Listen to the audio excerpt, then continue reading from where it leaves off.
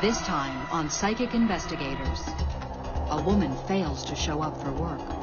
Belpre Police Department. My wife is missing. Her husband says she's left him, but her family doesn't buy it. We knew something terrible was wrong. Then a psychic sees something terrifying. She's not missing. She's dead. Will the police take her vision seriously? Some people believe it, some people don't. Can the psychic help the police solve the mystery of what happened to Jennifer McCready?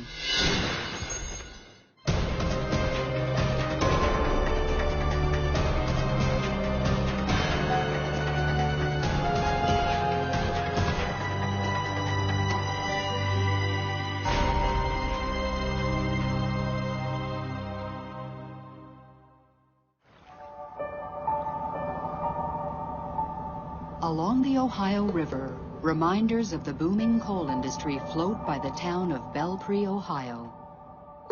It's a quiet working-class town. Families have lived here for generations. An unlikely place for the drama about to unfold with a phone call to the local police, Thursday afternoon, September 19th, 1996. Belpre Police Department. Hi, this is True McCready. Uh-huh. My wife is missing. I'll have an officer come in and give you a call up there and talk to you. Okay. The call comes from Ohio State Trooper Jack McCready from his post in Marietta. Trooper McCready and his wife Jennifer, a nurse, are well known around Belpre. A seemingly happy family. They have 2 small children and are very close to Jennifer's parents. The greatest thing for Jenny was being a mom. She just dearly loved those 2 boys. Jack McCready is a respected state trooper with 5 years service. He was named the county's Trooper of the Year. He's also a familiar face at the Belpre Police Department. State troopers often use the office when they make arrests in the area. When I worked at the police station, the State Highway Patrol would normally bring people in there, so I got to know Jack from coming in there with people that he's arrested or doing an accident report. They would come there and use our office. The city of Belpre is very small, 6,000 or 7,000 people, an 11-man department. He knows everybody that works there. He was born and raised in the area. Detective Sergeant Dave Garvey is assigned to the case. At first, the detective treats McCready's call about his wife as routine. Husbands and wives have problems. If any police department actively pursued every missing husband and or wife in the first 3 or 4 hours, probably wouldn't get much work done. 3 hours later, when Trooper McCready returns home, he calls the Belpre police again. He confirms Detective Garvey's initial thoughts. She is apparently not missing. Okay. She's cleaned out pretty much everything what she owned. Okay. Wedding rings were laying on the kitchen counter. Apparently she's all right. But is she? When Jennifer's parents hear the news, they're shocked. Unlike the police, they refuse to believe Jack's story. And he says, she packed her clothes and took $3,000 and left. Jenny would not leave on her own and not tell us that she was going someplace. We knew something terrible was wrong.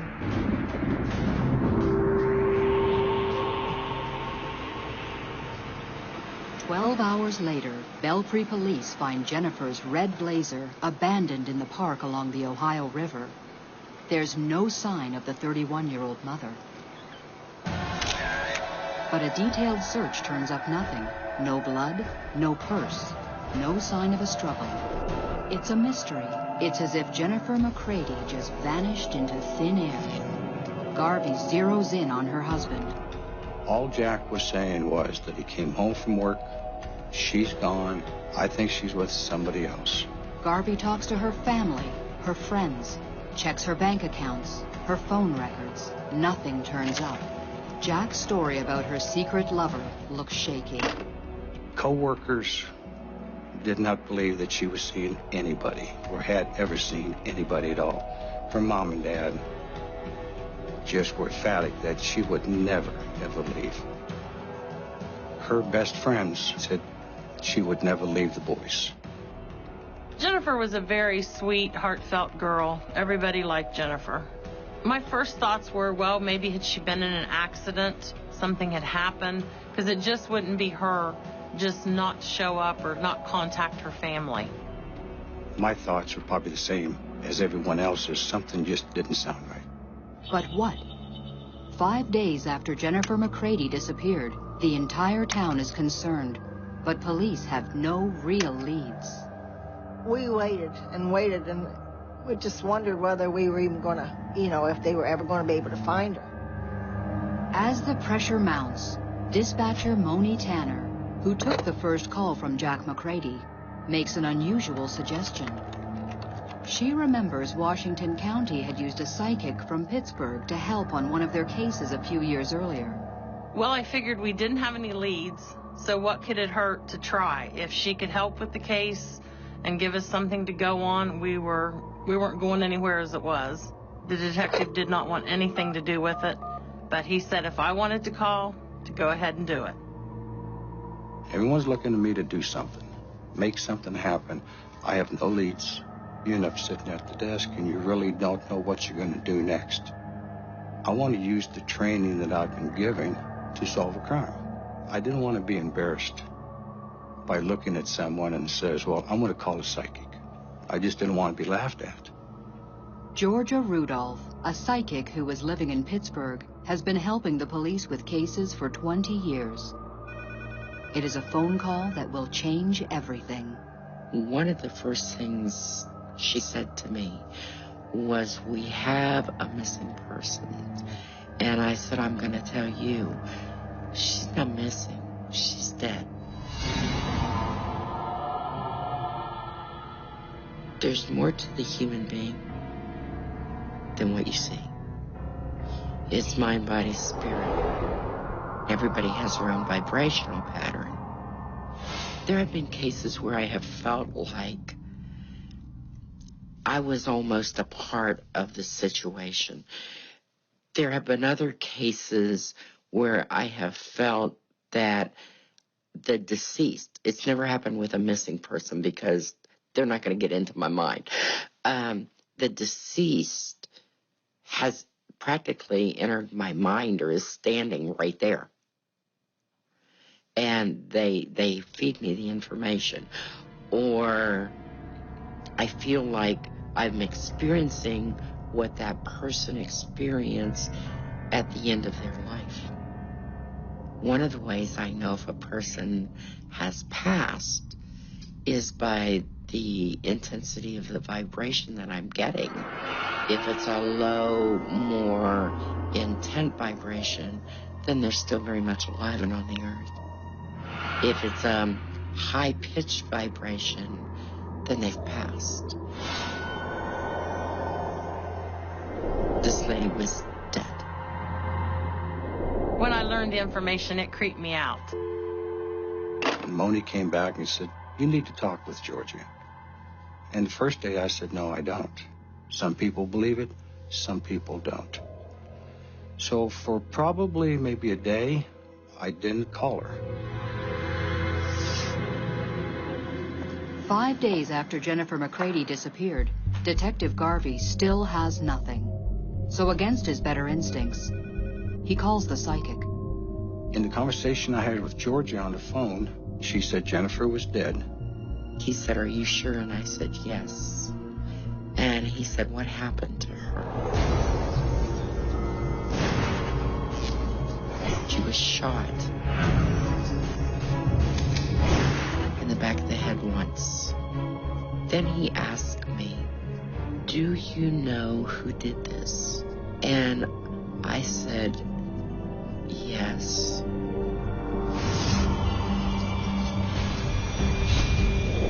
The man you are looking for would remind you of a lumberjack. His physique, not his face. He said, do you know what he does for a living? And I said, like a cop? The detective's mind is racing. Could the psychic be talking about Jack McCready? At 6'2" and 200 pounds, the cop is built like a lumberjack. But if Jennifer McCready is dead, where is she? I told them I don't know where she is, but I can tell you how to get there.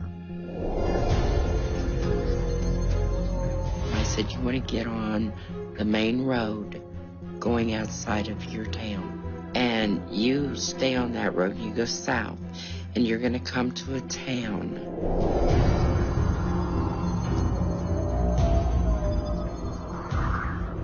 It wasn't clear, but you're going to see a road.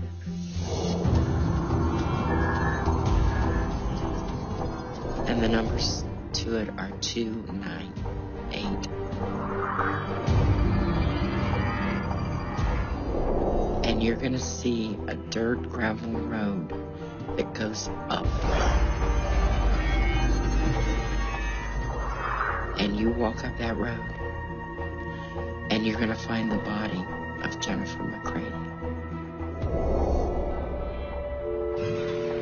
A psychic with no prior knowledge of the case has just told the detective that a heavily built cop killed Jennifer McCready with a bullet to the head. She's also given him mysterious clues about where to find the body. Could the respected state trooper really have killed his wife? The word of a psychic is not enough for the detective.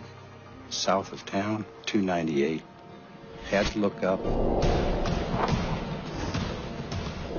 I really didn't know what that meant. Then, 24 hours later, there's a call to the Belpre police station that will blow the investigation wide open. The following Monday, after I talked with Georgia on the phone, a local citizen came to the office. They told me that they were south of town. They saw a state highway patrol car coming down a hill on Township 298. And she said, the look he gave me, you just need to look into that. And I knew the area that she was talking about, Torch, was south of town, near Township 298. Could this be the trail the psychic described? The similarities are so strong that Garvey, still skeptical, decides to check it out. He drives south of Belpre on the road leading to Torch, Ohio. At Township Road 298, he finds an abandoned oil field road. This is the road where the caller had seen the trooper's car. And unable to access the oil field road, you have to go up a hill. So if you actually went ahead and sat on 298 and looked up the oil field road, you're looking up a hill.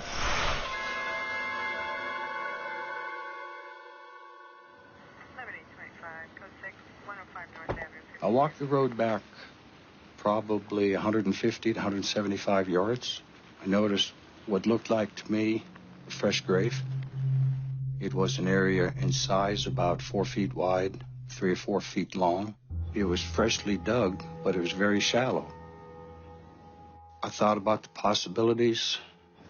I went and I called Jeff Severs. 105 North Avenue, 52. Jeff Severs is a detective at the Washington County Sheriff's Office. The road is in his jurisdiction. His first question, why is a trooper on a dirt road?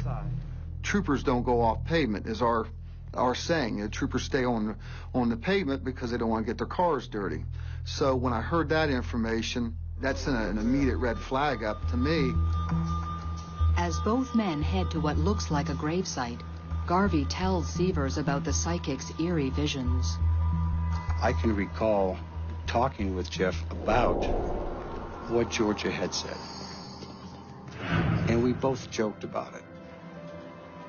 Jeff took his fingers and just dug into the dirt. And he came up with a blue nylon slick surface. And we moved a little bit more dirt away, and we found a zipper. Local farmers do not put cows, pigs, hogs were dead animals in a zippered bag. The zippered bag is, in fact, a sleeping bag. Fearing the worst, Sievers immediately cordons off the area and calls in the crime scene unit. We dug into the point where we got to the sleeping bag, and then we slowly excavated around it until we, could unzip the sleeping bag and see that there was a human body. We uncovered and unzipped the bag.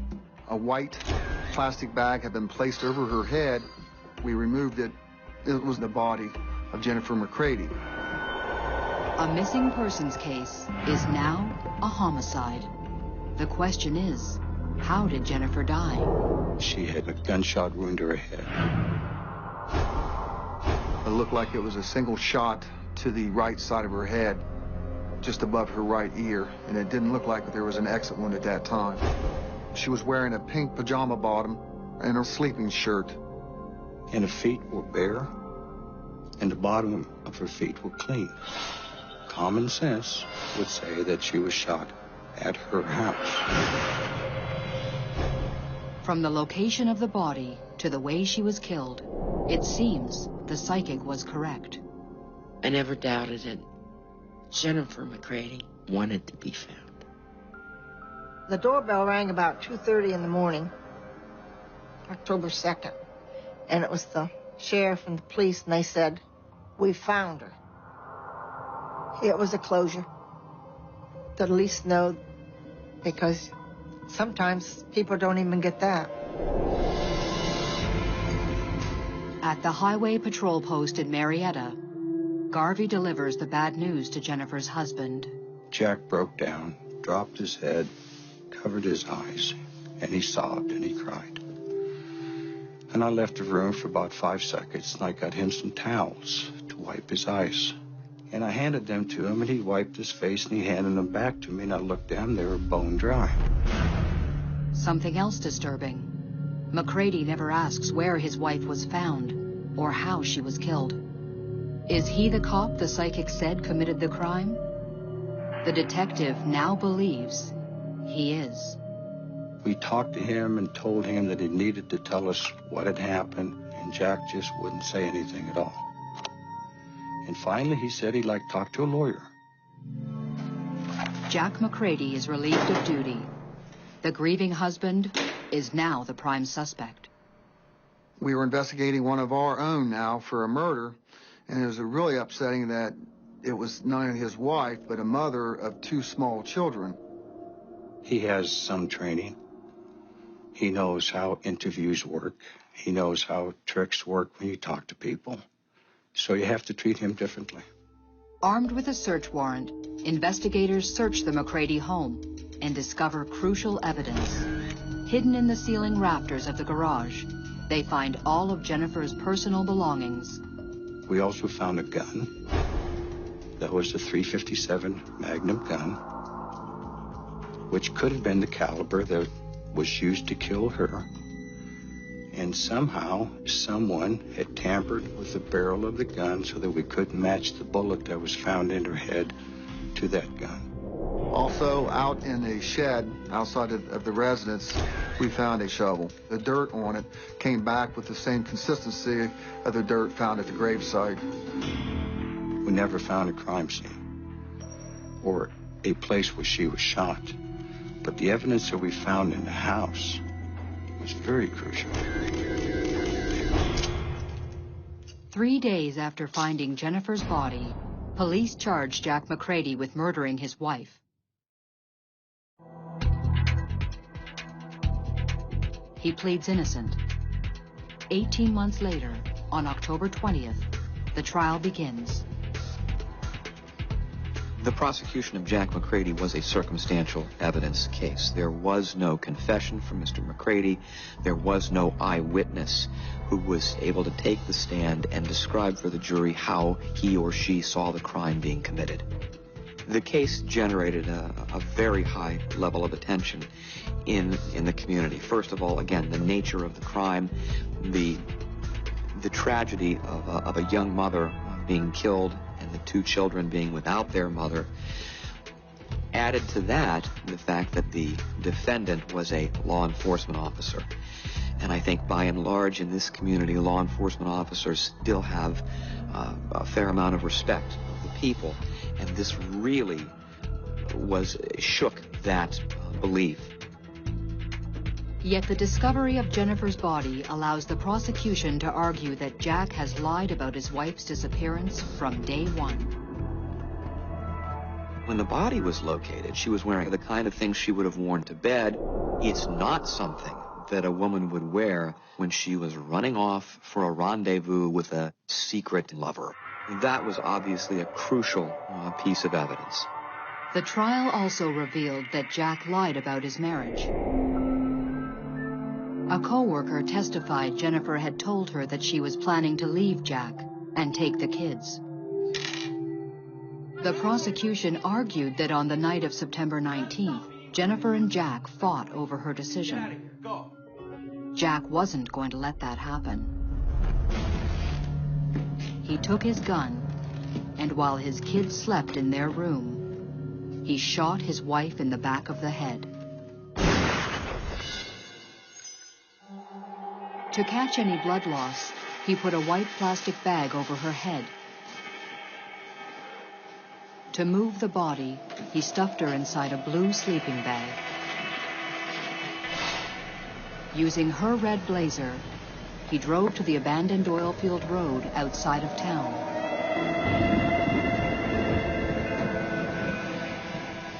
His plan, they argued, was to bury her there temporarily.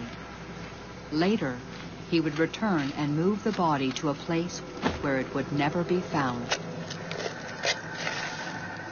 To create a false trail, he ditched the car at the Belpre Park and returned home to his 2 sleeping boys. The jury in Marietta, Ohio, deliberated for 14 hours before reaching its verdict. Guilty. Psychic Georgia Rudolph's amazing visions helped to put a cold-blooded killer behind bars. George's information made a world of difference. It solved the case.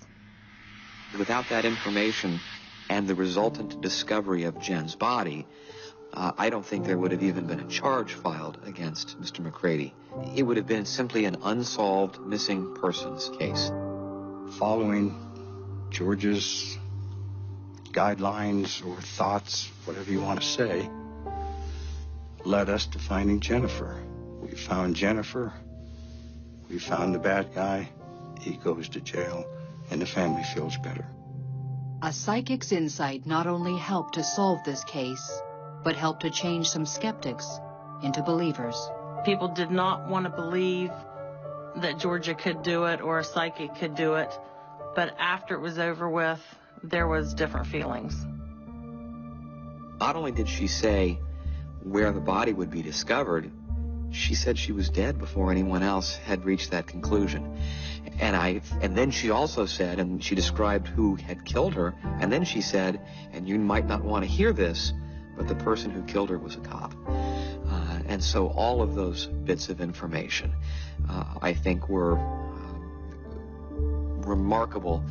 Now, looking back, it all, yeah, well, sure, everybody knows that. But when she made those statements, that was not something that most people believed. There is some ironic coincidences there. When you talk about the name early in the investigation,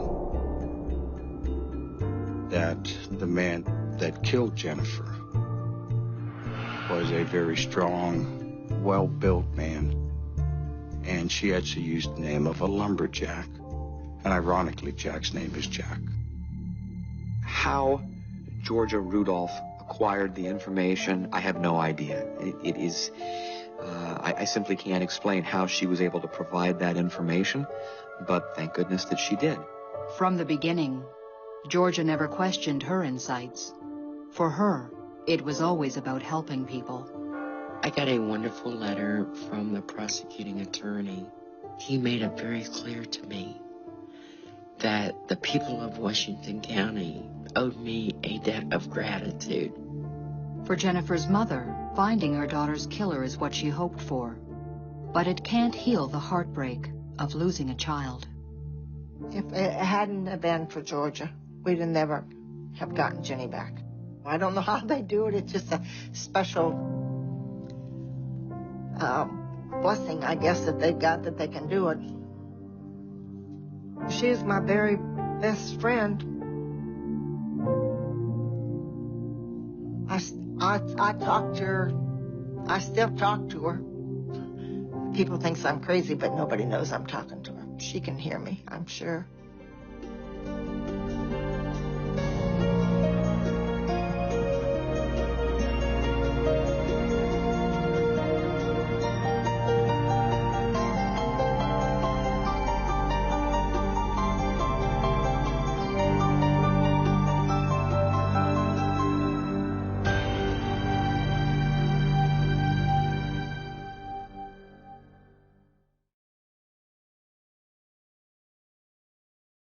This time on Psychic Investigators.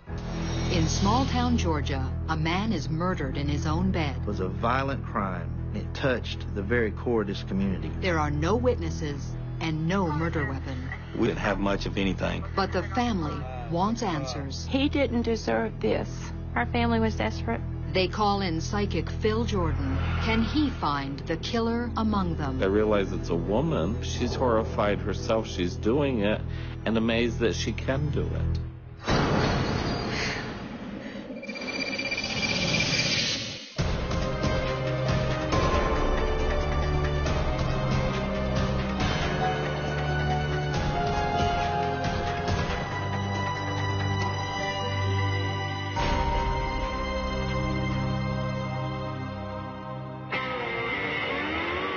Thomaston, Georgia, about an hour's drive from Atlanta. An old mill town that's seen better days. A sleepy little community where doors are left unlocked. That is, until one late summer day in 2002. 8:30 in the morning, September 9th, a neighbor arrives at Thomas Bragg's front door. Bragg, a roofer, has recently broken his leg in a fall. His neighbor has offered to take Bragg on some errands. Mom! When no one answers, the neighbor steps inside. In the bedroom, he makes a disturbing discovery.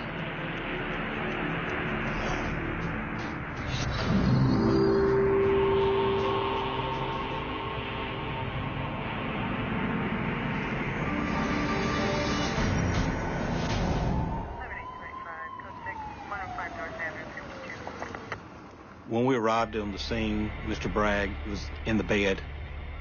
He had the pillow over his face. Sergeant Tim Ledbetter is the lead investigator. He was tucked in the bed like somebody had placed him there. But who? The killer?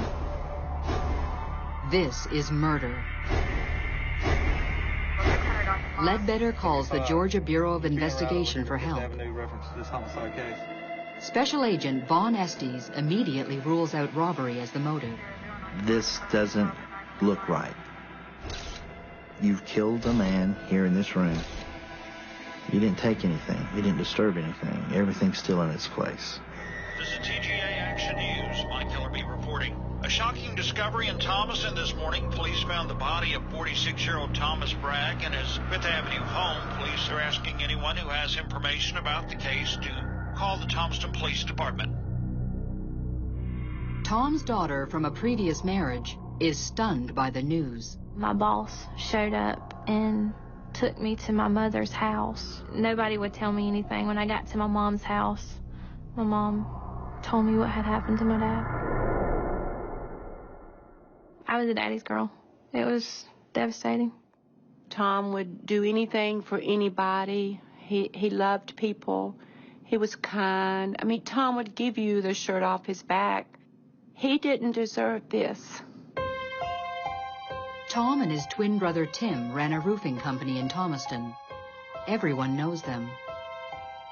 This case was a violent crime, and it touched the very core of this community. Everyone wanted closure to this case. And they wanted answers. someone walked right in the front door, killed a man in the bed, and walked right back out the front door, and no one could believe that that could happen in Thomaston. It's a quiet, sleepy little town. But there was nothing quiet about Tom's marriage. His wife, Mary Ann, had been meeting men on the internet. Tim had been there earlier that day, and he said that they were fighting. My dad, he was pretty upset with the relationships that she had on the computer. But they had always fussed and fought. They had never gotten along. So this was nothing new to me. I told Tim Ledbetter that Mary Ann did not kill Tom, but I knew there was someone out there who did. Anytime you have a husband killed in the marital home, the spouse is going to be one of your top suspects. When Mary Ann Bragg arrives home, she's informed of Tom's murder and taken in for questioning.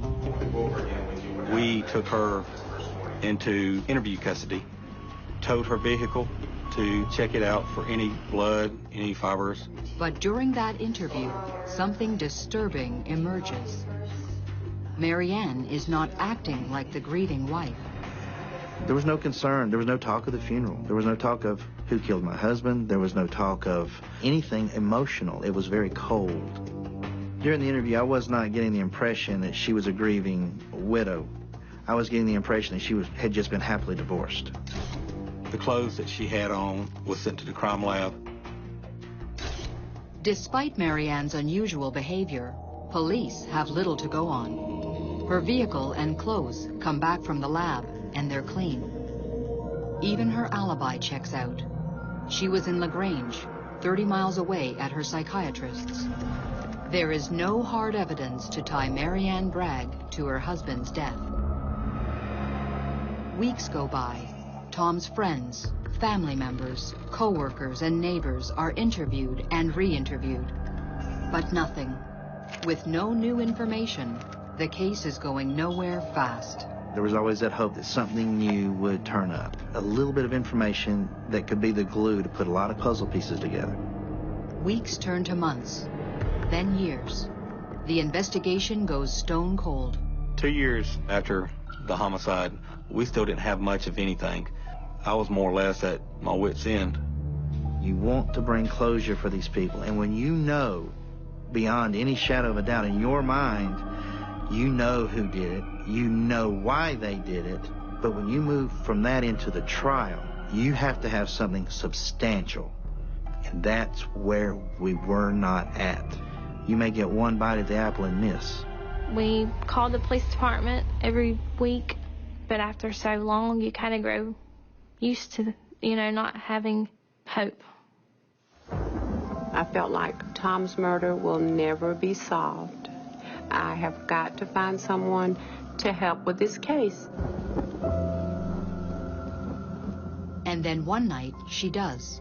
Tom's sister sees a television program about Phil Jordan, a psychic who has helped police on hundreds of unsolved cases. A psychic had never crossed my mind in my life. You hear so many horror stories about psychics, but we were desperate. When Linda calls Jordan at his home in upstate New York, all he asks for is a photo of the victim. No other information. When I work a police case, I take a picture of the person involved in the case, and I look at that picture and mentally perceive them as if it's like an intense daydream or a video going on in my head. Sometimes it moves rather slowly, but most of the time it moves very, very rapidly. It's very much like I'm walking with that person. December 2004, Phil Jordan and Linda Hunt talk over the phone. Phil records the session. What he says next could reignite the case, but will the police listen? Some sort of a blunt instrument, but having a sharp edge on one side of it.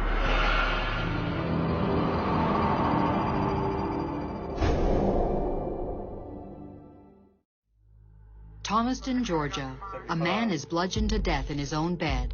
After 2 years, the case is cold. Desperate for answers, the family contacts psychic Phil Jordan, who immediately zeroes in on the murder weapon. Some sort of a blunt instrument, but having a sharp edge on one side of it.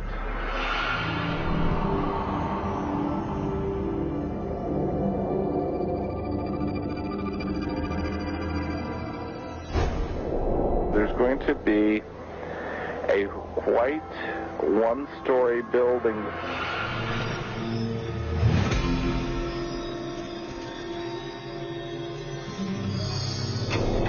Maybe would have been doctor's offices or something of that nature. And it feels like there's got to be a man connected with that somehow has knowledge of or was involved in the commission of the crime. A white building. A blunt object. What does it mean?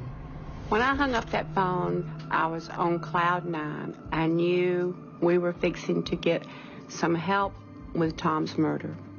Thomas was a twin, and I can't perceive anything like that happening to my twin or a sibling and having it be unresolved. So I felt, for Linda's sake as well as for Thomas's sake, I had to do what I could to help resolve this case. But will the police take the word of a psychic seriously? I wasn't comfortable talking with Phil. I was always taught the scientific way of doing a case. You know, going for the evidence, going for the fibers, going for the fingerprints. Someone that saw something that didn't see something, I never believed. But we heard several things that nobody else would have known about the case except for the ones that were working the case. We still felt that Mary Ann was the key suspect, but still in 2004 we did not have the proper evidence to convict her, but we were still hopeful. 7825, code 6, 105 North Avenue. Although skeptical, the police have nothing to lose. They decide to bring Jordan to Thomaston. First place we went to was the location of the murder. No one had lived there since the murder. 7825, code 6. We allowed Phil to be on his own. We let him guide us. You immediately begin to feel the morbidity, the darkness of what happened there.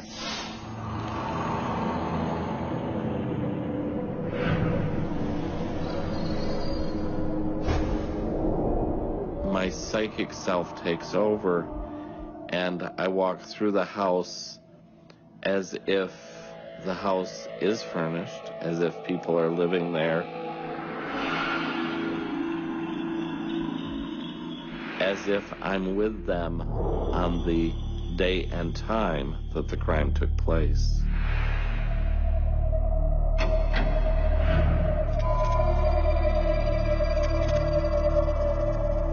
He kept seeing dollar signs. He mentioned that the reason that Thomas was killed was a good possibility that the motive was for money.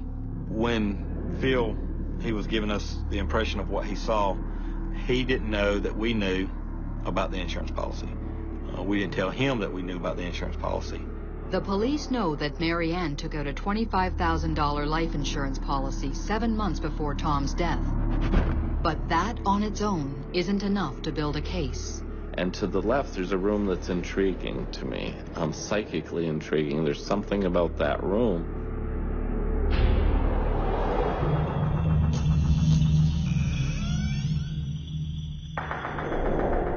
So I go in and I stand in the middle of the room and I realize this is where this man died.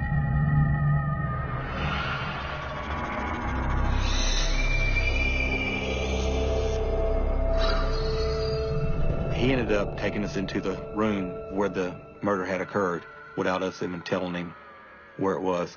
He was able to tell us where the bed was laying, how Thomas was laying in the bed that nobody else knew about. It kind of hit home. It really did. Now the psychic seems to be channeling the victim.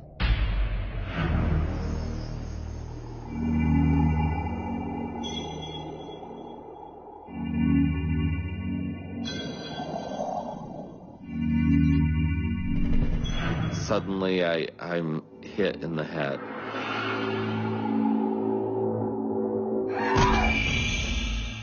I can't move. This is somebody I knew, somebody that I loved. Why are they doing this to me? Even more chilling. Now he becomes the killer.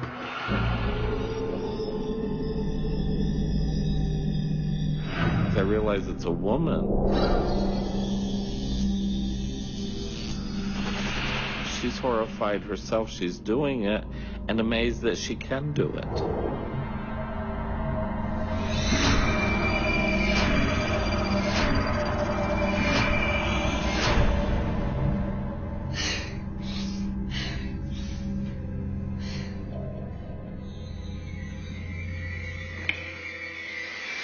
How the person was swinging the item. He gave us the picture of a hammer, where she might have stood.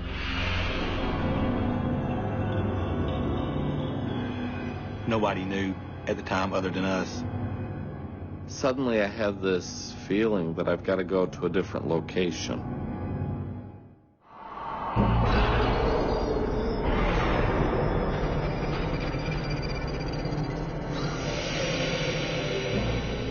I leave the room, tell the detectives we've got to get in the car, and I will direct you to where we have to go. He wanted to get in the car and drive. He said he had a strong feeling that he needed to take us somewhere.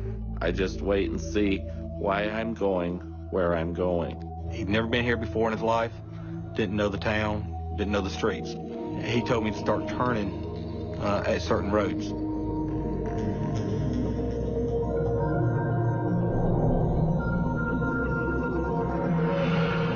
Now we have to go 2 blocks. We'll turn left.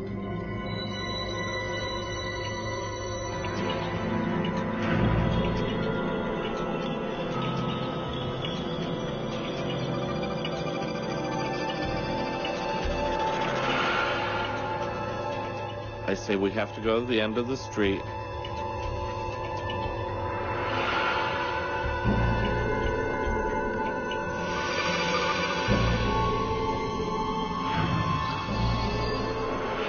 And turn right. We turn into a driveway, and I guess this is when I get cold chills, just thinking about looking back over it. At the same time I was getting cold chills then. There's something about that apartment that is connected to this crime.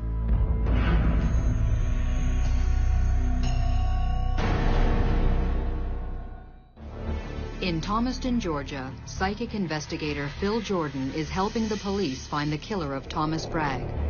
Jordan leads them to a house. But why this one? We turned into a driveway, which was an apartment complex. We pulled right in front of Mary Ann Bragg's front door, where Mary Ann Bragg was living at this time. How?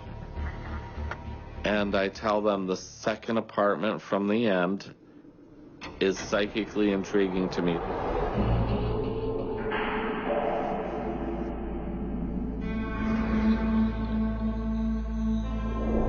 There's something about that apartment that is connected to this crime, and there is no doubt in my mind.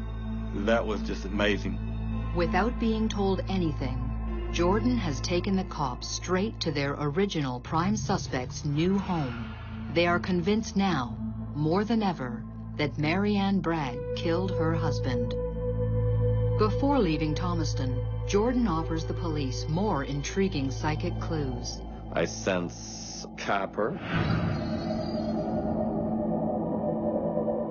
Louisiana,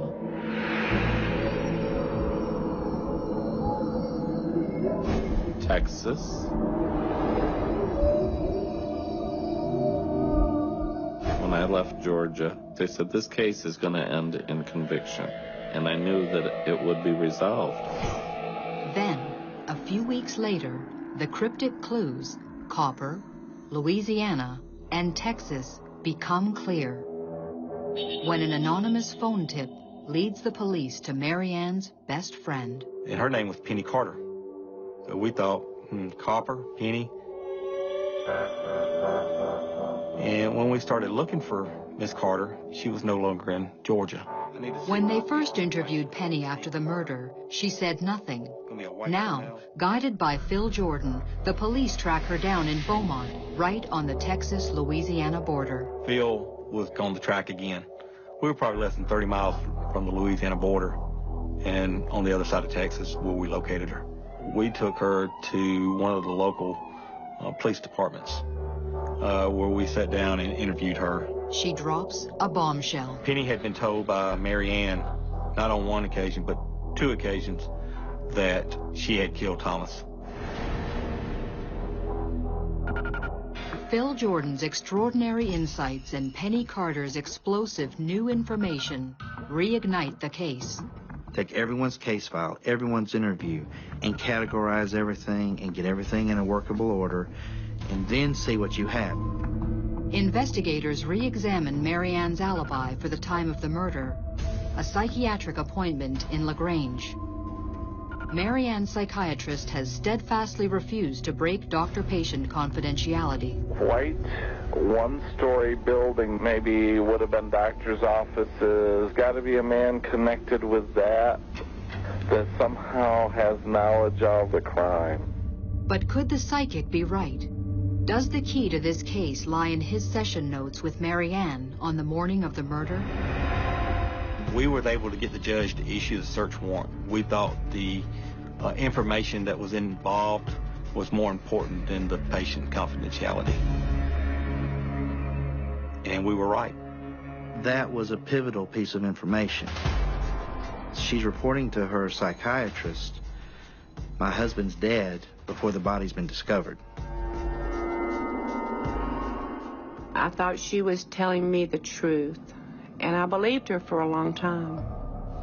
Mary Ann Bragg is arrested on November 7th, 2005. 10 months later, the trial begins. Miss Bragg, did you kill your husband? No, sir. The prosecution argues that Mary Ann Bragg struck her husband repeatedly on the left side of the head with a blunt instrument, covered his head with a pillow, and left for her doctor's appointment in LaGrange.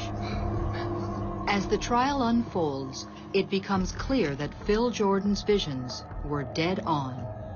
First, the cryptic connection to copper when Penny Carter tells the court what Mary Ann told her. What would you do or say if I killed Tom? Did you go to the police? No, I didn't. I was scared. Then, the doctor's notes from the morning of Tom Bragg's murder. Did Mary Ann Bragg see Dr. Andrews that day? The notes say that she did. Heath English is the assistant district attorney. The doctor's log indicated when he met with Mary Ann, she was quite upset. The reason for her state that morning was that her husband had been found dead. At that point in time, no one had contacted Mary Ann Bragg. And finally, the motive. The main motive in this particular case was money. After a 4-day trial, Mary Ann Bragg is found guilty and sentenced to life in prison. Her lawyers immediately file an appeal. When talking to people, and they ask me who is the most cold and diabolical and ruthless person I've ever encountered, I say the name Mary Ann Bragg. Without the visions of psychic Phil Jordan, the evidence leading to her conviction may never have been found. How did he see what no one else could? I think many times people's skepticism allows them to close a door that they may have wished could have been left open. Her statements to Penny, the statements made to the doctor, helped bring everything together. And without those two, to this day, I don't think you have a complete picture. Dealing with Phil throughout this case, it opened my mind to think more outside the box. Phil Jordan, with the help of the detectives, I give all the credit to. Phil Jordan is my hero.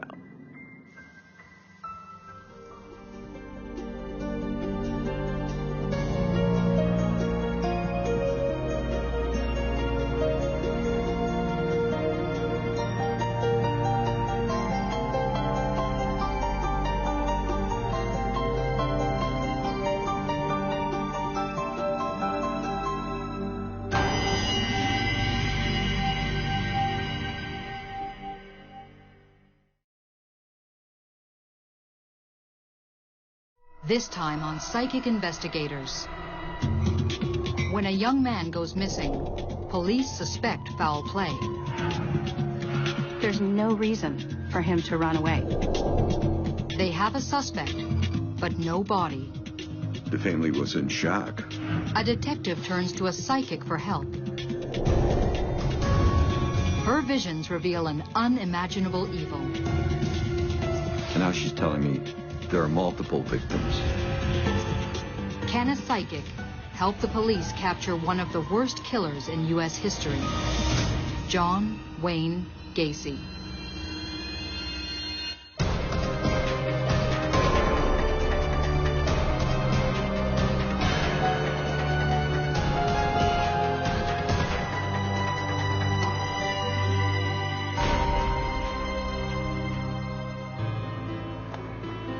Des Plaines, Illinois.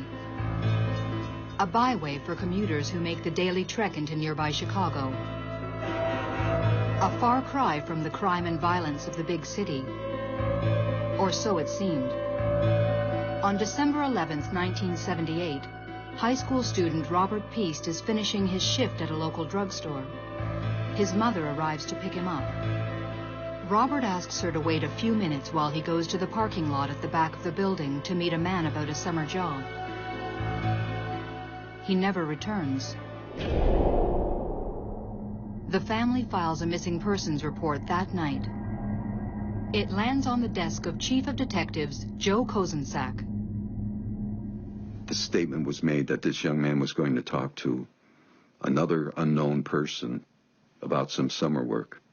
Here's a young man who all of a sudden disappears. The family was in shock. Robert, a student at West Main High School, is popular, a gymnast, an aspiring photographer. Rob was a good guy. He was funny, creative. He was a good friend. He's doing well in school. He's social. He's a great kid. There's no reason for him to run away. And when you start adding these things together, there's more to this than just a young man who walked away from his part-time job. 3 days go by, and still no sign of Robert. All of the speculation as to what could have happened started coming out. It was evident to all of us that something was very, very wrong. Posters were put out all over the place. We were all calling each other all the time. Is there any word? Is there any word? We were anxious. It was a really emotional time because a lot of these people were in fear of being harmed or murdered, that maybe they would be the victim. With no other lead, they turned their attention to the man Robert told his mother he was going to meet. He was actually a person who was, in fact, brought into this drugstore by the owners to do certain kinds of remodeling work.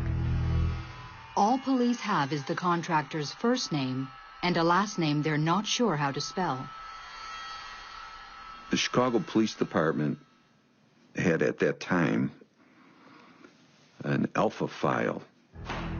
If you didn't know how to spell someone's name, but you kind of had the pronunciation of it, you could look in this file. This is not computers. I'm talking about literally taking your little fingers and going through the cards. Based on that information, they actually came up with a name. His name was John Wayne Gacy. At first glance, John Wayne Gacy is a model citizen. He belongs to local service clubs. He entertains children as Pogo the Clown. But he also has a dark side. Gacy has a prior arrest in Iowa for a violent sexual assault. And when we heard that, the hair literally stood up on the back of our necks. While I was attempting to get a search warrant, other officers were interviewing Gacy. Once he found out we did not have a search warrant, he got real belligerent. He denied ever talking or seeing Robert. We felt he wasn't telling us the truth. 24 hours later, the search warrant comes through. On our first search warrant, we found IDs that belonged to other young men, jewelry and belt buckles and different things that didn't belong to Gacy. And we found all kinds of other types of sexually orientated materials, books and magazines and things. Even though we had these items, there was nothing there that would allow us to arrest Gacy. We had to cut him loose. That was painful for me because I felt that this man was responsible for the disappearance of this young man. But tracing the IDs will take time. And with Robert missing 5 days, the detective is at a dead end. A fellow officer suggests something radical. A psychic. I decided I would ask the police chief what he thought about that idea. And he said, don't advertise it, but go ahead and do it. Kozensak makes an appointment with the psychic in nearby Rolling Meadows for that very night. Carol Broman, now deceased, was a well-respected psychic investigator who worked with police on many cases. She would get feelings by touching either a person or an object. She would pick up energy. She also called it her little voice.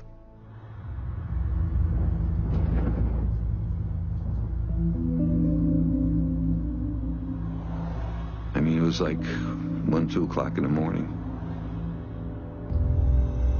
It was kind of an eerie night.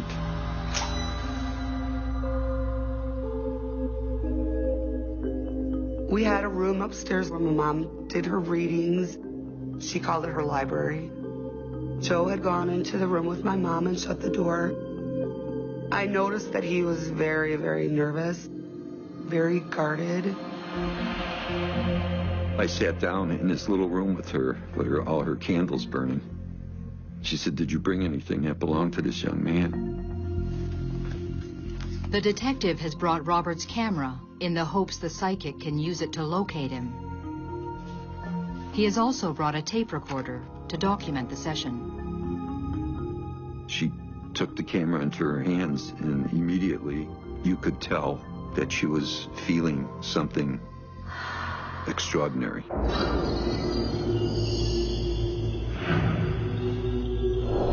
I'm getting sick to my stomach. There's some type of torture.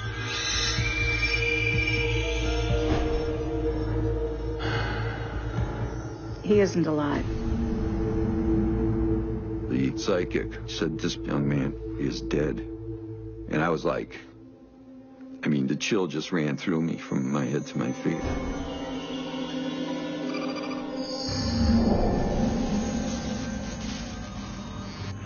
There's a construction site affiliated with this man.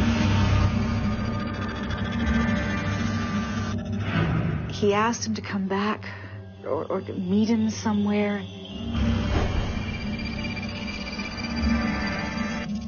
He was tricked somehow. The kid doesn't think he's dead. He's got marks where he was tied. A construction site. Could the psychic be talking about John Wayne Gacy? But it's what she sees next that shakes the detective to his core.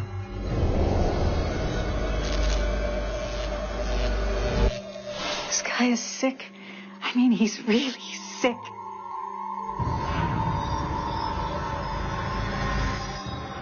You're going to find 6 or 7 others in the same place.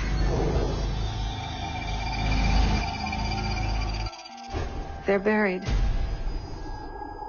I was dealing with this one missing persons case, and now she's telling me there's more.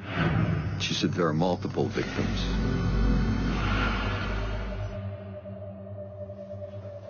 When Joe had left that night and my mom came out of the room, she just was very upset.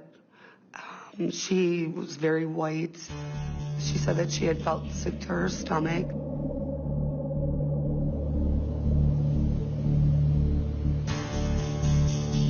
And the part that really got to me was when she said, Robert doesn't know he's dead. And that bothered me a lot.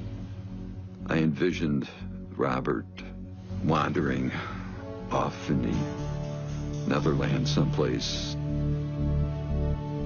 The detective has more questions than answers. But his biggest problem? How is he going to explain all this to his men? I try to maintain my cop state of mind because you don't want to be duped. How do you tell this information to your investigators? You know, do you go back to the police station and say, I just saw a psychic, and here's what she said? Kozenczak tells his men the psychic's information came from an anonymous tip. The investigation into John Wayne Gacy kicks into high gear. Gacy was under 24-hour-a-day surveillance by a team of officers. And then you had policemen who were interviewing former employees of Gacy's. Police discover some of these employees are missing, and they make a crucial link. These names are among the ID cards seized in their first search. Here's 3 or 4 or 5 ex-employees of Gacy's mysteriously disappeared. Could they be dead? Kozenczak remembers the psychic's visions. Multiple bodies buried.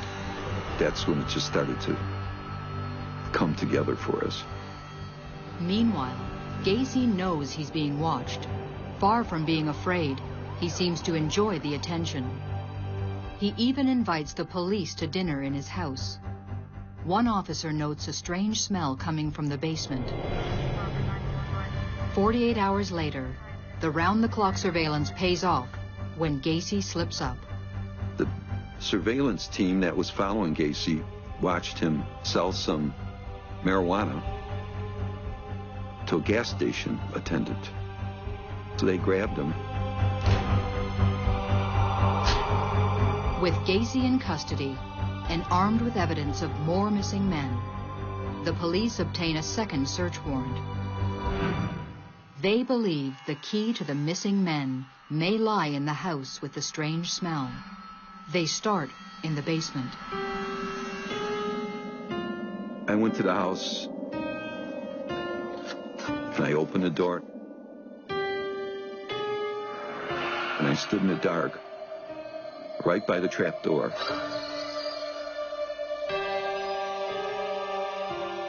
And 2 Cook County Sheriff's evidence technicians jumped down into this trap door. Within minutes, they said, Lieutenant, we've got 3 bodies down here. And I was like, oh my God, it's true. Everything's true.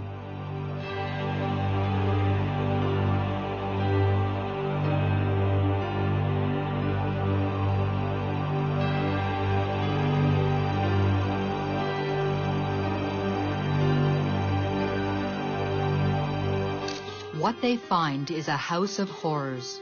Multiple bodies buried in the basement. Every day, the body count rises. In custody, Gacy provides the grim details of how he tortured his victims.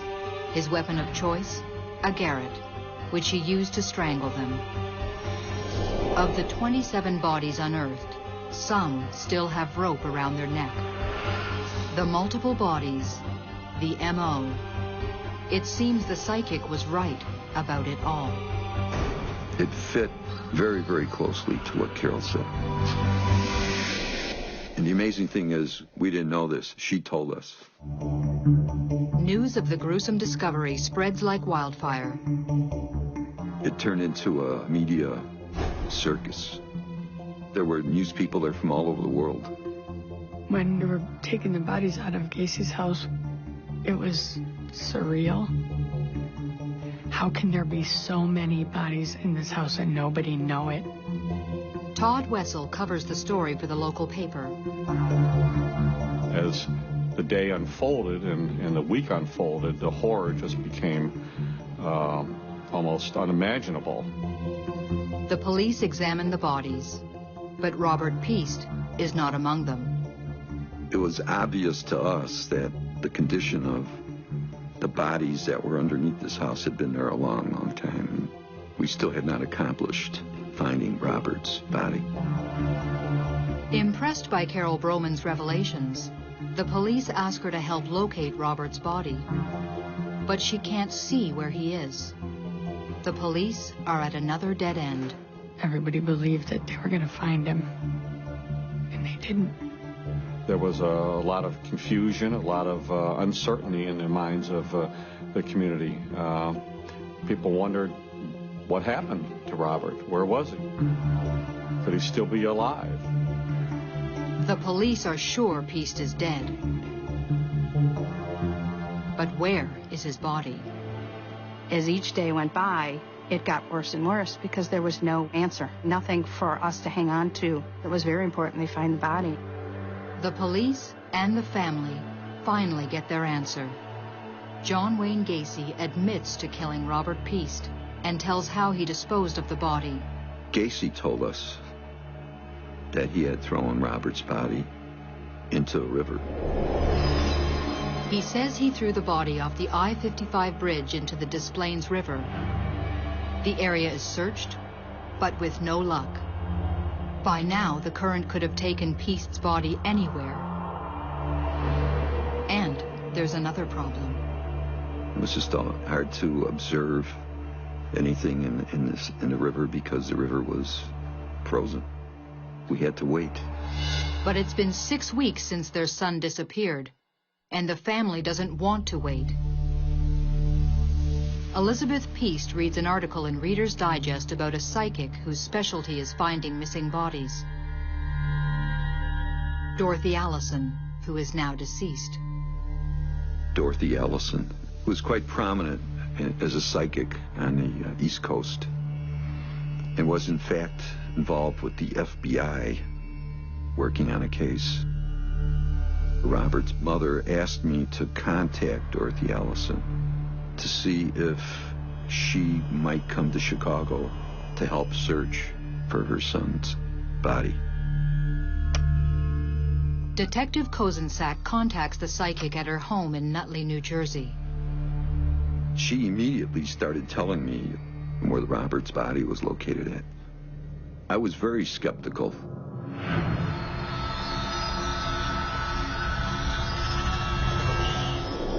Your victim's body is located near a place where there's a strong smell of petroleum oil. I'm seeing a motel. The Manor Motel. I'm seeing the body near a cemetery. The sign says Evergreen. Now that was good. And this woman was sitting in New Jersey, and she's telling me about a Manor Motel. Oil. The Manor Motel. Evergreen Cemetery. Obscure landmarks near where Gacy dumped the body. Intrigued, the detective asks the psychic to come in person to zero in on the location.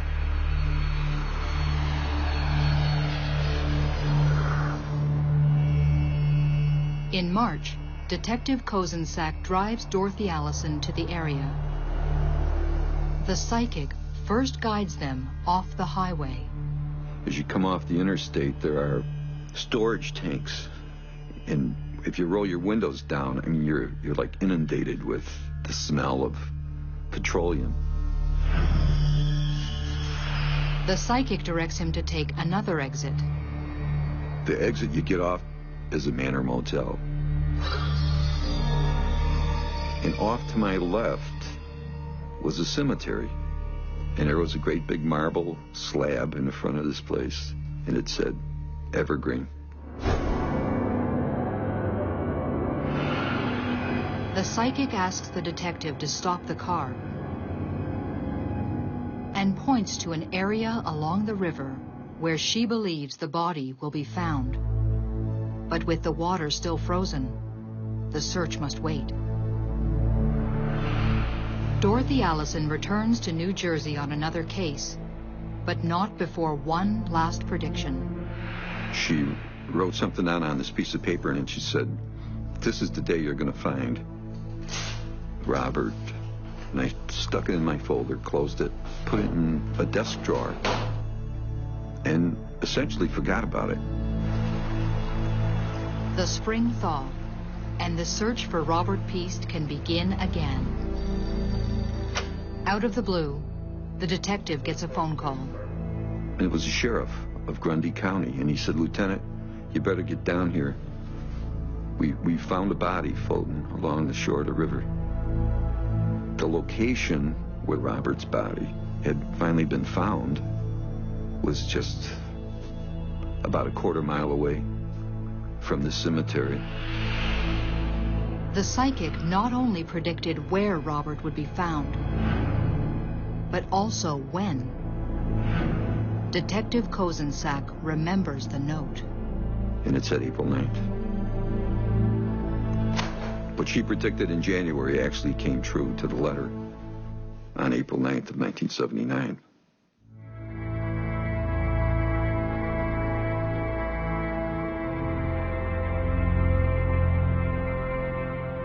Dorothy Allison's last prediction bears out. The body of Robert Piest can finally be returned to his loved ones. That was an answer. After all of that time, that was at least something.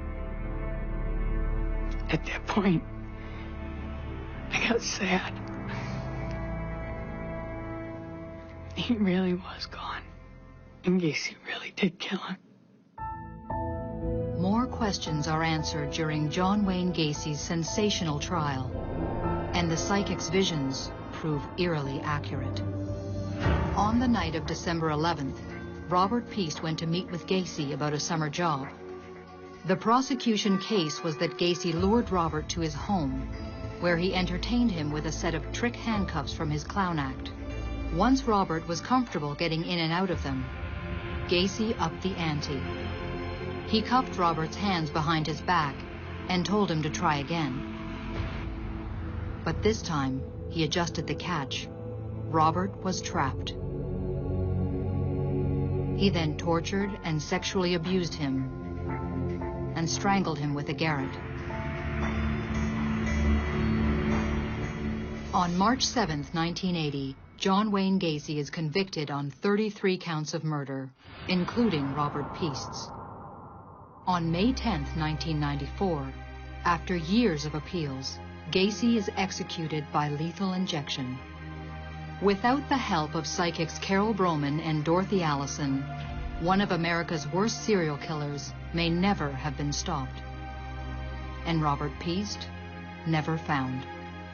I thought my mom's contribution to the Piest case was that she pretty much solved it. Actually, I became a believer in psychics.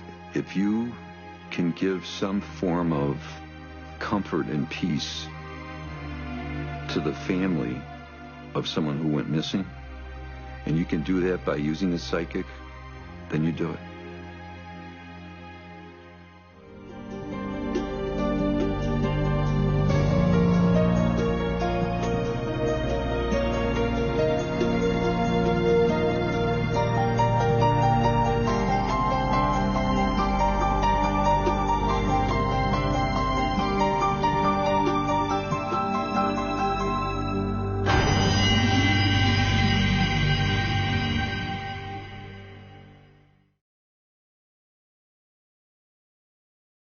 This time on Psychic Investigators, a young woman is abducted in broad daylight. Where is she? Who has her? Police think it could be murder. There was blood on the handgun. But no one knows for sure. You could hear the buzzing before we saw the flash. Until a psychic relives the crime. That's when she leaped into my body. She was so terrified. Will the psychic help to solve the mystery of what happened to the flower girl?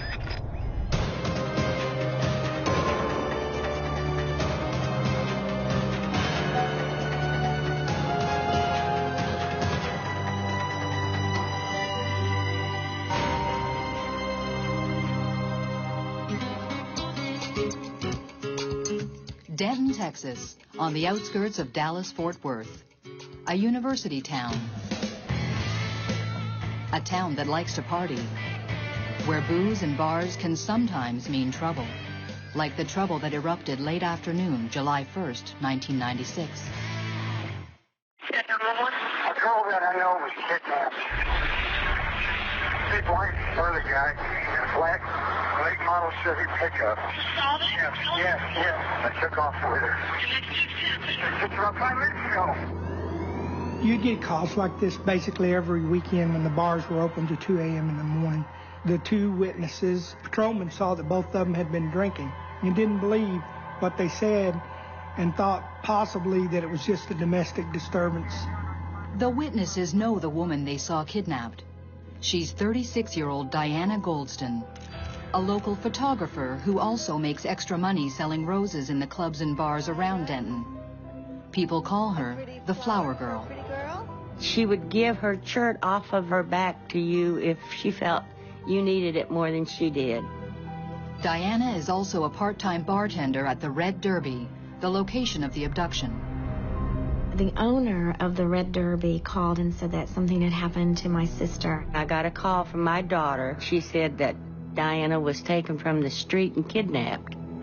The witnesses gave the police the license plate number of the truck. They trace it to the address of Carrie Griffin, ex-wife of John Robert, J.R. Griffin, a known felon from California on parole. Very, very strong, very muscular guy. He scared people. A rookie detective is sent out to question J.R. Griffin's ex-wife. Carrie Griffin says that her ex-husband had been at the house on the day in question, and he had a woman with him. From Carrie's description, the detective assumes the woman is Diana Goldston. Wrote in his report she was with J.R. Griffin and appeared okay. Satisfied that it may be a simple domestic dispute, the police put the case to one side. But it was not okay. 10 days go by, and still no word from Diana. Her mother desperately wants answers. They weren't taking it seriously, and I said, she's missing, she's gone. Something's wrong. Please help me. The police revisit the case, and Detective Dave Stewart is put in charge. They'd already started it in motion and talked to a few people, but then when I came in, we started having to interview all the other witnesses. Also assigned to the case, Detective Kenny Kirkland re-interviews Carrie Griffin. His experience tells him she knows more than she's saying. Indeed, that was not the whole truth, that there was more to the story. Kirkland gets her to admit that she was scared of her ex-husband and that the woman with JR wasn't Diana Goldston, but his girlfriend, Jeanette Cox. That Jeanette Cox was there with him, that Diana Goldston was not, and that J.R. Griffin had blood on him. The story Carrie Griffin tells breaks the case wide open. Carrie Griffin says JR asked her neighbor for help. The truck was stuck at the lake. The lake is Lake Ray Roberts, a heavily wooded 6,000-acre state park just outside of Denton. What was JR doing up there? And why did he have blood on his shirt? The neighbor takes Kirkland to the spot where JR was stuck. When we first walked up to the area, we could see a jacket hanging in a tree that had blood on it. We could see the trail where a body was dragged. You could hear the buzzing before we saw the flies. And the blowflies were just all on the top of it. They're also called death flies. There was a pool of blood and body fluids. There was lots of blood there. The police bring in dogs trained at detecting human remains. Cadaver dogs hit on that area that we were. They hit on the jacket. They gather the evidence at Lake Ray Roberts and compare it to DNA from Diana Goldston. We matched all of these things to the blood that was on the ground, to DNA that we had gathered from Diana Goldston's hair that she left in a brush at her house. And it all matches. We knew that that's where Diana had been before he moved her. Even without her body, the police are now convinced the Flower Girl is dead. I went out in my backyard and screamed and yelled and cried and talked to God. But it really didn't help. She was gone. Warrants are issued. In J.R. Griffin's house, the police find a shotgun and a .38 revolver. Traces of blood are found on the revolver. In the pickup truck, the police also find trace elements of blood. We were able to get DNA from that, which would match us up to Dinah Golston. In the state of Texas, without a body, police cannot lay a murder charge. But they do have enough evidence to charge J.R. Griffin and his girlfriend Jeanette Cox with aggravated kidnapping. But where is Diana Golston? And what exactly happened to her? All of Denton wants to know. The police drag the lake. There's a massive ground search. It was very emotional for the whole town as well as the police department. We wanted justice. All of us did. We left no stone unturned. And still, nothing. Weeks, then 3 months go by, and with J.R. and his girlfriend not talking, the police are at a dead end. A colleague suggests a psychic who had worked with police in a nearby county. Police officers are cynical by nature, and we don't believe anything that anybody tells us, much less a psychic that tells you things from the dead or from other places. Despite his skepticism, the detective gives the psychic a call. He wanted to know if I would be willing to work on this young woman who was missing. And he said, would you be willing to come to Denton, Texas? Carol Pate has worked with police around the U.S. on many cases. She uses a method she calls psychometry. That's holding an object, a photograph. It's kind of like tuning in a radio station for me. Once I've got that signature frequency of that individual, then I can become one with them. So I'm sort of them for that time frame. Then I can see and feel and know. But will the psychic be able to see what happened to the flower girl? Pretty much floored all of us. We were shocked. Thank you.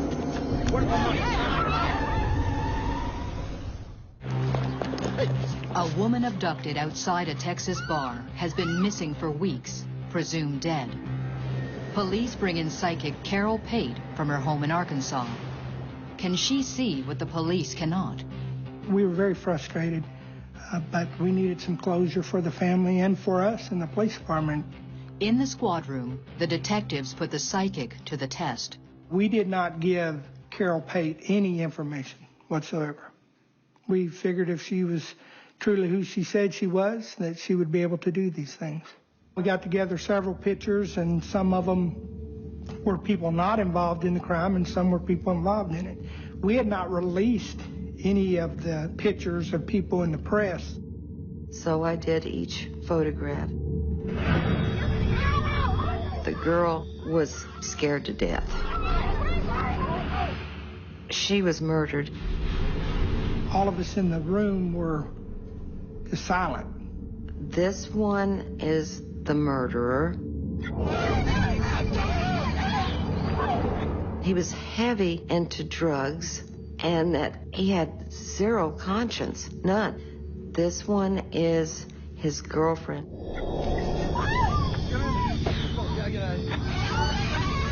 And she was there at the time of the murder.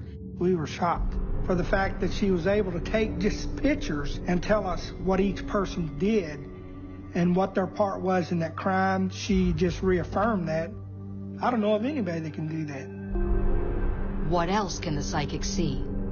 Without telling her anything, Detective Kirkland drives Carol to the scene of the abduction, the parking lot of the Red Derby Bar. This young girl, I saw her in front of a nightclub, and she sold flowers.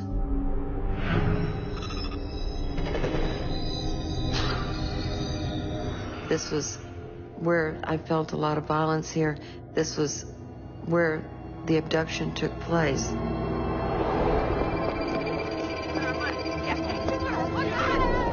He believed this girl had stolen money from him. Where's my money?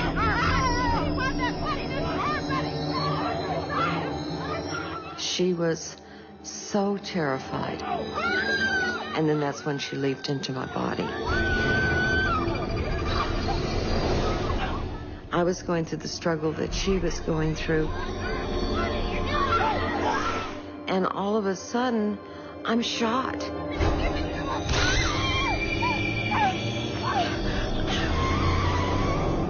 She said she could feel it, just like as if she was Diana Goldston. I can feel the searing heat. I can feel that I'm bleeding. That is a possibility. The two witnesses, I remembered that they said a shot had been fired, but no one had said that Diana Goldston was shot. We were going down toward the lake. As we drove by one area, she said, this part here has something to do with Diana Goldston. Still channeling the spirit of Diana, the psychic calls out directions as she claims to relive Diana Goldston's last moments. She's bleeding heavily, and I look to either side of me, and I see a woman, and I see a man to my left side, and these people are fighting her and holding her. She said, I can feel what Diana Goldston feels. They're hitting me, and they're keeping me down, and I'm begging for my life. And she said, turn to the right. Here, turn left.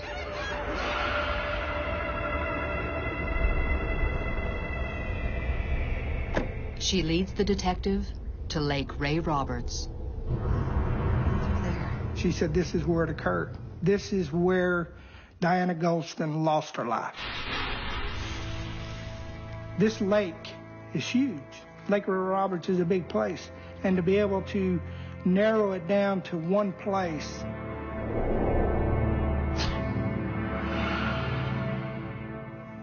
it's pretty astounding. I feel the man and the girl taking her out of the truck.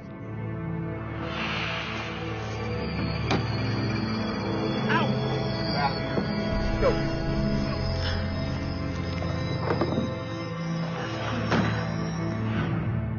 There's a jacket, and he takes it off, and he throws it on a limb in a tree.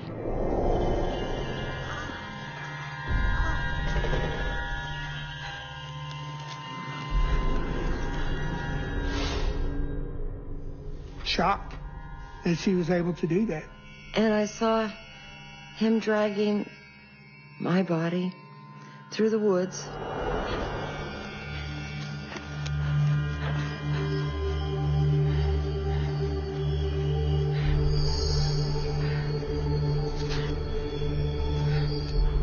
And they just lay me down. And I guess they thought I was gonna just bleed to death there. And they walk away. And then I feel them coming back.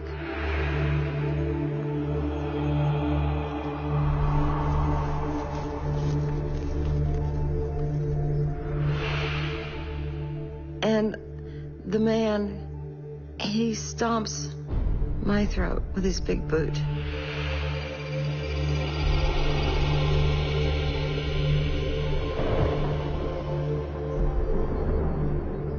I die.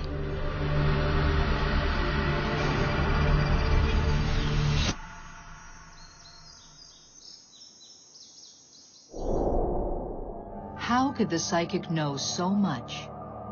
Carol Pate not only confirmed where police believe Diana Goldston died, but she offers insight into how she died. I can't explain that. Forensics have given some of the details in the case, but with J.R. Griffin and Jeanette Cox saying nothing, Carol Pate is the only one to paint a full picture of Diana's last moments alive. Carol left me some drawings that depicted where she believed Diana Goldston had been taken and laid down a final resting place. There was some graffiti close to a bridge, and the graffiti, that was done like in red. That S was like in red. And there was a cross, and then that Y, and there was this barrel, and I felt like she at one point was placed either in the barrel or around this barrel. Basically, when I draw these pictures, it's what I'm seeing in my head, what the picture that flashes in my head, period. and I try to transpose that picture in my head onto the piece of paper. And I try to get as much detail as possible. But 5 months after the Flower Girl's abduction, there's still no sign of Diana's body. The trial of J.R. Griffin begins. He pleads not guilty. He believed that the police could not touch him, that he was invincible, that nobody could get him. Everything that we gathered together was a circumstantial case, but it was a good enough case because we'd pieced it together. Leanne Breeding is the prosecutor. Our goal was to get him convicted and have him spend as much time in the penitentiary as the law allowed. Without a body, it's hard to prove an exact cause of death that stands up on appeal. And so you take the route where you think you have the better case for the evidence. In this case, it was the aggravated kidnapping. To the end, J.R. Griffin maintains his innocence. But the jury finds him guilty, and he's sentenced to 40 years. In Texas, juries decide the punishment.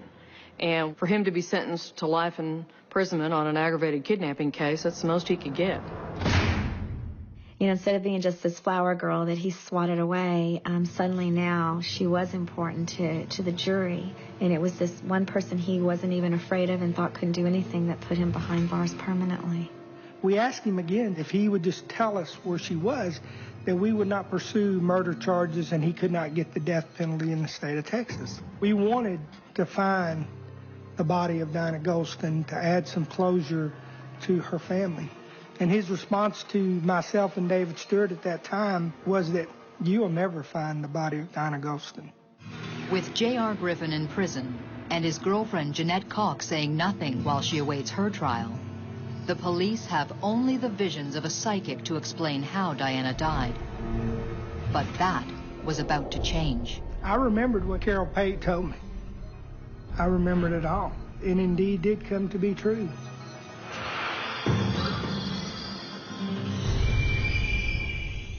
In Denton, Texas, J.R. Griffin has been found guilty of the abduction of Diana Golston.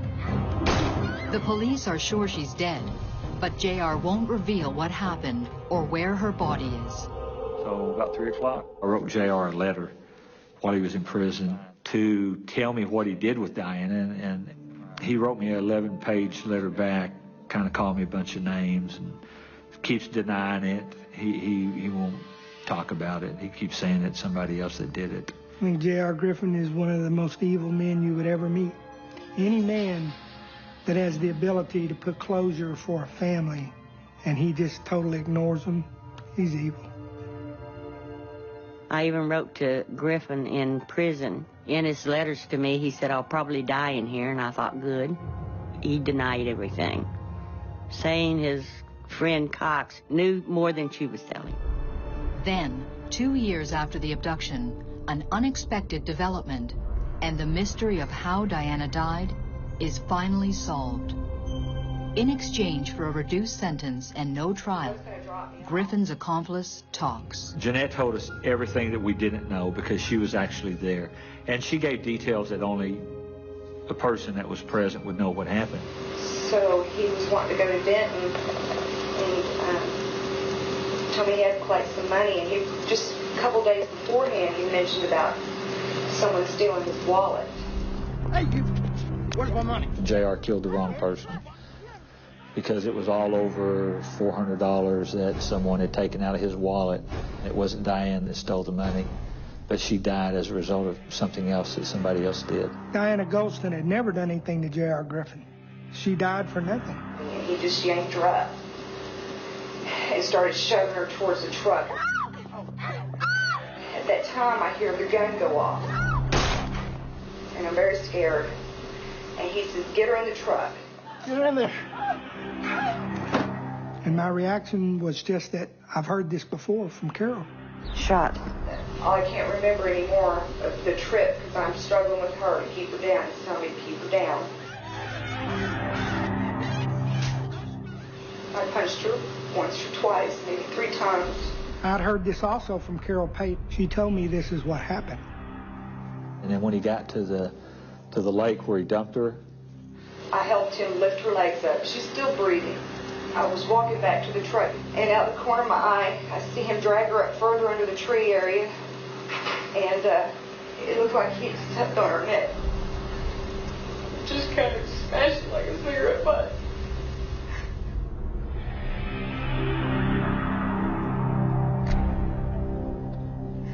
And I acted like I didn't see him. I'm afraid. What this does, it sets the wheels in motion. If we ever find Diana, J.R. Griffin can and most likely will be tried for murder and be put to death. But can she tell the police where to find Diana's body and seal J.R. Griffin's fate? Do you have any idea where she may be? No. For making the deal, Jeanette Cox receives a sentence of 20 years in prison. Eerily, Jeanette's account closely mirrors the psychic's visions of the crime. And what about Carol Pate's drawings of Diana's burial place? Detective Kenny Kirkland is hopeful. Carol Pate had gotten several things right in dealing with this case. And so I've kept those drawings, so when we do find the body, I want to be able to compare it to what Carol drew on this paper. It is probably one of the harder things to do, is to locate a body, because that energy is dead. The physical energy is dead. So I'm having to pick up on the remnants of what was there psychically. Carol Pate obviously has some special gifts to be able to do things that a normal person cannot do. She was able to tell us things about this case she knew nothing about. It was pretty phenomenal that she was able to do that. For Detective Dave Stewart, the case never closed. I need to find Diane before I retire. That is my one goal in life, I hope, as an officer, is to put this case to rest. I would love for my mother and my daughter and me to have a place to go and pay our respects to her. That would be amazing. I wanted a body, I wanted a funeral. I wanted a place that I could go talk to her instead of her picture. I feel Diana will eventually be found given time. I know that the family needs closure. They need to be able to say goodbye. And who knows, maybe I'll have a part in it.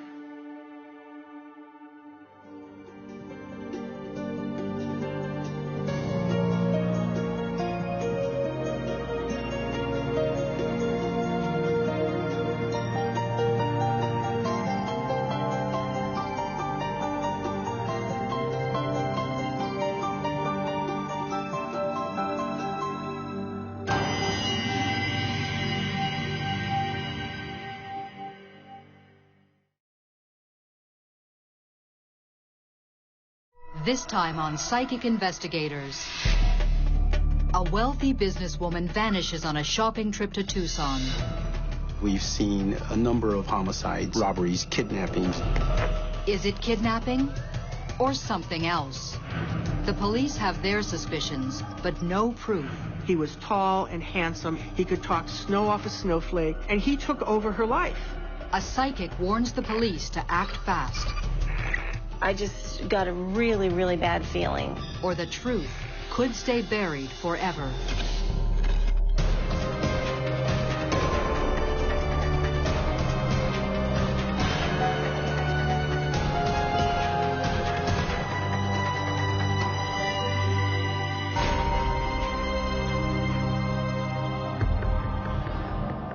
Tucson, Arizona, 70 miles from the Mexican border.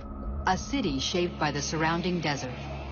A dramatic backdrop to the story that was about to unfold on December 13th, 2004. At 6 p.m., 67-year-old Ta Benderly frantically approaches the security desk at Park Place Mall.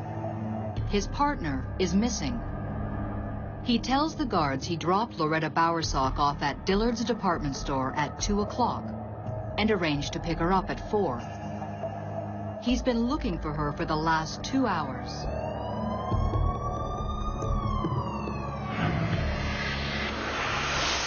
The police are called, and Detective Fabian Pacheco is put in charge of the case. Tucson, unfortunately, has seen its fair share of homicides, robberies, kidnappings. We do take each and every one of those investigations seriously. Immediately, Pacheco recognizes the name of the missing woman. Loretta Bowersock and her daughter Terry own a successful chain of furniture stores. Their commercials have been on the air for 20 years. Thanks to you and Mom, Terry's consignment furniture has expanded again. There's a beautiful Bernhardt sofa, and you saved $1,400. Police kick the search into high gear. They had searched all of the Dillard store to include the Park Place Mall, the surrounding neighborhoods, without any success. At first, Pacheco wonders if Loretta may have been abducted for ransom.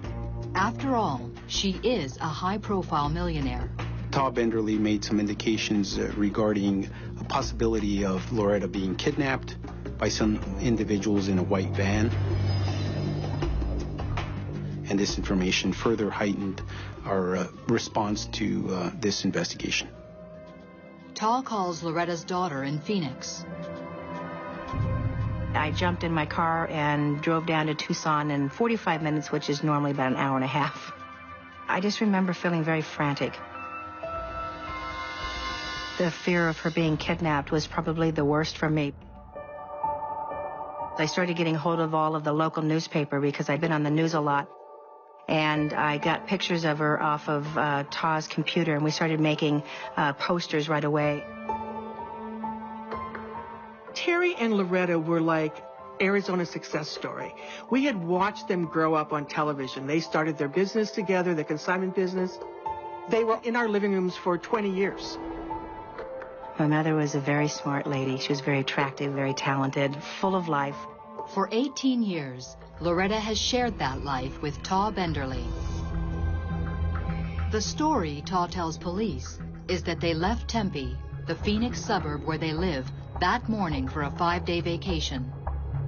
They checked into the Residence Inn in Tucson at 12:30 p.m. and went to the mall at 2 o'clock. Police check mall security cameras and make a startling discovery. We saw that there was no Loretta to be found anywhere within that video. Does that mean there's something wrong with Taw's story? Taw said he searched for Loretta in the mall for 2 hours. The video surveillance actually shows them coming into the Dillard's department store and almost immediately going straight to the customer service counter and reporting her as a missing person. Police get a search warrant for Taw's hotel room and ask Terry to look through her mother's belongings.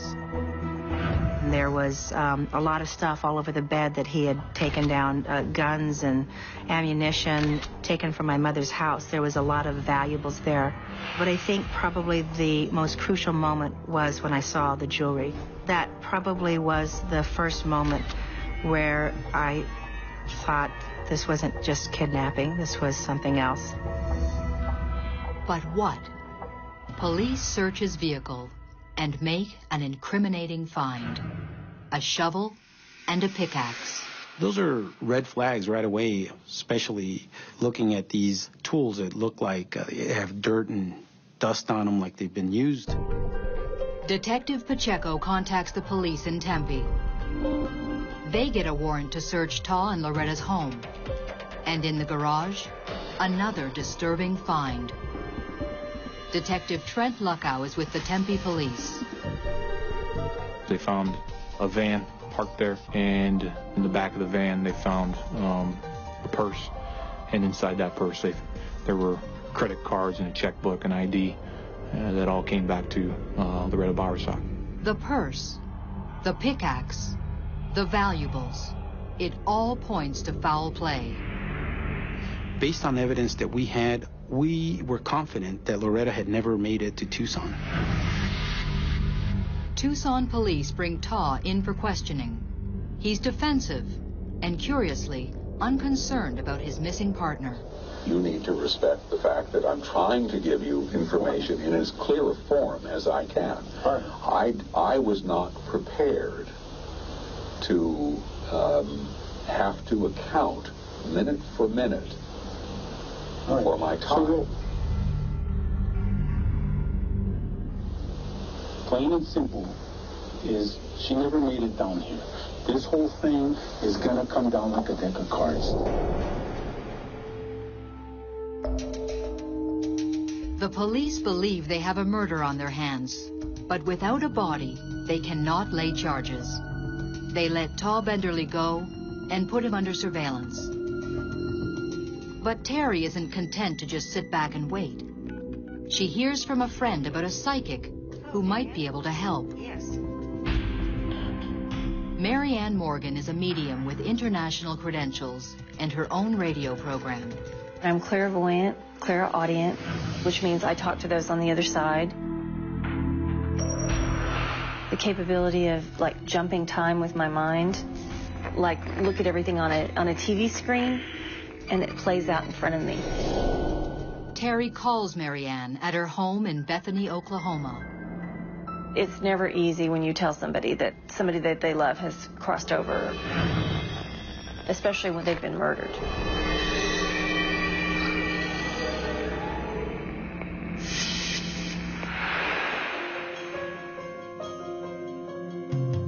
Arizona businesswoman Loretta Bowersock has been missing for 2 days when a psychic shares a devastating vision with the woman's daughter. Not only is she dead, she's been murdered. I think that it took a little while for me to get through, and it was hard to hear those things. Using her paranormal powers, Mary Ann Morgan claims to see Loretta's last moments. I kept getting all these visions of screaming and yelling in a fight. And then I saw somebody coming up from behind and putting something over somebody's head. Then I saw somebody suffocating, fighting to save their life. And the more she fought, the worse it was. And then eventually there was just no life at all. Then the killer appears before the psychic. When I started seeing this man, I described him in depth and in detail to Terry, and she said, yes, this is the person that her mother had been involved with for a very long time. And I said, Terry, you don't know this man. This man has lied to you. He's got all kinds of money problems, all kinds of financial things that he's created. He's a con artist. And she understood that. However, she really didn't want to believe it. And there's another psychic bombshell for Terry. I saw Loretta Bowersock open the door and her be handed a set of papers, and I saw how angry she got, and I knew that the house was in foreclosure, and this was something that she had no idea about. I said, that's crazy. There's no way that my mom would let her house go into foreclosure. She loved her house. Could the psychic be right? Terry decides to tell the police about the foreclosure. We don't use psychics. We're more into the modern forensics, the DNA, the fingerprinting, certain other things that we can do as homicide detectives. But psychics, I'd never used one. I was skeptical. And I said, you know, all I know is there seem to be some things that she described that seemed to be accurate. And with us not having any leads coming in, I said it really couldn't hurt. We did a financial investigation, and that's where we realized this home was in foreclosure. Nobody knew that. That was really astounding, and began to think, well, maybe the psychic could be of service. In the meantime, the police continue to pull apart Taw's alibi. Taw says he and Loretta left Tempe at 10 a.m. and checked into their Tucson hotel at 12:30. However, the desk clerk says he checked in at 2:48, alone. And his credit card and bank receipts also tell a different story. At 11 a.m., he used his credit card to buy 2 baseball caps at the outlet mall. And at 1:15, he bought 2 sandwiches at the truck stop, just 4 miles down the highway. We are now faced with a 2-hour block of time that we're trying to determine where exactly was he. And it's very important to us to account for that time. Police think that during that time, Taw was busy burying Loretta's body somewhere in the Sonoran Desert. We were headed in a direction to prosecute Todd Benderly for the murder of Loretta Bowersock. Then, an explosive turn of events. 1 week after Loretta's disappearance, the psychic has another revelation. All of a sudden flashed before me this vision of Todd Benderly. And I just got a really, really bad feeling. Either this man's going to kill himself or he's going to try to escape. The net is tightening. All the evidence of Loretta's disappearance points to Todd Benderly. The psychic immediately calls Detective Pacheco. We were very concerned for Todd Benderly's welfare. Obviously, we don't want anyone to harm themselves. And most importantly, we still don't know where Loretta is. If something ever happens to Todd, the chances of finding Loretta are gone along with him. At Mary Ann's insistence, the police check up on Todd. He seems fine. The next day, Terry calls Todd several times, but he doesn't answer. In a panic, she contacts the police. At that point, police probably need to go out there and make sure that he's okay and that he's fine, or that he had not fled.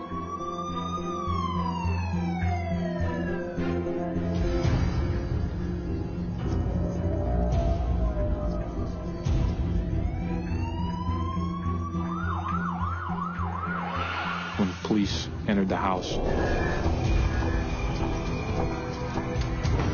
they found Todd hanging from an extension cord in the garage. All Todd Benderly left was a suicide note saying he is gone to join Loretta, but nothing about how she died or where her body is located. What a coward. Not only did this man kill himself, he took all the clues with him on where Loretta was. He never said, here's what I did and here's where she is. This SOB went to hell not telling anybody where Loretta was. The psychic was dead right about Todd's suicide. But can she help to find Loretta Bowersock?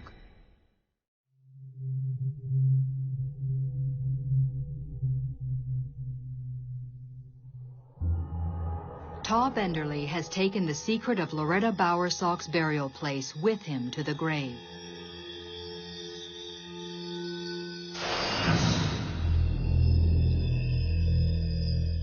Knowing that he had just committed suicide, I lost all the hope of finding out really what happened, if he'd been the one that killed her, and where was she. When I found out that Todd Benderly had committed suicide, I was thinking about what Mary Ann had told me. I was thinking, what else could we have done? Once the main suspect is dead, there's nobody to prosecute, the case is closed. The only thing left in this investigation to do is to find the remains of Loretta. But where is she? 3 weeks after her disappearance, the police are no closer to finding her body. I needed to know what had happened. You know, how was she killed? Was she shot? Was she cut up? Had he bashed her? When you don't have how somebody died, it just makes you crazy. Desperate, Terry invites psychic Mary Ann Morgan to Tempe. Maybe she can see something the police have missed. They start in the place where Todd took his own life, the garage of Loretta and Todd's soon-to-be repossessed house. We went out to the garage. A very, very cold entity came to be present with us. I said, Terry, Todd's here in the garage with us. And about that time, he jumped into my mind, and he started screaming. He says, she's in the desert. She's in the desert. I told you she's in the desert. It was just very powerful and overwhelming. I knew this was going to be very hard to tell Terry, but unfortunately, I saw her mother wrapped in plastic, almost mummified. And I saw her buried in a very shallow grave. The desert, a likely place to dump a body.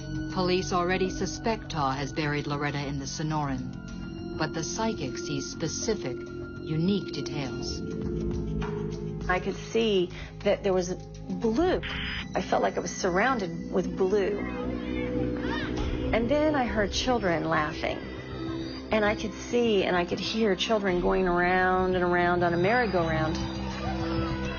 So I thought, oh my gosh, that's going to be one of the biggest keys to this, is that she is not even 150 yards from this merry-go-round.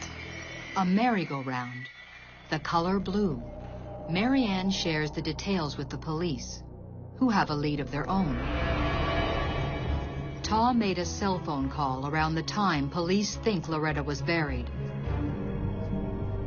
Detective Landon Rankin of the Pinal County Sheriff's Office led the search for Loretta Bowersock. Mr. Benderly's cell phone had pinged on a certain cell phone tower in central Arizona in our jurisdiction of Pinal County. The cell phone records show Taw had made a phone call at 12:30 in the Sonoran Desert, 94 miles from the hotel in Tucson, where he told police he was. And he had made that call during the 2-hour time gap that he couldn't account for. I believe it was his dentist had called, so Mr. Benderly opened up his cell phone, returned the phone call. So that basically put his footprint in our area. The police think Taw was burying Loretta's body in this area of the desert. But even with hundreds of volunteers, they're looking for a needle in a vast haystack. People who ask the question, how hard is it to find a body in the desert, have never been to the desert. The desert is so enormous. I mean, even with clues, you can't find a body in the desert. 6 months pass, and there's no sign of Loretta. With limited resources, the police halt the search. But Terry Bowersock refuses to give up. For the next few months, each Saturday, locals and tourists alike scour the desert for Loretta Bowersock's body. Every day that I'd be out searching, I remember I would just think of her and just how important it was not to spend the rest of my life wondering. I wasn't about to let her stay in the desert. That wasn't going to happen. I was going to find her. Terry was searching every day. I finally just had to tell her that it was not her karma to find the body, that hikers were going to be in the desert about a year later from the time that she disappeared, and that they would come upon the body. In January 2006, just 150 feet from an abandoned motel, a family out hiking stumbles on a human skull. Dental records confirm these are the remains of Loretta Bowersock. The teeth that I had noticed had fillings. More specifically, I saw some porcelain veneers on sort of her front teeth. When I was told that she was finally found, it was like, oh, thank God. It was a relief to know, I could stop chasing. I did need to have closure. It was amazing when I drove out there. There was a blue motel. It's like when you got there, you went, how'd we not see this much blue somewhere? But we stopped just short of that, 5 miles, before that area. An autopsy reveals the actual cause of death: asphyxiation by a plastic bag. When I was first at scene and saw the plastic, I thought it might have been just skin. But we went to the autopsy and it saw that the plastic bag was completely over her head. It came full circle with Mary Ann's prediction. It was exactly as she had said. The police reconstruct Loretta's last hours alive. On December 13th, Loretta discovers the foreclosure notice on the house. At 3:33, she makes the first of 17 phone calls to the bank. They confirm her worst fears. Her partner of 18 years has been embezzling the mortgage payments. When she confronts Taw, he panics, fearing his web of lies is about to be exposed. He sneaks up behind her, places a plastic bag over her head, and suffocates her, just as the psychic predicted.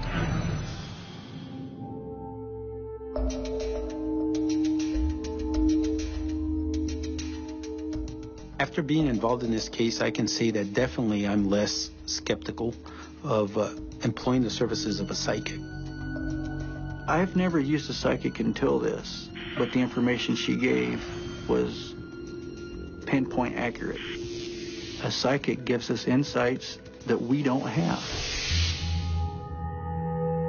When this case came to a close and I got the phone call that they had found Loretta Bowersock, it was just a sigh of relief that it was finally over.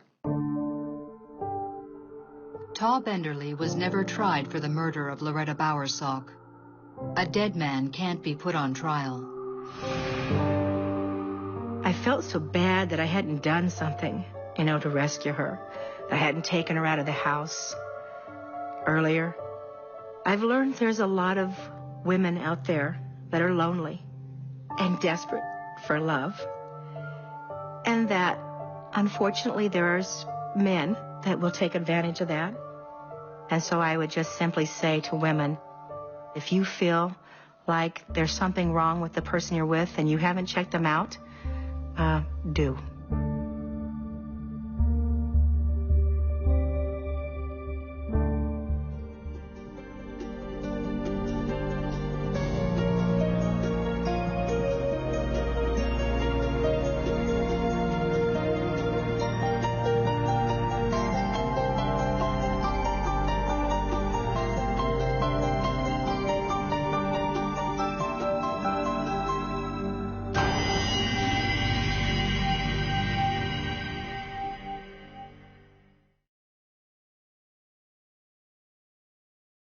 This time on Psychic Investigators, a young woman vanishes without a word. In the back of my mind, she was hitchhiking and somebody had gotten a hold of her. The police think she's run away, but a psychic sees murder. I feel it was a crime of passion. The case goes cold for almost 30 years. We thought that, something more could be done on the case. Let's take another look at it and see where it goes. But can a psychic's visions crack a cold case from so long ago? You really can't expect somebody that's been lying for 25 years to all of a sudden say, I did it.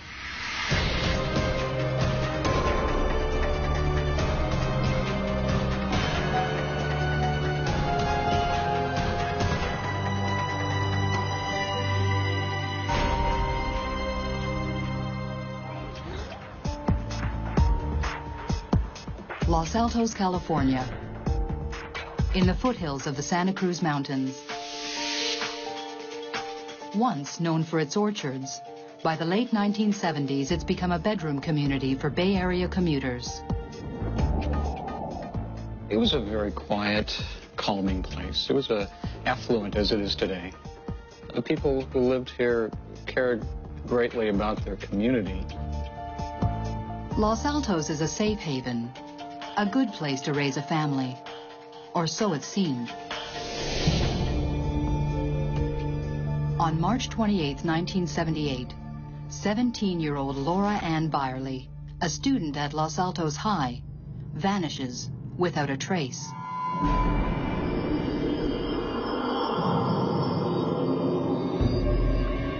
When she doesn't come home that night, her parents file a missing persons report. Police quickly decide Laura has run away, with good reason. She had run away at least 6 times, and she had had problems with her parents. She would run away, she would disappear. She had been gone for several weeks, and then she would reappear, come back home. She'd always keep in contact with her friends, and then, come back into the household to make amends with her mom. Mary Cressy has been Laura's best friend since the 8th grade. Every time that she ran away, I was always the first person she'd go to. She ran away, but she always came right back. Her parents, Erwin and Betty Byerly, are sure that this time she hasn't run away. Recently, she's been turning her life around. She was rebuilding her relationship with her parents. She had decent friends, and wanted to change. But the police are certain that Laura has taken off, and her friends are hiding it. So you guys saw her yesterday, and if you guys have seen her, you know her. They questioned us about last time we had seen Laura. And they said, well, has she contacted you? And I said, no. I was like a sister to Laura. We stuck together through everything. We would take her parents' station wagon out, and we'd unhook the speedometer so they wouldn't know we were going somewhere. We would say we'd be in town going shopping, but actually we'd hit Santa Cruz. She was just a social butterfly. She trusted people. At the Byerly's insistence, police proceed with a routine missing persons investigation.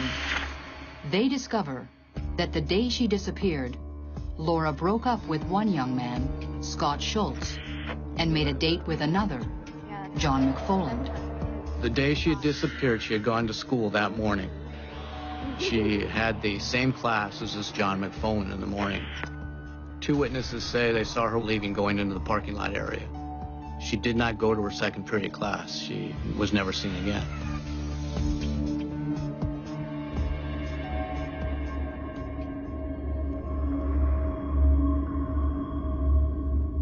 The police question Laura's ex, Scott Schultz. He tells the police that he was home and he never saw Laura. He thought she was going to hitchhike over to the house.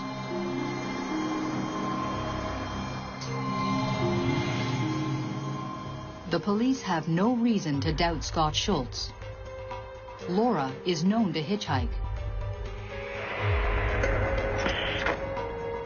With no witnesses and no evidence of foul play, the investigation winds down. But there's still no sign of Laura, and her mother won't give up. She didn't know why she would run away. She didn't know why she just disappeared. She had no idea what happened. Betty felt in her heart something had gone wrong. I was the one that suggested to hire a psychic, and that's where Annette Martin came in. Annette Martin is a well-respected California psychic who's helped to solve crimes for law enforcement agencies across the country, including the FBI. 10 days after her daughter's disappearance, Betty Byerly visits the psychic and provides her with a photograph of Laura. I close my eyes and I take a couple of deep breaths, and immediately I begin to receive impressions from that photograph. Laura did not run away at all. The police are wrong.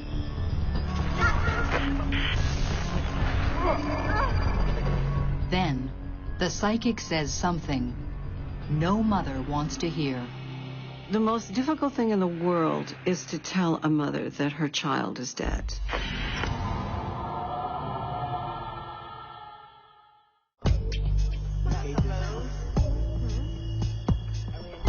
"17-year-old Laura Byerly has gone missing from her Los Altos home. Desperate to find her daughter, Betty Byerly has met with a psychic. What she tells her is devastating. My daughter's dead? It feels that way. Oh my God. It feels that way. Oh my God. I'm not getting any impulses of life here. She's very cold. Very cold to me. Then the psychic offers another striking revelation. She names the killer. I saw a name, and the name was Scott. She goes, that's her boyfriend. Then I saw that he had taken her to this place that was in the woods, and saw him driving down towards Santa Cruz. They were arguing and fighting. I saw him shaking her. I feel it was a crime of passion.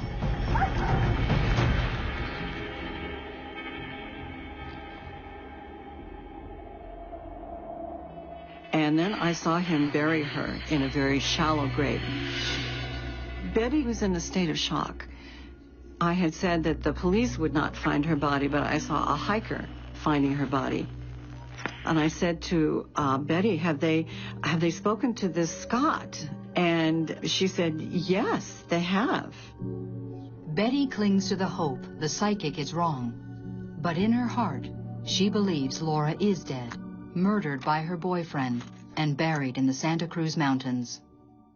I remember sitting in her mom's living room and crying our eyes out together, going, no, it can't happen. It can't happen to her only daughter.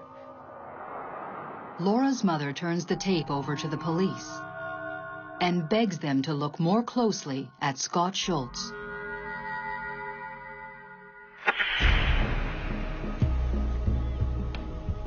She tells them that Laura and Scott have been dating for 6 months, that he's bad news, controlling and possessive, a dropout who's going nowhere.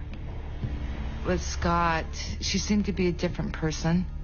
She would sit there and would clam up. I felt in my heart that she was almost afraid of him. But Laura was moving away from her boyfriend. The morning she disappeared, she broke up with him in a long phone call Laura's mother describes to police.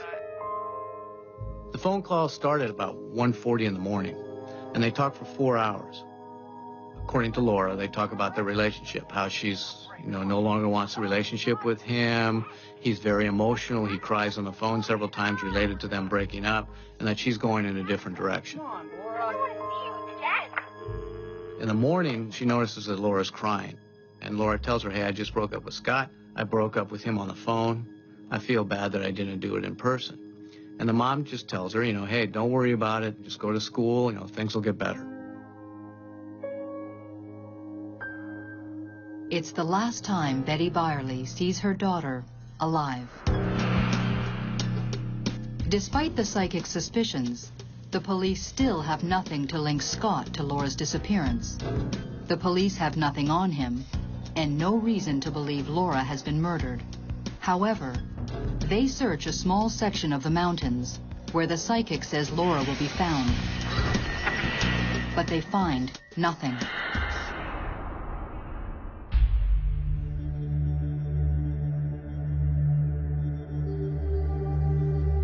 Police set the case aside.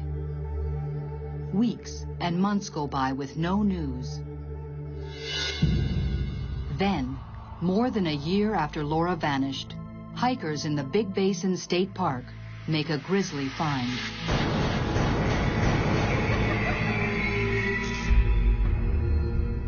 April 1979, some hikers in the Santa Cruz Mountains going along a trail. Their dog goes off to the side, and he brings out what appears to be a bone. The people kind of look at it, and then they discover that, hey, this is a human mandible. They also find some clothing and some other items, and they gather all these items. So they go alert the ranger who then calls the police department. They recognize it as a crime scene. The Santa Cruz County coroner concludes the young woman has been dead for at least a year. Her name is Laura Byerly.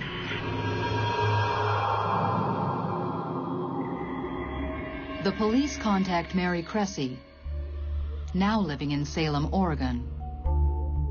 They said that they'd like to fly in and interview me, and they would like to have me look at some items that belonged to Laura. I had to do this because her dad had died 6 months after Laura disappeared, and I don't think that her mom was able to handle the pressure. I had to identify her shoes. I had to identify her black polyester pants, and I had to identify her sheer flower top. That's all that was left. Her jewelry wasn't there, and Laura always wore jewelry. So I thought that was quite odd. The Santa Cruz police join with Los Altos to investigate what is now considered a homicide. They re-interview witnesses, including Scott Schultz, but uncover no new leads. The Los Altos detective re-interviewed Scott at that time. In fact, at this time, it's the most thorough interview of Scott done by the Los Altos Police Department. But he's really never really taken on as a major suspect in this case. They can't tie him to the crime scene. They can't tie him to her disappearance. He's just kind of a player that really has never been identified. As far as they're concerned, she was a runaway.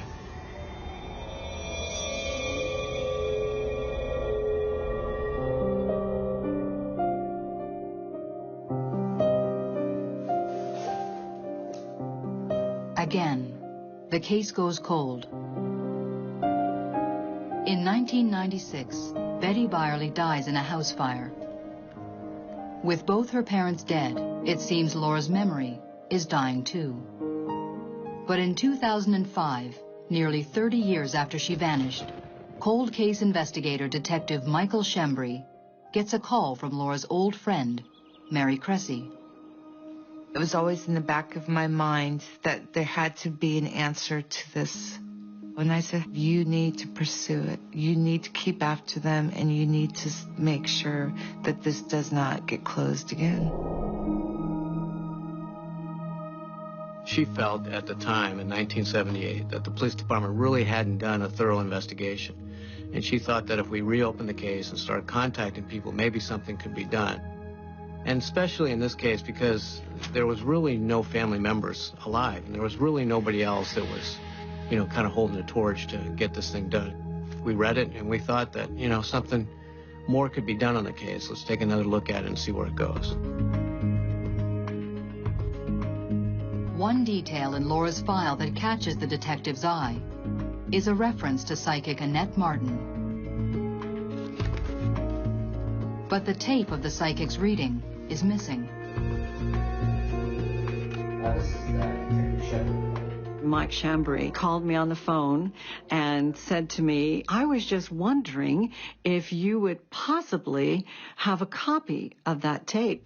And I said, yes. I keep a copy of every single murder case. A lot of these old cases, you'll find that the family has made contact with a psychic. It's not uncommon. If somebody has this ability, that's great. And in this case, it's been open for 25 years. It's certainly not going to hurt. Annette had specific information about the location of the body and what took place. And that information given at that time was not that far off base. The psychic had predicted Laura's murder and how her body would be found. But will her visions help the police track the killer?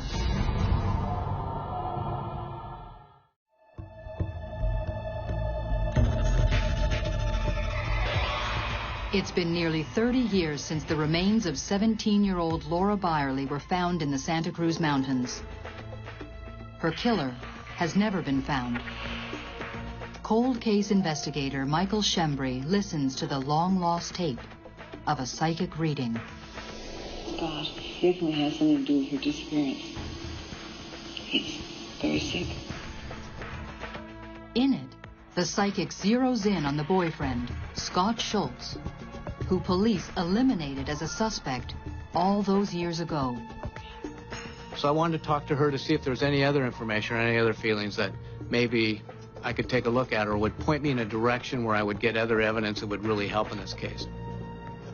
When you're listening to a psychic statement and you're reading the psychic statement, you're still a police officer. So you know that you're just taking this information and you're going to take it and see if you can do anything with it. Will it provide me a witness? Will it give me a better look at the crime scene? Will it show me a different location where they could have been earlier? Or give me something that I didn't have before? So that's how I looked at her information. Because you realize this information is not admissible in court. You can't walk into court and say, the psychic said that Scott Schultz killed her, so therefore we rest our case. The deeper Shembri digs, the more his suspicions match the psychic's. There were several facts that just didn't make any sense. The fact that she had talked to him that morning for 4 hours. She had gone to school and she had made a date in her first period class with her new boyfriend, John McFolin. Then she had a hair appointment later on at 3 o'clock in the afternoon. To me, a young lady that had just made a date with her new boyfriend, that had a hair appointment, she wouldn't run away. She wouldn't disappear unless something specifically happened to her.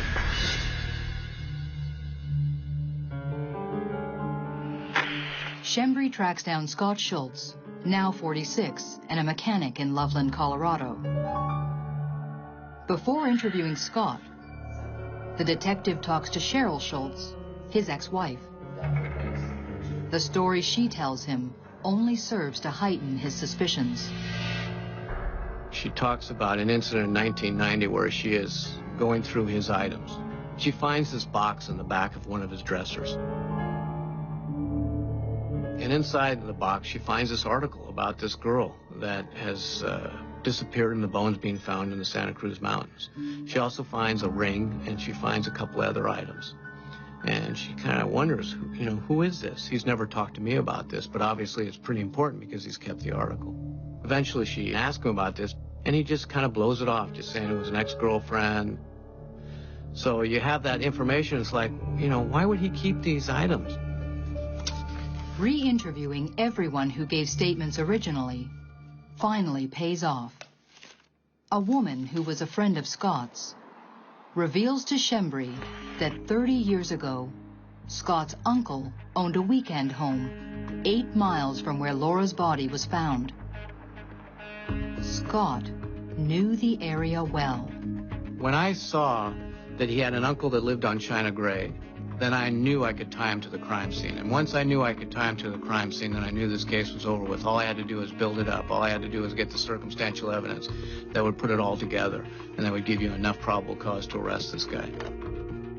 The 4-hour phone call, the box of mementos, now the connection to the crime scene. The detective has enough for a warrant.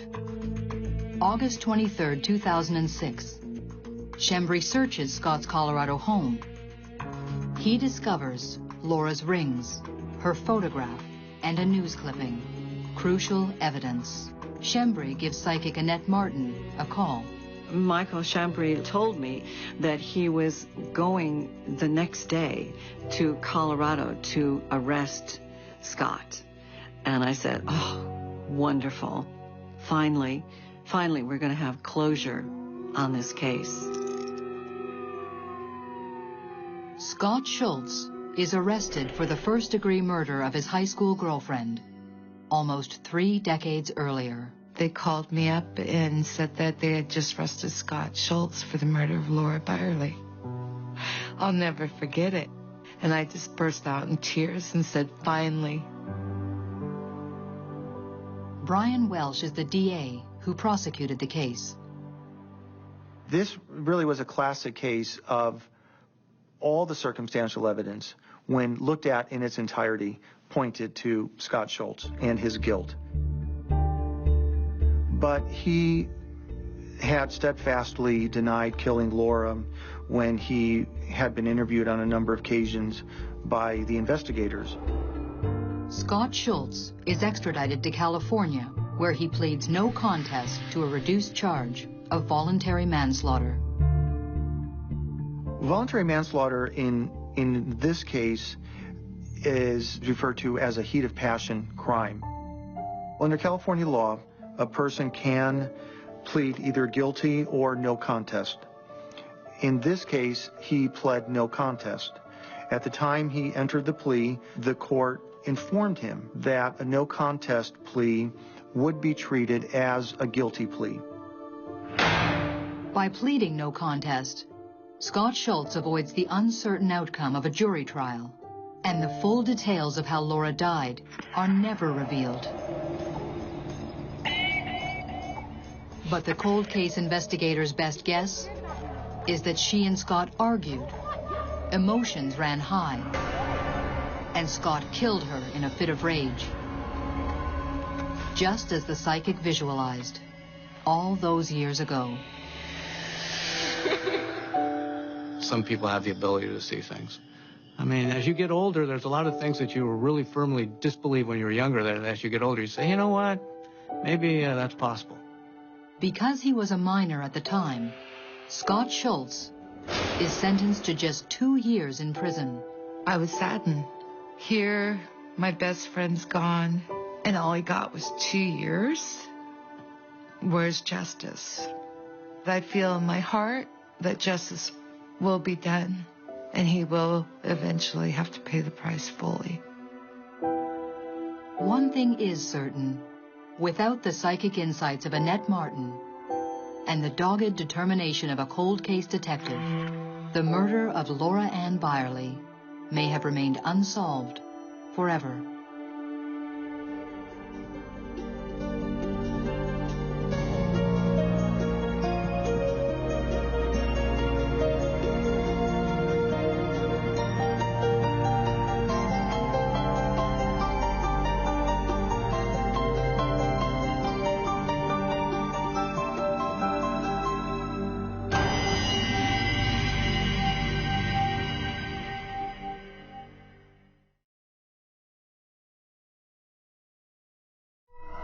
This time on Psychic Investigators. A swimming instructor is found stabbed to death in a quiet Florida town. Someone couldn't have walked out of it that wasn't covered with blood. But the case is going nowhere fast. There was no physical evidence to arrest him. Until a psychic claims to see the killer. It's just a disgusting crime of extreme terror. But are his visions enough to crack the case? He says, the killer's nearby, the killer's nearby.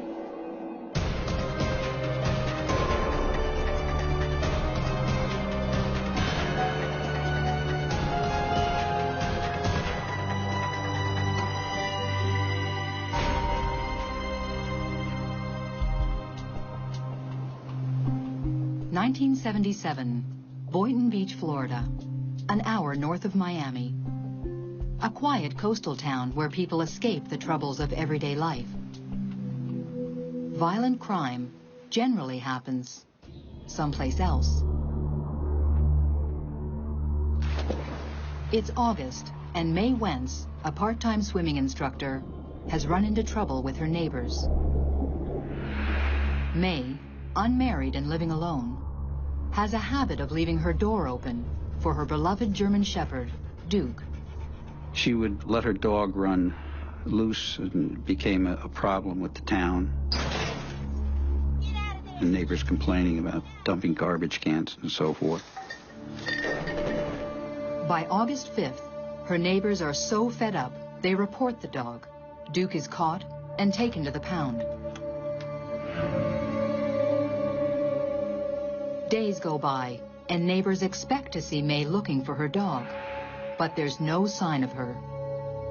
Duke has been left stranded.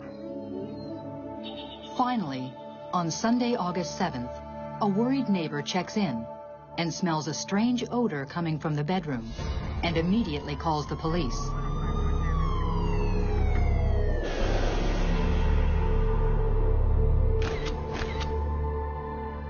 Mae Wentz was lying on the floor next to the bed. She had been stabbed.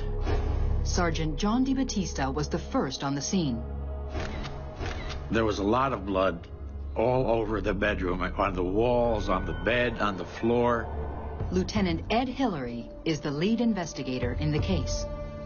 There were 2 pieces of a knife at the crime scene. One was the point of the knife, and then one was a broken part of the blade. We never found the handle. Aside from this, the killer has left little evidence.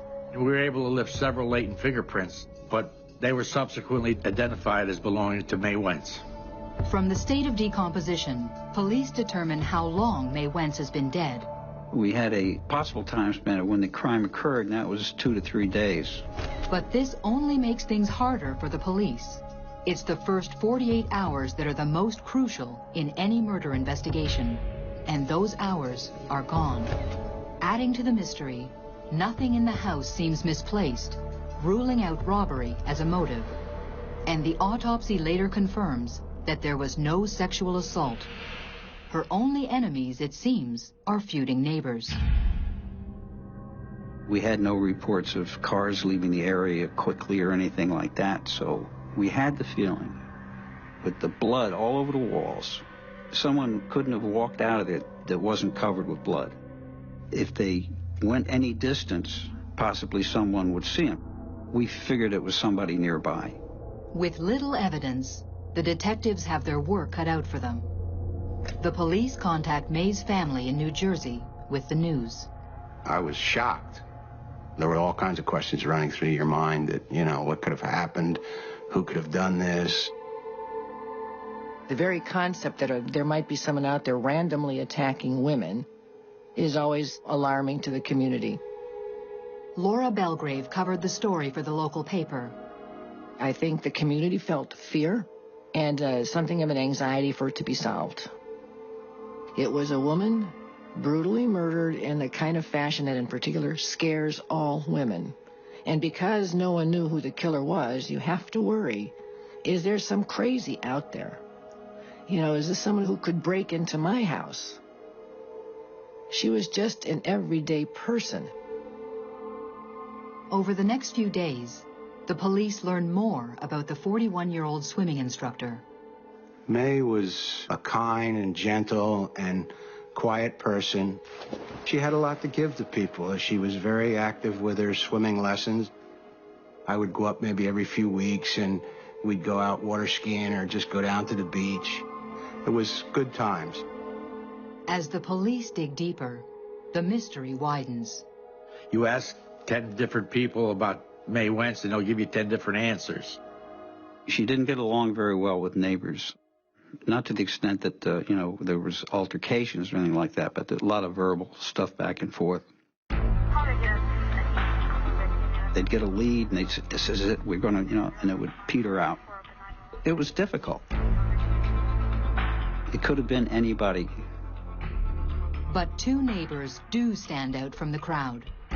Brothers Darris and Jerry Mills both have a long history with local law enforcement.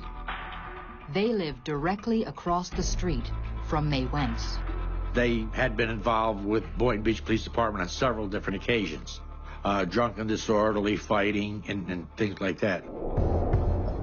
With no other leads, police decide to check them out. Detective DiBattista conducts a voice stress analysis, a test similar to a lie detector.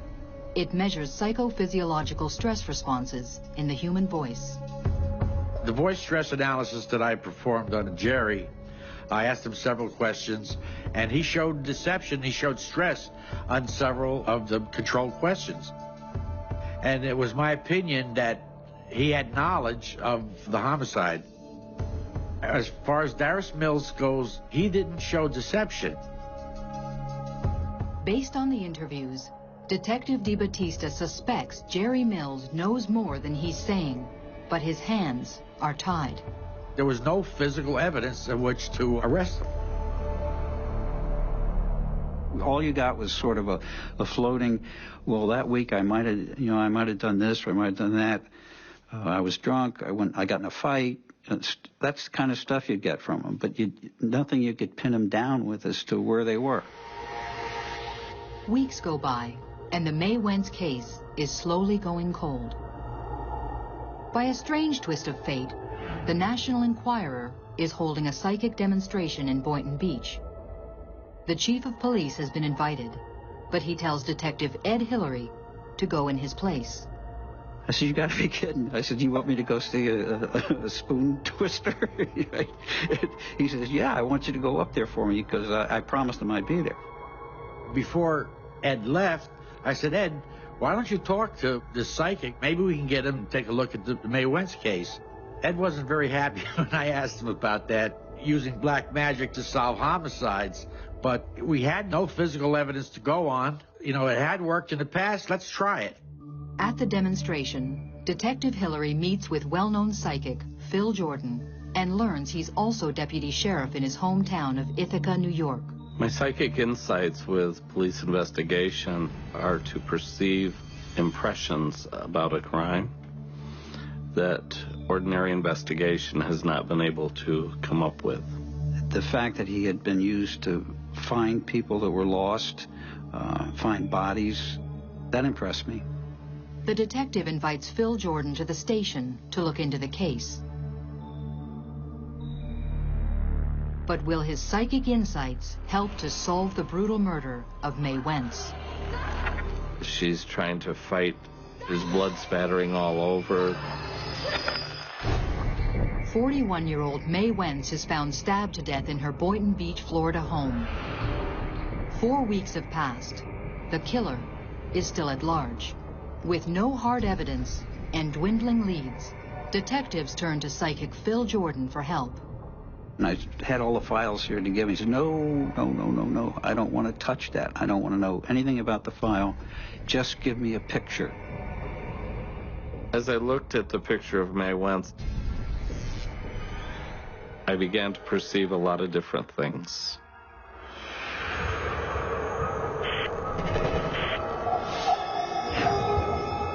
I felt her to be a very independent woman. I felt she was a good person, but very much an individual, very much to herself.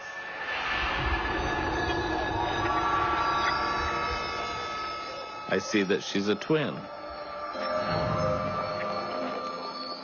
I see a pink house. I began to sense things about the murder itself.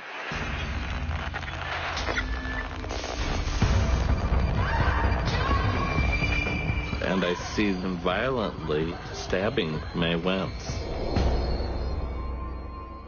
Phil Jordan is dead right about the way May Wentz died. From not knowing anything about it, told us that she was stabbed. It was pretty amazing. Even more astounding, May did have a twin, her sister Loretta. The fact that he knew that there was a twin before we did certainly impressed me. The police are also intrigued at the mention of a pink house.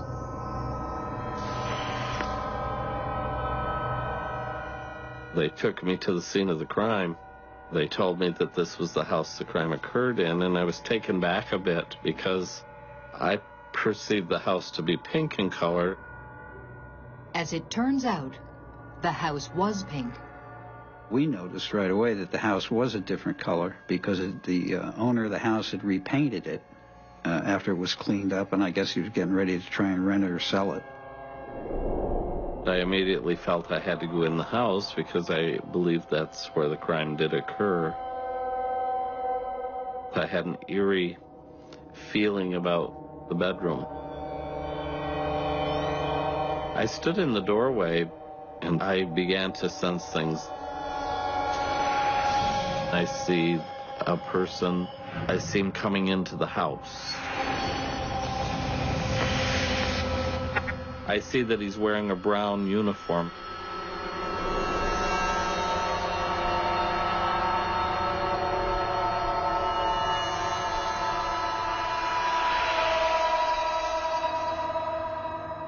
I see May Wentz.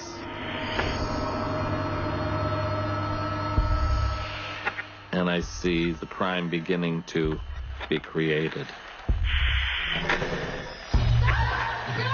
She's trying to fight. She was aware of who was doing it. And I see him stabbing her with a knife. Her body's being punctured with that knife. There's blood spattering all over. You actually feel the knife penetrating your own being where it penetrated her being. And then as the chaos continued, I realized that the tip of the knife was broken off. It hit a part of her body or a bone that broke the tip of the knife right off.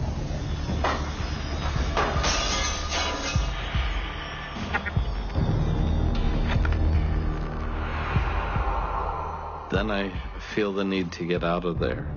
Something's drawing me to the outside. The person that committed this crime was close. Phil walked across the street and he stopped. It's almost like a suffocating feeling of fear or paranoia overcomes you. He says, my God, the killer's nearby. The killer's nearby. And he's looking right at the Mills brothers' house. That really got me.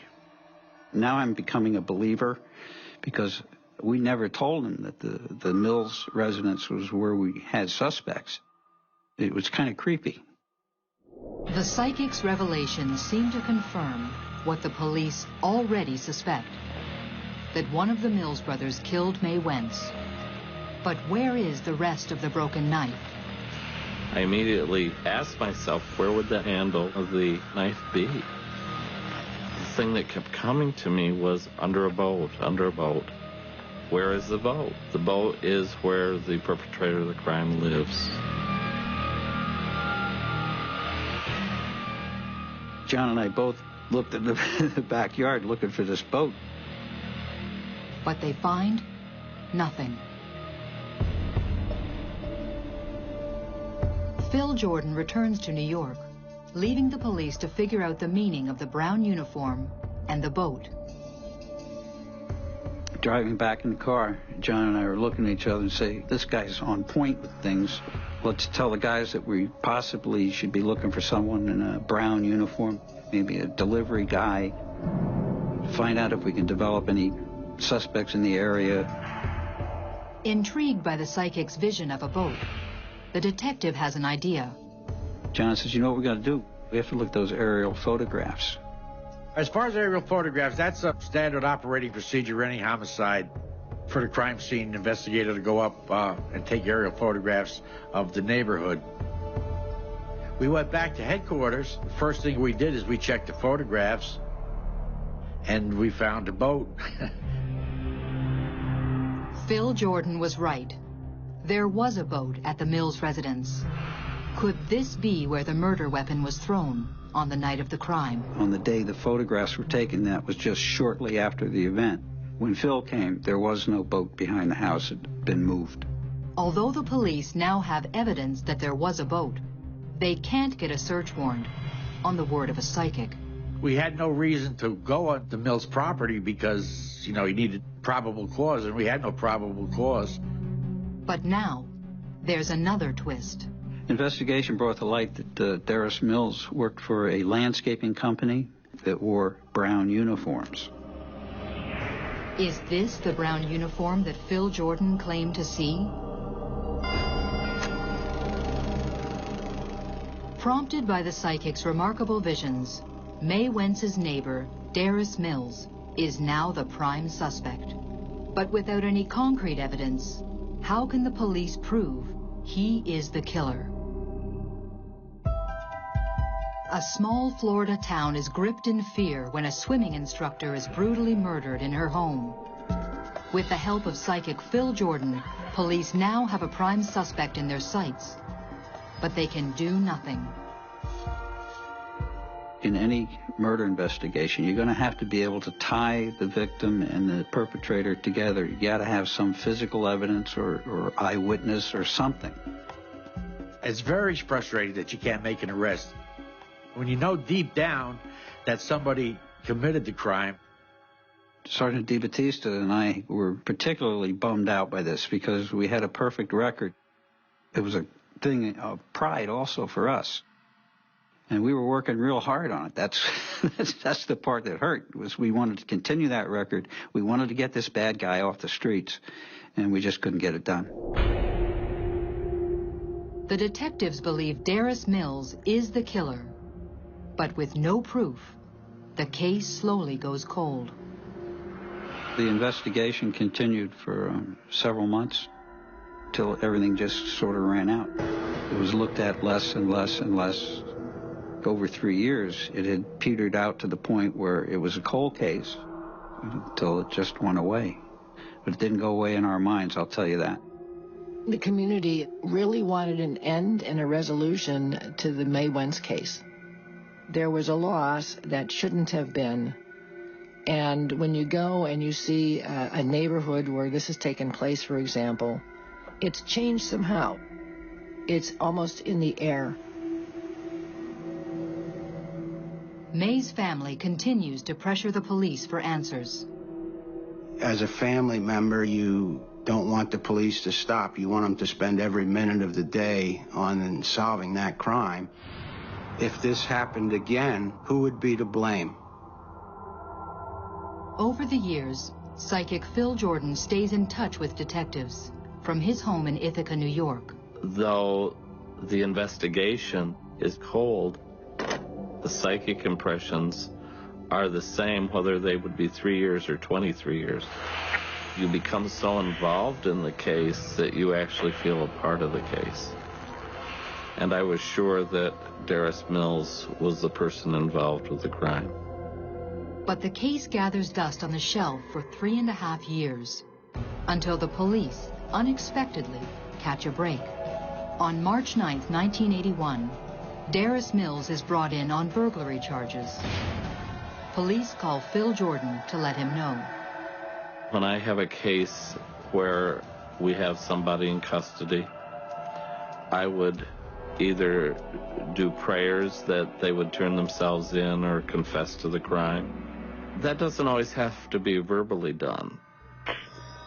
That can be done just through concentrated effort and thought.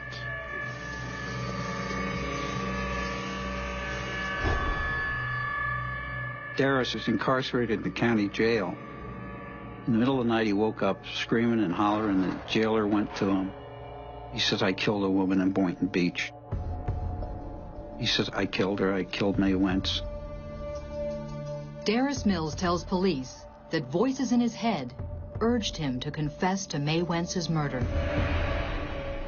On the night of August 3, 1977, Darris Mills says he went to May's house looking for sex. He claimed they had a one-night stand a few years earlier. Since she always left her door open for the dog, Darris had easy access to the house. He had a knife. He woke her up. They started to fight. Darris choked her and stabbed her until the knife broke. He then fled the house with the handle and threw it in his backyard.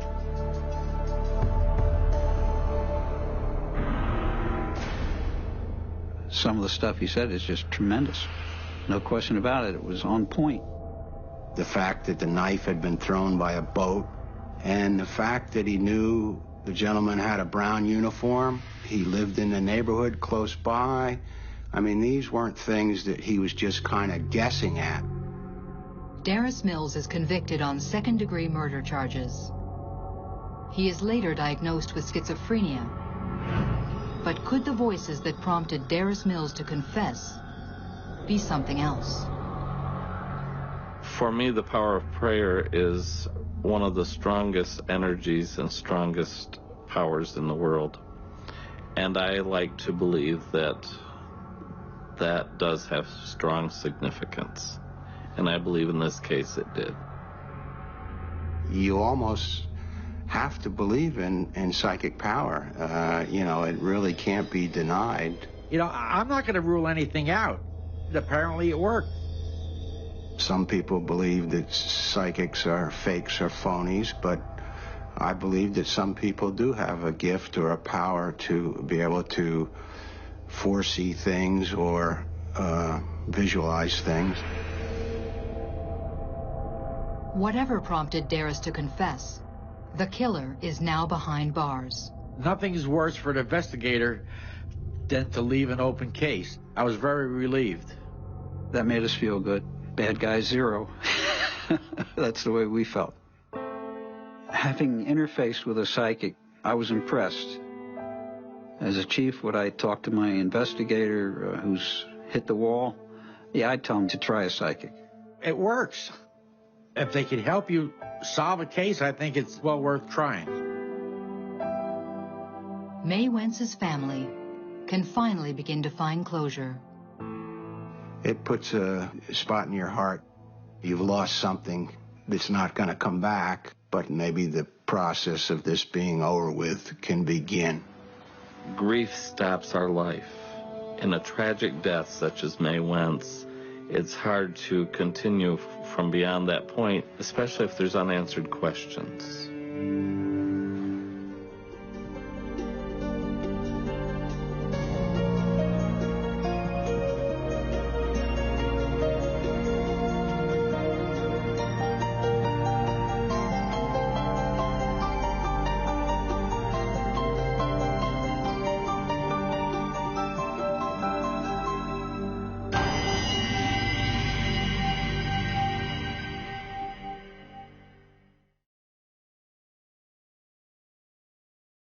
This time on Psychic Investigators, a young mother vanishes. Send me a sign.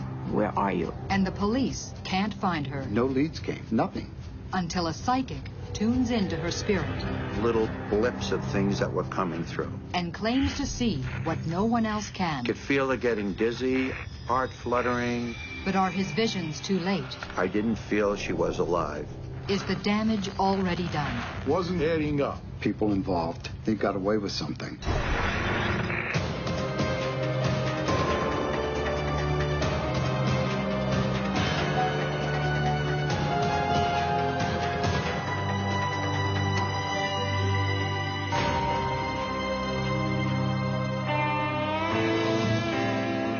In the shadow of New York City sits Sayreville, New Jersey. Once an industrial powerhouse, by 1996, a bedroom community. Not only do commuters cross the bridge from the big city, but drugs and the damage they do also make their way to Sayreville. On June 1st, 22-year-old single mom Nicole Arokas heads out for a night on the town with friends. The former NYU student lives at home with her parents, leaving her 16-month-old daughter Dylan in their care. She was a good mother. I thought, oh, she's going to be asking me to babysit all the time. And I was just out of all that stuff. And I only had one child, and I didn't want to get back into that. And she didn't. Maybe once a month, you know, she'd ask me to babysit. And always after Dylan was already sleeping at night. But when Nicole fails to return home that night, her parents know something is very wrong. Recently, Nicole has been hanging out with a bad crowd, with a taste for booze and drugs. I knew that if she didn't come home and didn't let us know something was wrong, that she couldn't. The next morning, Nicole's father, Jerry, now deceased, heads straight to the Sayreville police to file a missing persons report. Detective Jim Novak is put in charge of the case. Parents know if something's really wrong with their child. So what do you think? Mr. Arokas came out and said that I think she's dead. Before you suspect foul play, you try and rule out all of the other common things that normally you find in a missing persons case, especially an adult. There's really no crime to be a missing person. A description of Nicole and her vehicle, a black 1980 Chevy Malibu, are fed into the National Crime Information Computer System. To see if any other police department in the United States ever had contact with that license plate. And there was no one that ran her license plate, or her car wasn't found somewhere and run by the police. Jerry Arokas gives Detective Novak details about his daughter. She didn't like to drive her own car, especially at night. And he wasn't too fond of her choice of friends. He didn't particularly care for her boyfriend, Michael Reed. Detective Novak knows Mike Reed. Reed is a suspect in a recent string of car burglaries. I always thought he was the best liar I've ever met. He would lie to me and smile as he did it. It was almost like Charles Manson type thing. But her father's biggest fear is that his daughter's recent drug habit, heroin, might have something to do with her disappearance. Detectives start by interviewing some of Nicole's friends, Eric Nordling, Todd Connors, and Mike Reed. Detectives went into the house to check the house for Nicole. Other detectives interviewed the three occupants, Eric, Todd, and Michael. And everyone denied having any further contact other than seeing Nicole leave that night to go what they called out to several bars to do some drinking. As we were leaving, Michael called to me. He said, Mr. Novak, I want you to know, I didn't love Nicole. We were only friends. I looked at Detective Sergeant Sprague, and simultaneously we said to each other, she's dead. And the reason we felt that way is because he used the past tense, and there was no reason at this point to think of Nicole as anything else than in the present. Unless there was. But what? There's no evidence to back up a feeling. They continue to pursue the missing persons case, contacting local hospitals, checking towing reports and connecting with state police. 2 days go by, and there is no sign of Nicole or her car. At this point in the investigation, we had no leads. Once you don't come home for a number of days and no one hears from you for a number of days, now this person is really maybe not just a missing person on their own account, but maybe in fact some kind of foul play may have occurred here. I would go out on the back porch every night and just look around and say, just send me a sign, something. Where are you? I know you're out here somewhere. Desperate for any answers, the family is willing to try anything. My uncle Walt Werner worked for the Hackensack Police Department, and he suggested a psychic that the police force sometimes used. Frank St. James lives in New Jersey and has a reputation for finding missing persons. I'm like a human satellite or something, going anywhere. Little blips of things I could draw in, get real close. Sometimes they come really quick in flashes. It's like looking through their eyes. But his one rule? No immediate family members in the session. Diane Macaluso, Pat Arokas's best friend, goes in her place. My husband and I took a tape recorder with us to record the session, and we took a picture of Nicole with us. And what the picture shows him, no one really wants to hear. I tell you, I don't have a good feeling about it.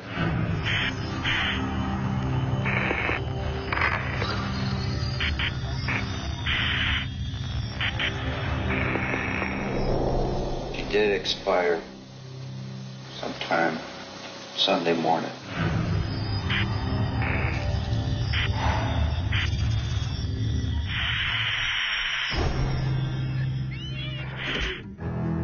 Single mother Nicole Arokas of Sayreville, New Jersey has been missing for 3 days. Psychic Frank St. James says she's dead. She did expire sometime Sunday morning. Oh, my heart sank when I heard that because I was still hoping that maybe she just went off with friends. The psychic claims to be picking up images of Nicole from the night she went out with friends. I pick up some drugs Saturday. The turnpike is off of there on one of those little side roads. She's not moving. She's not too far from home. I do feel something by Thursday. Is the psychic right? Will they find Nicole by Thursday? I didn't have hope that she was alive. I knew that when she didn't contact us and didn't come home, I knew it. But I just had to find her. The Arokas invite the psychic to their home. Maybe here he can get a clearer picture of where their daughter might be. Left alone, he moves through the house. It's in the kitchen where Frank claims to connect with Nicole's spirit. Nicole started to come through really easy. It looked like I was flying up above, near water, a dirt road, bridges, cattails, or her car in the marsh. One of the wheels was in the water. A feeling of closed in. I felt that if I was standing 25 feet away from where she was, I wouldn't be able to see her. I couldn't see it from the road. The only way is from above. Nicole's father takes the tape of both psychic sessions to Detective Novak. The investigator is skeptical, but he's also reached a dead end. I am not so naive to think that just because I don't have this special ability doesn't mean it wasn't given to someone else. No leads came, nothing. And it's not like we sat on our hands. I thought it doesn't hurt.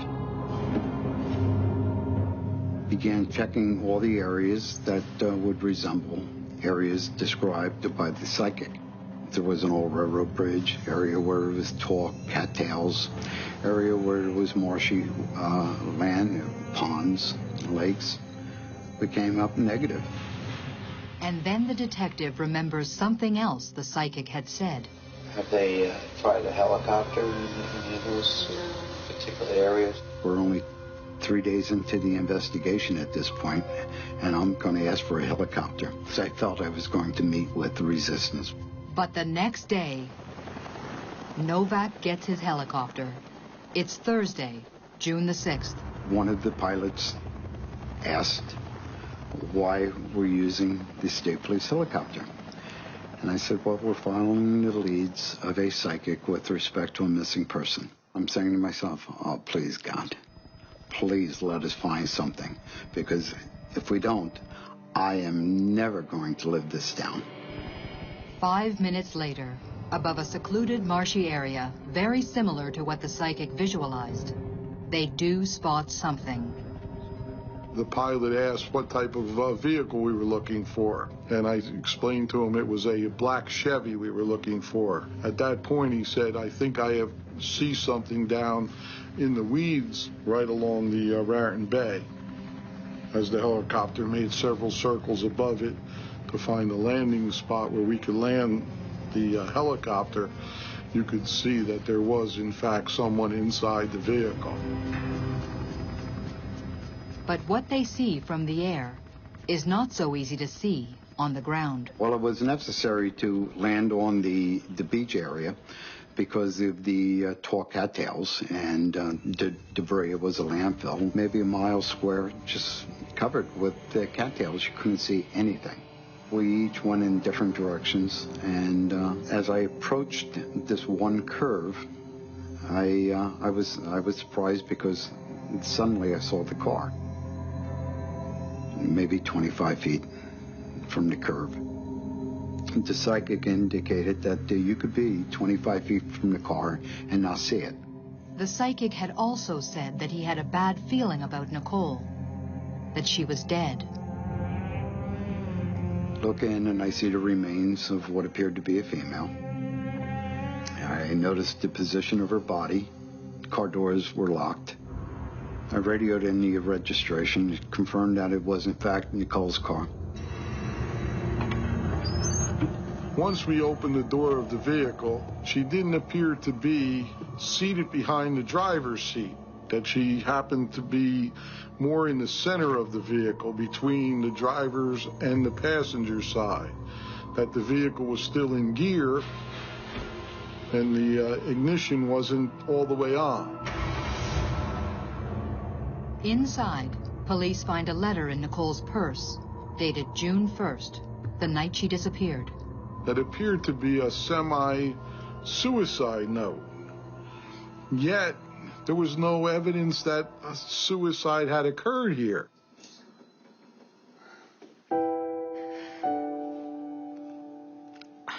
I remember being happy that they found her. But it was like I wanted to pass out and I couldn't. I was like halfway, but you know. My heart just ached for Pat and Jerry and Dylan.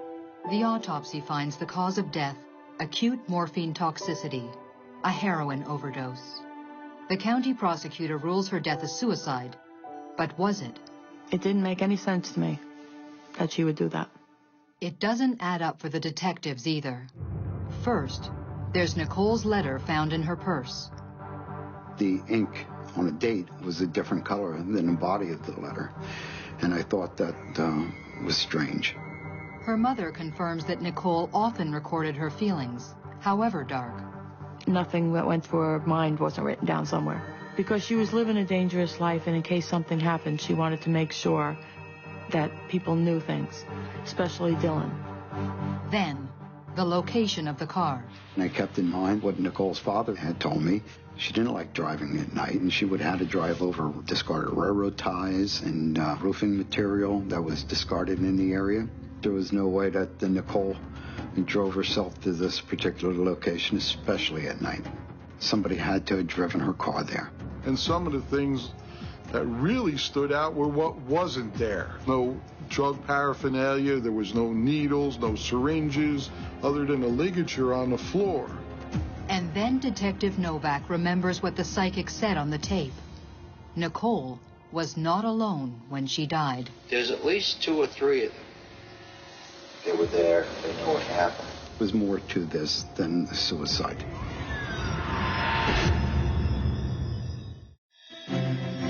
"22-year-old Nicole Arokas has been found dead inside her car, abandoned in a secluded New Jersey marsh. It's ruled a suicide, but a psychic says others were involved, and the lead detective thinks so too. Anyone reading that letter could easily draw the logical conclusion that this was a suicide. However, they didn't have the information that I had.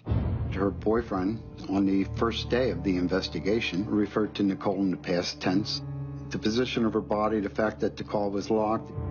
Most families, once a loved one commits suicide, kind of realize after looking back that the signs of suicide were there. They were depressed or they were having some type of problem. The parents were pretty insistent that they didn't believe that Nicole had taken her own life. And if she did in fact do that, then the crime scene would have been totally different. Usually when you die from a heroin overdose, the death is pretty instantaneous to the injection. There isn't time to remove the syringe from the vehicle, clean up the papers, dust off the dashboard, and make the car kind of neat. If you're going to inject yourself, you probably would have the car in park. The vehicle had actually been left in gear. If she had been, say, trying to leave the scene and all of a sudden the overdose kicked in and killed her, then that vehicle would have run out of gas before the police found her. Yet once we put the vehicle in neutral and turned the key on, it started right up. The suicide note was folded up in her pocketbook. You would probably leave it out in the vehicle. So everything that seemed to be a suicide just didn't seem to be adding up. If she didn't commit suicide, how did she die? Novak suspects Todd Connors, Eric Nordling, and her boyfriend, Mike Reed. Couldn't imagine why people I suspected would do such a thing to a friend. For the detectives, there seems to be only one answer. Under New Jersey law, if you cause someone's death by giving them a narcotic, it's technically a homicide. I brought in the people involved. Got nowhere. The case is officially closed, but for Novak, it's still open. Sometimes it's better to take a step back, let the people involved come to the belief that they got away with something, and they begin to talk and tell friends. Over the next 3 months, his strategy starts to pay off. Just as much as I was repulsed by what had happened to Nicole, the friends of Eric, Todd, and Mike Reed were just as repulsed, because we began getting information through informants with respect to what is being said. Mike Reed shot up Nicole, and she OD'd, and he dumped her out in the landfill. That information wouldn't have been admissible in court because it's hearsay. To have any chance of charging Mike Reed, they need confessions from the people who were with Nicole when she died. They keep waiting. After the call was processed at police headquarters, it was parked outside for the longest period of time. And every time I left police headquarters, I would look over at the car and I would say, "Come on, Nicole, help me out here." I repeated that probably 100 times. For the next 3 months, the case eats away at the detective until one December night. I was serving warrants at an apartment complex, totally unrelated to this, and I find this necklace. It was a child's necklace, the name Nicole. Although it's not Nicole's necklace, the detective sees it as a sign. And I thought, this is Nicole's response to me. Maybe it's time that I bring these people in and talk to them again. But Mike Reed is in jail on an unrelated charge. So Novak brings in his friends, Eric Nordling and Todd Connors. Eric was the first one to go in because we felt he was the weakest link. Sergeant Burns made Eric aware that he was familiar with Eric's family. His family would be disappointed with what they had done with Nicole. At that point, Eric tears up. Eric began to tell. But Todd Connors admits to nothing. I just confronted him. I yelled at him. This is what you do to her? You leave her there and rot? And he just looked away. We knew he had him. But he said he didn't want to talk anymore. Novak needs statements from both Connors and Nordling in order to charge Mike Reed with Nicole's death. A few weeks later, he gets his chance. He brings Todd Connors in on a contempt of court warrant from a nearby town. But this time, he ups the ante. Novak brings in an investigator from the county prosecutor's office. She threatens to charge Connors with obstruction if he doesn't talk. It's Connors' last chance, and it works. Todd finally corroborates what Eric Nordling has already admitted, and what the psychic saw 6 months earlier, that Nicole was not alone when she died. According to their statements, around 8 p.m. on June 1st, 1996, Nicole, Todd, Eric, and Mike Reed head out to buy drugs. A half hour later in Perth Amboy, Nicole cashes her welfare check. At 9 p.m. in Newark, Mike Reed buys heroin. At a rest stop off the Garden State Parkway, Eric and Todd shoot up. Mike Reed shoots up Nicole. Todd and Eric fall asleep. When they come to, they're at the landfill, and Nicole is unconscious. Unable to revive her, they panic. But Mike Reed shows them the letter, the one the police initially took as a suicide note. He wipes down the car, removes all the evidence, and locks the doors. All three walk the 2 miles back to Todd Connors' house. She would have never done that to them. That's what bothered me. Never. Even if she had to be found guilty, she would have never done that. On December 16, 1996, Michael Reed is charged with the drug-induced death of Nicole Arokas. He pleads guilty and is sentenced to 10 years in prison. Todd Connors and Eric Nordling walk free.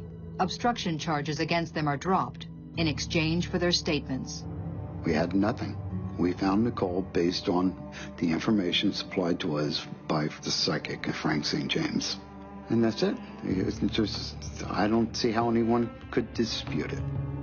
I can't explain it, nor would I even attempt to. I would certainly not have a problem with talking to a psychic or talking to the devil himself if it would help us solve some of our unsolved crimes. I've done hundreds of cases. This was particularly gratifying, I guess, too, and sad at the same time, but I felt I helped the family at least.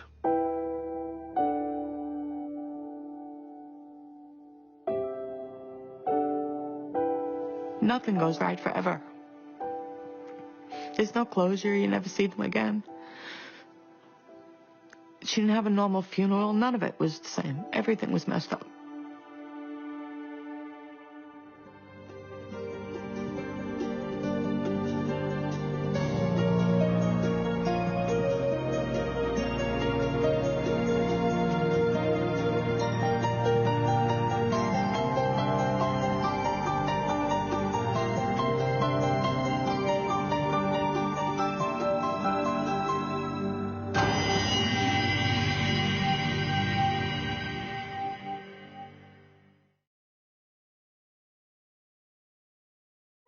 This time on Psychic Investigators. When a college student vanishes, everyone's looking. None of her friends had any information, had no idea where Kim Antonakis was. Then, a psychic sees a twisted plot. I knew there were men. I knew they were waiting for her. They could feel the ropes. And says she's in grave danger. They say she played in the sandbox that she didn't belong in. Can the psychic help to solve the mystery of what happened to Kim Antonakis? I knew she was alive, and I knew they had to find her right away.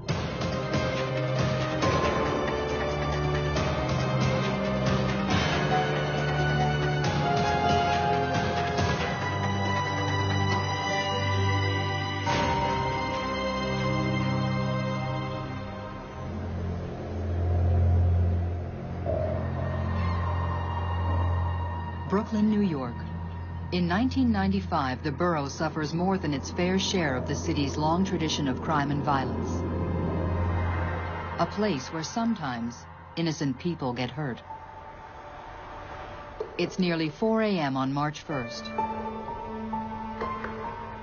After a night out in Manhattan, 20-year-old college student Kim Antonakis drops her friend, Liz Pace, at her apartment in Canarsie. Then drives a few blocks to her own apartment. Later that day, Kim's dad gets a call. Kim is a no-show at her part-time job. It's totally out of character. Tommy Antonakis immediately calls Kim's friends. No one has seen her. Tommy came into the precinct shortly after not being able to get in contact with his daughter. I think it was about a day. And he had come into the 69th precinct in Canarsie to make a missing persons report. Generally, the police wait 24 hours to investigate a missing person. But this time, they move fast. I don't know. Something just said, run with this one. I don't have a good feeling about this case. Detective Phil Tricola is on duty that day. I reported to the missing persons squad, and I decided to open up a case and investigate this myself. Pretty and vivacious, Kim is popular and has a wide circle of friends. An only child, her parents are divorced. Her father, a successful businessman, lives close by. Her mother, in Florida. Kimberly was a sweet girl, but naive. She had a little fire. She was a lot of fun. She was. She had a good way about her. She had a generous heart. Detective Tricola suggests Tommy check Kim's parking spot for her car.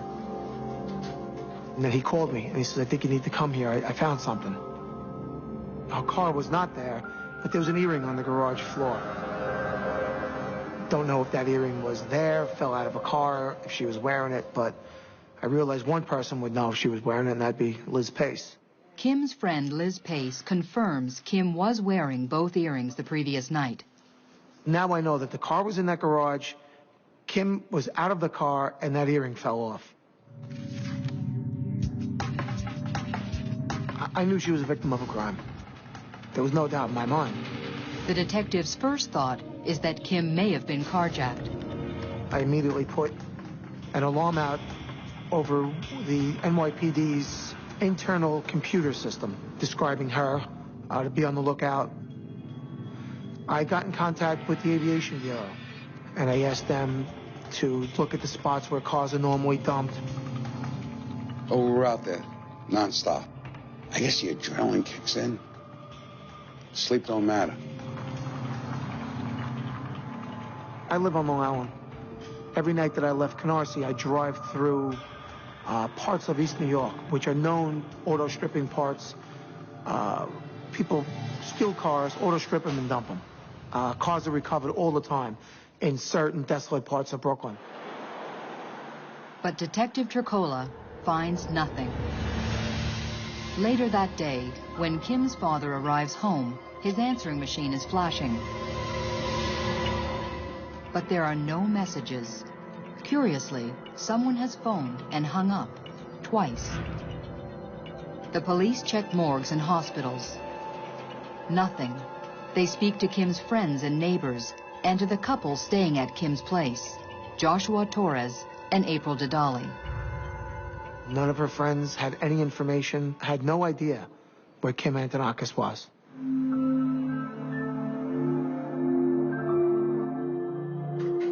2 days pass with no sign of Kim.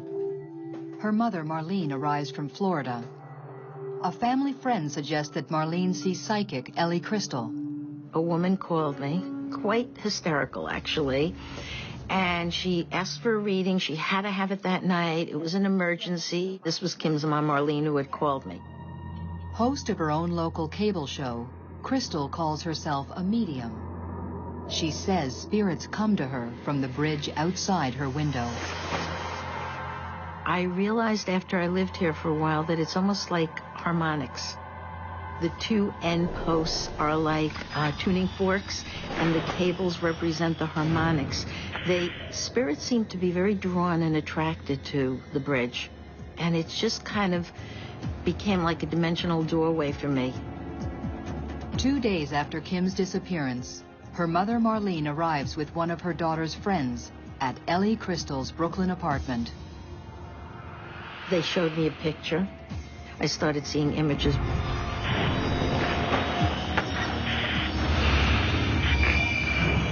I knew she was alive, and I knew they had to find her right away.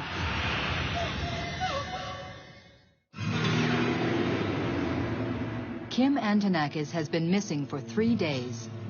Brooklyn police suspect foul play, but they have no real leads.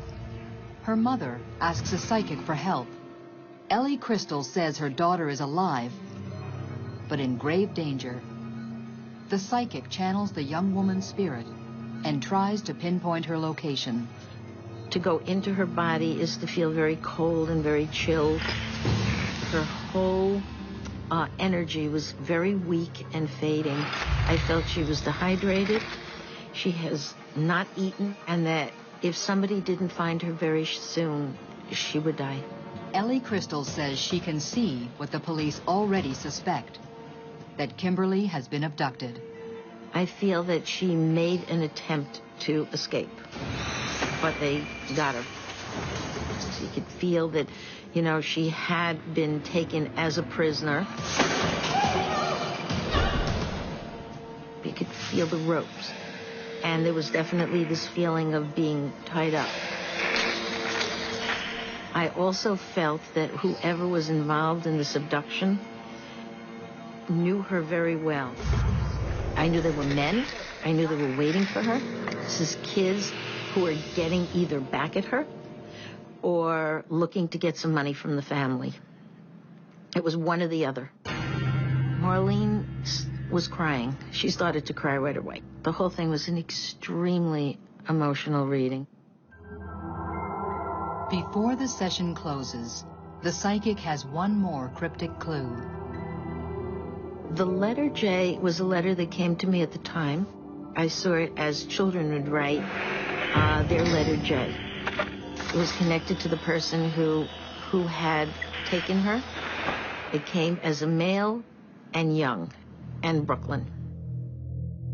Marlene promises to pass on the paranormal clues to the police. But first, back at Kim's apartment, friends and family have gathered to listen to the psychic's tape.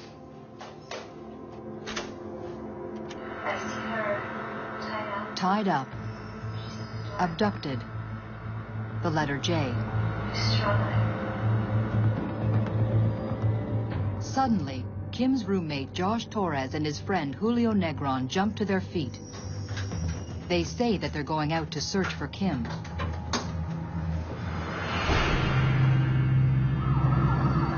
At 3 that morning, a fire crew responds to a fire in an empty house on 86th Avenue in Woodhaven, Queens. The flames are easily checked. But in the basement, a grim discovery. A half-charred human body. The long hair suggests it's a woman. There was a remnants of a chair. The body was burnt beyond recognition. Queens homicide detective Louis Pia was assigned to the case. She had no shoes on. She was partially bound with her hands behind her back, and her feet were bound with duct tape. Arson investigators established the fire was set intentionally with gasoline. The coroner's report reveals the woman was burned alive.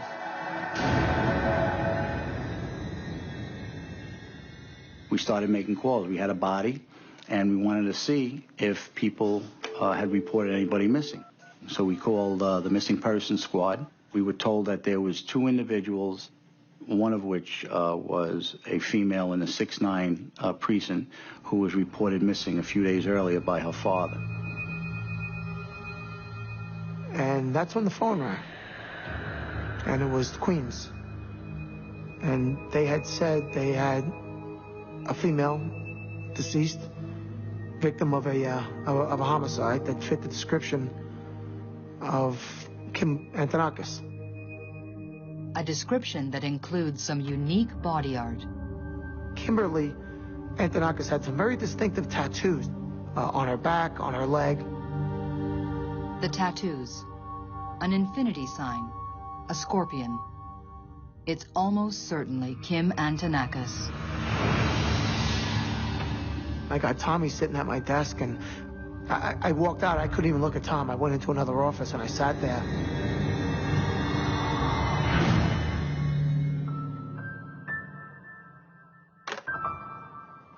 My week came to a screeching halt.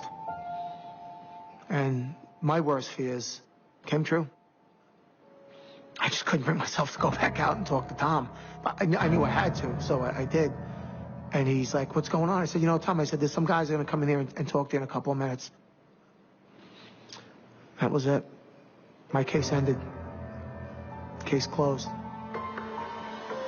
So we took a ride over to the 6-9 precinct. It was very difficult to tell him that we had a body that was burned beyond recognition, and we're going to need dental records to positively confirm that the individual was his daughter. A missing person case is now a homicide investigation.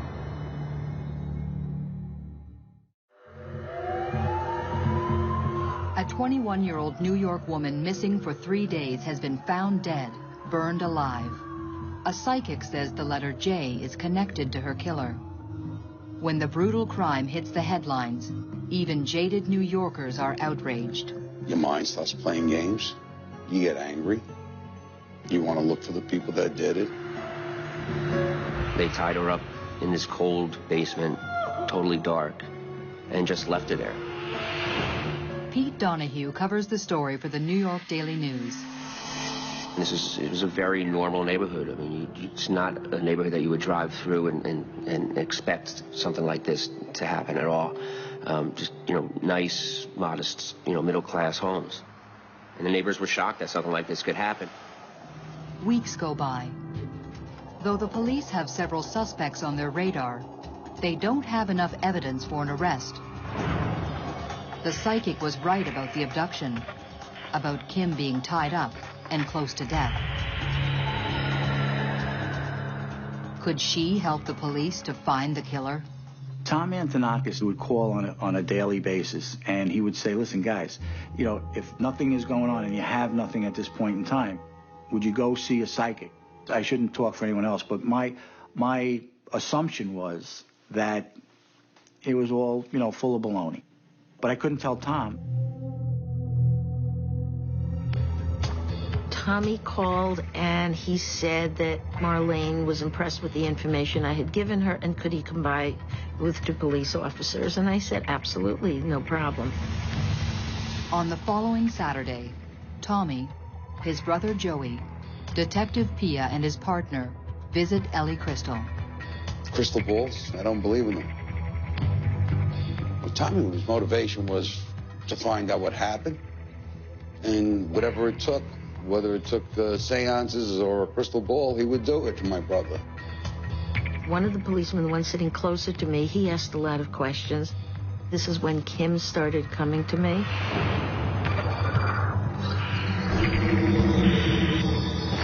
She told us that there were 4 individuals involved in the homicide.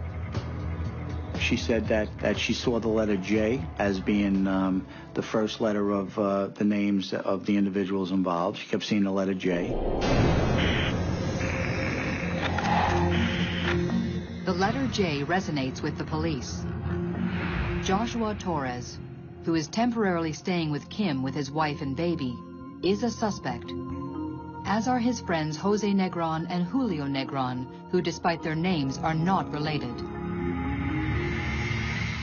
Another friend of Torres, Nicholas Libretti, goes by the street name Little J. 4 suspects, 4 men whose names start with J, one of whom was living in Kim's apartment. What do you look for? Justice? Vengeance?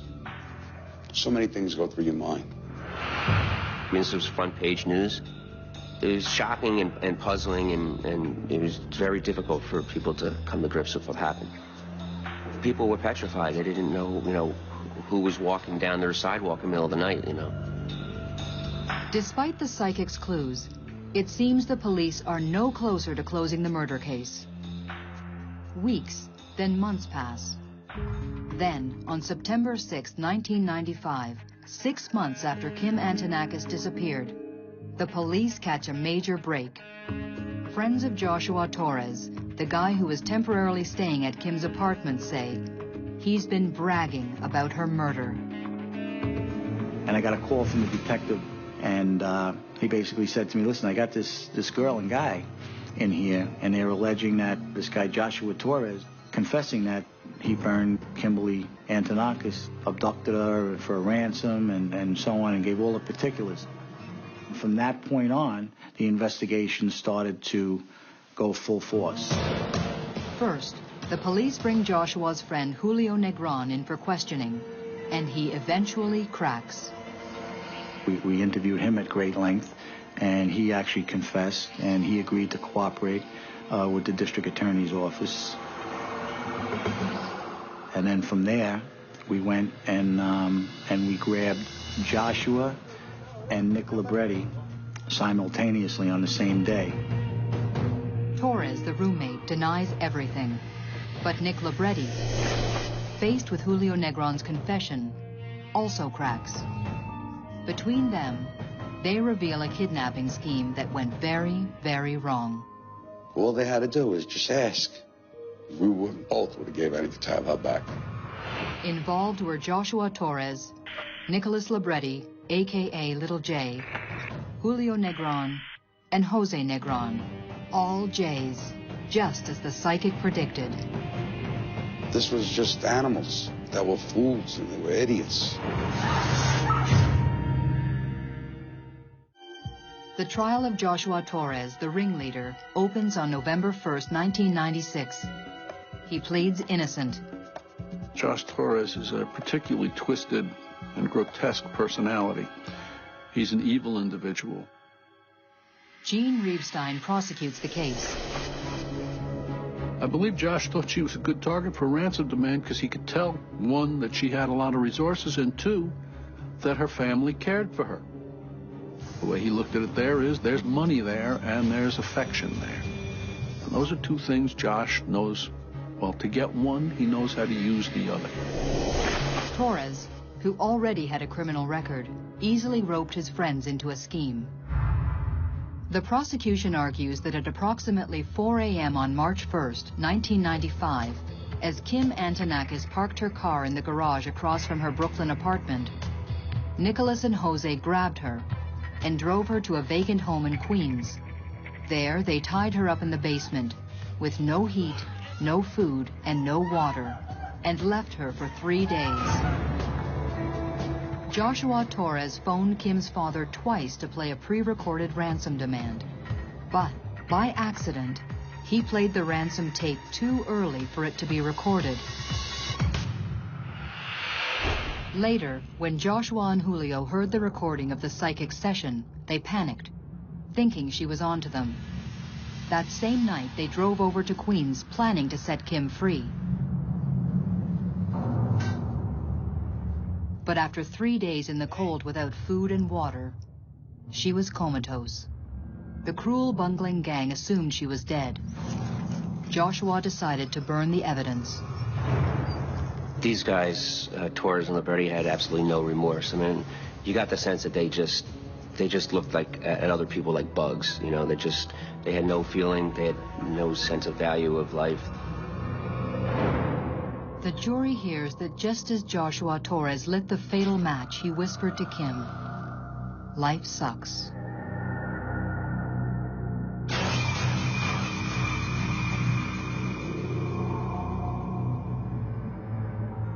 Despite the evidence, Joshua denies all the charges, but the jury thinks otherwise.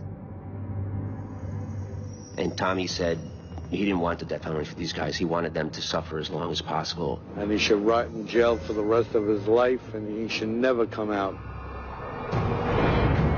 Joshua Torres is convicted of arson, kidnapping, and first-degree murder, and sentenced to 58 years.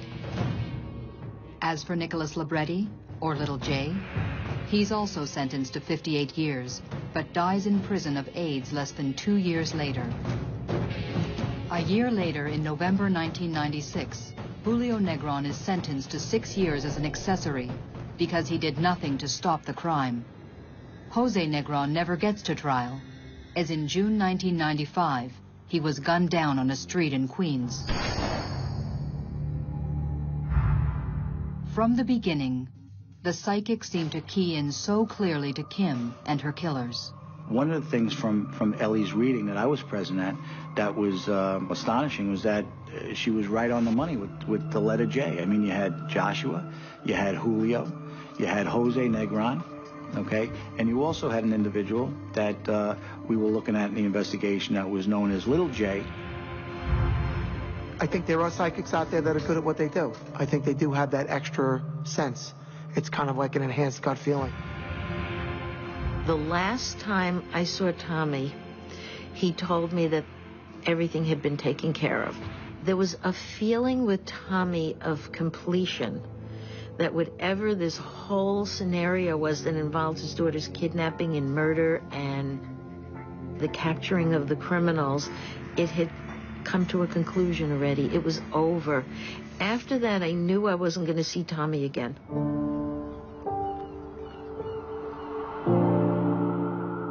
It was hard after. That was Daddy's little girl. 100%. She had him wrapped. Can't put it any better than that. That was his heart. Tommy went to Kimberly's grave regularly. I mean, he went there on her birthday. He went there on holidays. He invited me to come after one of the verdicts. And he went and he said, you know, we did it, baby. We got that piece of garbage. In 2005, 10 years after his daughter's grisly death, Tommy dies of cancer. I think in the end, he felt he had nothing to live for. He died of a broken heart.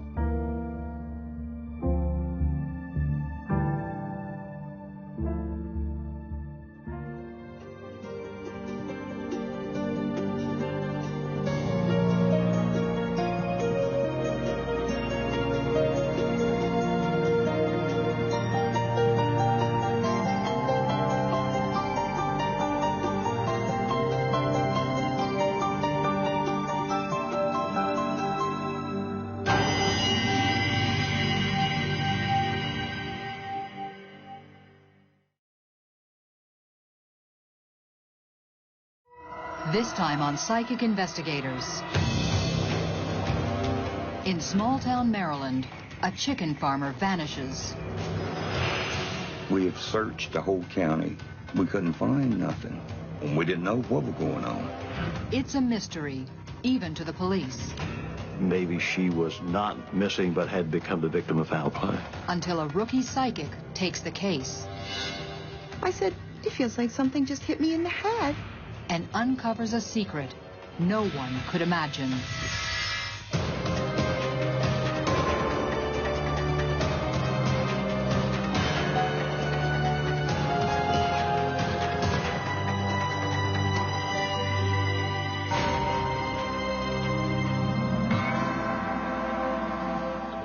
Amid the farmland of Maryland's eastern shore lies the close-knit community of Berlin. In 1991, a sleepy place where family ties run deep, and so do their secrets. July 29th, and 55-year-old chicken farmer Mildred Louise Williams, known to friends and family as Miss Louise, says goodbye to her elderly mother and leaves for her cleaning job in nearby Ocean City. Miss Louise tells her mother she'll be back at noon. She's never seen again.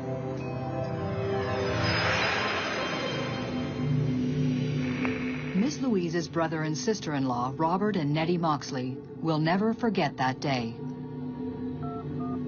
When she didn't come home, Granny called Dawn. Dawn said, oh, we'll check around. She's probably gone somewhere running around, Mom. Don't worry about it. Dawn is Miss Louise's 32-year-old daughter who lives nearby with her son and her husband, Billy. Dawn doesn't seem too worried, but Granny Moxley is. Miss Louise is never late. If she told you she was going to be there, she was there. At 7:30 that night, Dawn turns up at the farm with Miss Louise's red truck. She tells her grandmother she found it in the parking lot of the supermarket. Dawn says her mother is probably out drinking, and she doesn't want her driving under the influence. By midnight, there's still no word from the missing woman. Granny Moxley convinces her granddaughter to call the police. She said, Dawn, if you don't call the cops, I'm calling them. And so Dawn did call the police, but she told them that this is my crazy grandmother. My mother's run off with a man, and my grandmother's just hysterical. It's okay. The police aren't overly worried either. Miss Louise is a recent widow, fun-loving, and someone who likes to party. She played. We all do. She loved to drink once in a while. Everybody remembers parties with her. She was always joking around. But Miss Louise's siblings believe something is wrong. The day she went missing, a family vacation was planned. And Miss Louise never misses a party. I know it wasn't like my sister to take off, like that, 2 or 3 days without calling. 2 days after she vanished, the Moxley siblings, Dale, Robert, and Nettie, head to Berlin to see what they can find out about their sister. The first thing they notice is the truck that Dawn drove home from the grocery store. And the vehicle had just been washed, they say. It was so clean. It said to me something was wrong there. In Miss Louise's house, another clue that something is not right. She had a safe in there with a lot of money in it. Safe was open and wasn't no money in it. News of an empty safe is enough to get the police over to the farm, but not enough to change their mind about Miss Louise. I was pretty much convinced at that point in time she may have been with someone and been off drinking, so forth. Trooper Paul Frick worked the missing persons case. So at the point that we didn't have any reason to believe anything other than the lady was missing due to her own reasons rather than foul play. But the police do issue a missing persons report across the state. Sergeant Bill Gordy worked the case from nearby Wicomico County. I was aware of the case. It had gotten quite a bit of notoriety, and we had had a small role in just tracking down leads of potential sightings and that sort of thing. But every lead comes to nothing. The Moxleys take matters into their own hands. We called hospitals. We called nursing homes. We walked the woods. I think we have searched the whole county, but we couldn't find nothing. We didn't know what was going on. It seemed like I wanted to just turn everything upside down just to find her, but you couldn't. You just kept running into dead ends. Dawn and Billy even appear on television, tearfully asking viewers for any news of Miss Louise. Please come home or call. Yeah. Right there. A few days after Miss Louise disappears, her brother Dale Moxley stumbles on a magazine story about Deborah Heinecker, a Maryland psychic. She has been praised for locating Vader, a search and rescue dog gone missing from the Canine Police Unit in Montgomery County. Dale calls the family immediately. And I just said, maybe this is how we could, get some help here. Deborah Heinecker, a former computer programmer, is new to the world of psychic investigation. I can focus on a subject or something that belongs to the victim. That's when I start to get the pictures, or sometimes I will hear sounds. I will allow myself to be the victim so that I can get a better picture of exactly what happened to them in their final moments. The psychic agrees to come to Berlin, but first, she asks the family to send her a photograph of Miss Louise, along with some of her personal items.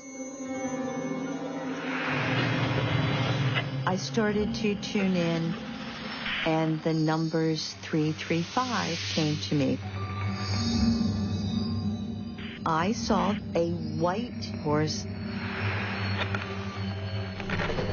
It also came to me that Miss Louise was getting ready to go on some sort of vacation. I clearly saw a building, and I made the angle of the metal roof. 3 days later, when the Moxleys pick up the psychic at the airport, they're not prepared for what she asks them. I read the numbers and I said, "Do these numbers mean anything to anyone?" She said 335. My brother-in-law said that's Don's and Billy's address.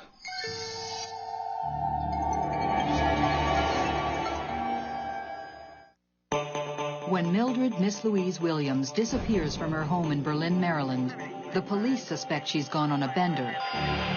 But a psychic sees a set of numbers, and that arouses suspicion. She said 335. That's Don's and Billy's address. Could Miss Louise's daughter and son-in-law have something to do with her disappearance? They had got in a fuss 2 weeks before because Louise had told him that she had changed her will.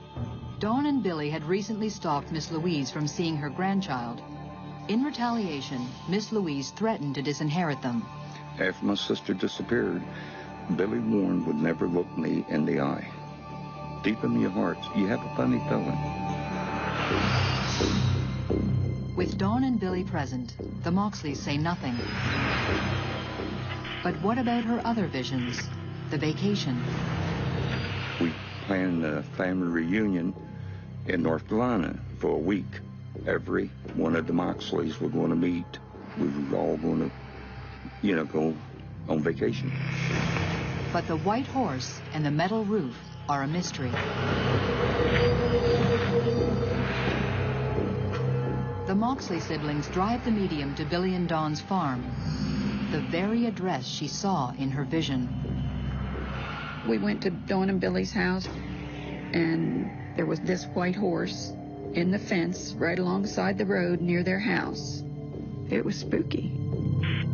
Still unaware of the siblings' own suspicions, the psychic becomes uneasy as she nears the house. She takes Nettie Moxley aside. When I had her a bit to herself, I basically said, "I'm afraid of Billy, so don't leave me alone with him." And she agreed. I think she had no intention of leaving me alone with him.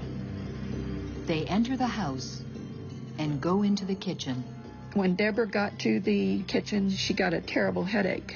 She felt a terrible pain.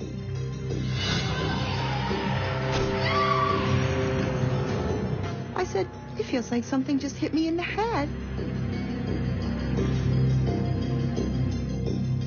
I think she creeped Billy out. She worried him a lot. I started feeling as if Billy and Dawn didn't want me in their house. They were being very fidgety, and they were trying to hurry me out. So we go outside, and there's this dirt path.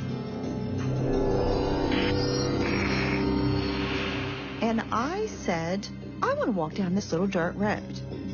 The same radar that knew that Vader was in the woods, it was that sort of radar. It just pulls me. And Billy did not want me to go down that road. He said, "You don't want to go down there. That place is full of snakes." So that was enough to deter me from going back there. The psychic's intuition matches the siblings' growing suspicions. They believe Billy and Dawn are hiding something. But what? Deborah Heinecker returns to Catonsville, Maryland, but she's not finished with Miss Louise yet. Over the next few weeks, she continues to experience strange, extrasensory flashes. I was hearing the buzzsaw, and I felt as if I had been pushed into almost quicksand, like I was being pulled down and the mud was just coming into my mouth, coming into my face, just being covered with mud, and that I was going to drown there. It was very frightening. A buzzsaw, drowning in mud. Is Deborah Heinecker looking for a missing person or a dead body? Her psychic intuition tells her Miss Louise may have been murdered. She makes a difficult phone call to Nettie Moxley. I said, I don't want to start trouble in the family, but I said, I felt that perhaps Dawn's husband, Billy, had killed Miss Louise and buried her either in or next to the pond behind their house. Her response was that they believed that also, but they needed me to help them prove it. But proving it is easier said than done. Billy is an upright, church-going member of the community, not your typical murder suspect. Mr. Warren had a stable and positive life. He had a nice job, a home, a family. The Moxley siblings pass along the psychic's unnerving visions to the police, but they fall upon deaf ears.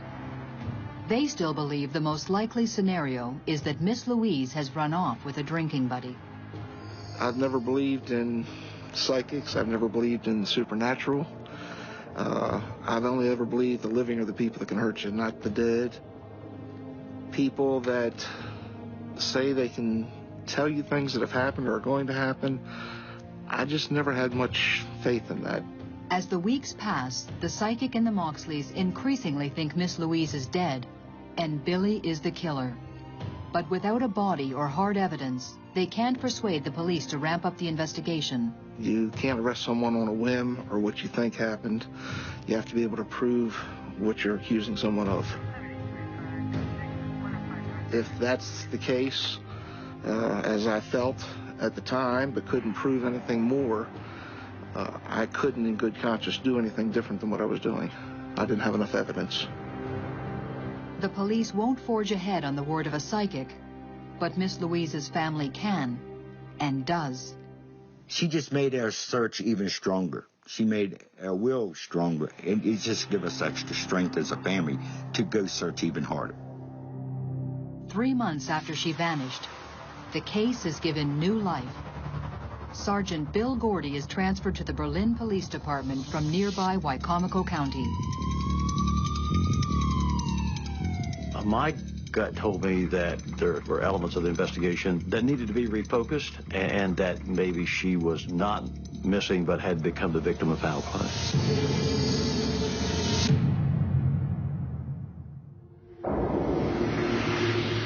In Berlin, Maryland, local chicken farmer Mildred Miss Louise Williams is missing. Her siblings and a psychic suspect her daughter and son-in-law. With a new detective on the case, their suspicions are suddenly taken seriously. We met with the Moxleys and tried to work out something with them that would be a cooperative type effort in the investigation. Miss Louise's sister, Nettie Moxley, calls Deborah Heinecker with the news. And detectives drop their earlier skepticism and begin consulting with the psychic regularly by phone. I view a psychic as much the same as an investigative aid as, say, a polygraph. It can many times put pressure on a person, and since we didn't have a lot of active leads to pursue, it was believed that this might well present one of those situations.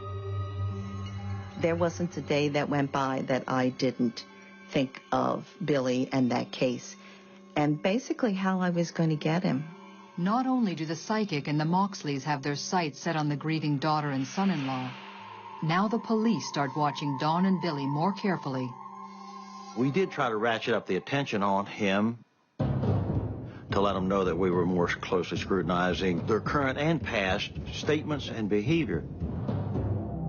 Billy Warren has been acting strangely, nervous, edgy, short-tempered. He was just not a cool, calm, collected person. Finally, the police ask Billy and Dawn to take a polygraph. They agree, and on December 12, 1991, the tests are scheduled. Billy said Dawn's not going to take the polygraph, and then after just a brief conversation, himself elected not to. He developed a difficulty speaking. He was almost incoherent. He was obviously very frightened, very upset, very unnerved by the entire experience. It was obvious that there was more on his mind than just the refusal of a polygraph test. I think he knew the door was coming shut on him. The pieces were there. It was only a matter of time. For the police, refusing to take a polygraph is a red flag. But it's still not enough to make a move. We had a lot of conjecture. We had a lot of, this doesn't add up, this doesn't look right, but physical evidence to tie him to a crime, zero. Maybe that physical evidence can be found where the psychic had been telling them all along.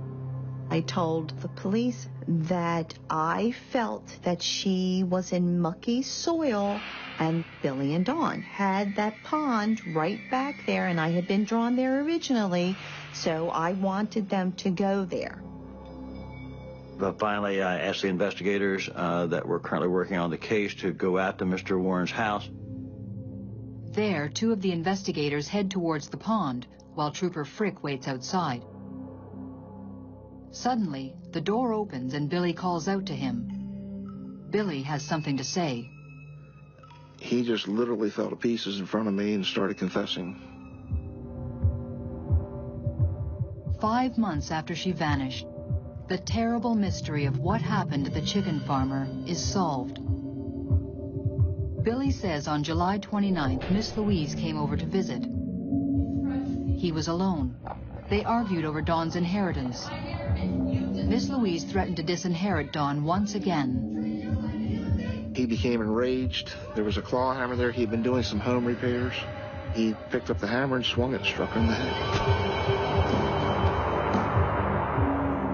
He says she fell, and he tried to get her off the carpet pretty quick. He didn't want her to mess the carpet up. He buried Miss Louise in the mud next to the pond behind his house, washed her truck, and drove it to the grocery store parking lot. It was meant to be found as though she was there and left it, like meeting someone. Later, when the psychic nearly stumbled on Miss Louise's burial spot, Billy panicked, dug his mother-in-law up, dismembered her with a buzzsaw, and reburied her under the floorboards of his woodshed. A woodshed with a slanted metal roof. Billy goes on to say that his wife had no knowledge of the crime.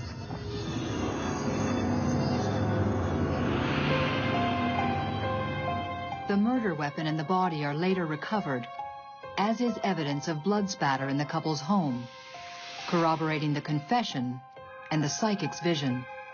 Miss Louise evidently had been bludgeoned in their kitchen, and when they pulled up the rug, they found her blood under the rug exactly where I was standing when I said that I felt that I had been hit in the head. Billy Warren is sentenced to 20 years in prison for the murder of Mildred Louise Williams. Then, Billy drops a bombshell. He reveals his wife Dawn helped him to cover up the murder. She's charged as an accessory and sentenced to 5 years. In a cruel twist of fate, Dawn receives her mother's inheritance on her release. She knowed what happened from day one, you know, from the first minute. You gotta realize you're being torn apart from love and hate. You love someone and they've done something to hurt one of your family members. Now there's hate over here pulling that apart. It's your mother. I mean, she gave you life. And you can cut her up and put her in the woods and walk out that door and go to church every Sunday morning looking over in those woods. And knowing your mother's over there, buried? The police credit Deborah Heinecker with pushing Billy over the edge and into the arms of the law. I personally believe she played a pivotal role. I would like to think we could have done it without her. However, that's not the case. Her predictions were the key to causing him to confess. When he confessed, he said that he wasn't afraid of all the Moxleys. He wasn't afraid of the police. He was afraid of me because he knew I was going to get him. To put it bluntly, I think she's the reason the case was solved. So if someone asked me today what I think of psychics, I'd have to say that I have changed my views completely and I'd listen to a psychic. Deborah Heinecker also turned the Moxleys into believers. I thought she was super. As far as I'm concerned, she can walk on water now. It's like she turned the lights on to everything. We were all in the dark till she came along. I've never believed in psychics. I don't know much about them, but I know that she was right on and she helped us. I actually felt that justice was going to be served for Miss Louise. I felt that Miss Louise deserved to have that confession. The Moxleys have never gotten over it. She was a good friend. If you needed her, she was there. She should have had a peaceful death. I just miss her.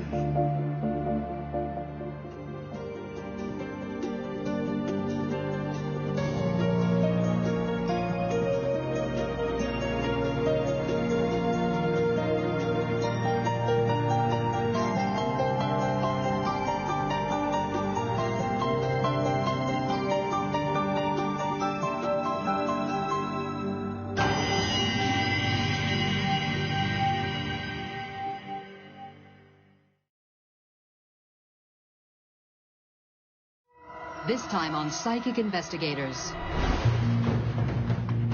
When a local dentist is found brutally murdered in his home, everyone is shocked. And I said, well, what's so bad that I can't go in? And they said, you really don't want to see this. The police suspect his closest friends. Now, all of a sudden, we're under a light for everybody to watch our every move. Until a pair of psychic sisters share a disturbing vision. I felt a lot of blood pooling around my feet. And I had a flash of a bat. And all of a sudden, spirit guides just screamed out, law enforcement.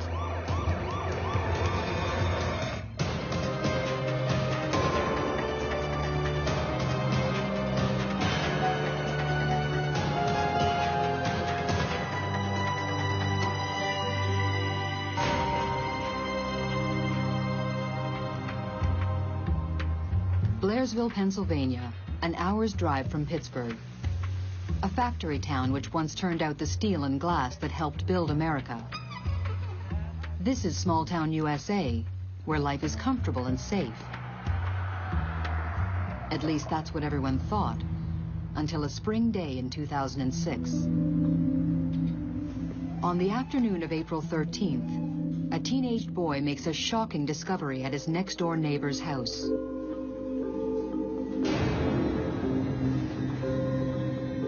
He was so upset, and I'm like, what is wrong? What is wrong? I thought maybe Zachary got hurt or what have you. He's like, you have to come now. It's John. He's dead. Melissa Yuse's neighbor is Dr. John Jelinek, a local dentist. She immediately calls 911.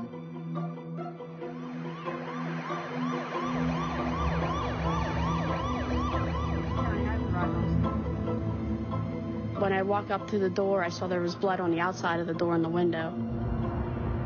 And right inside the foyer, there was blood all over the floor, all over the walls, all over the floor. In the living room, Leidig discovers a man's body lying in a pool of blood, his throat slashed from ear to ear.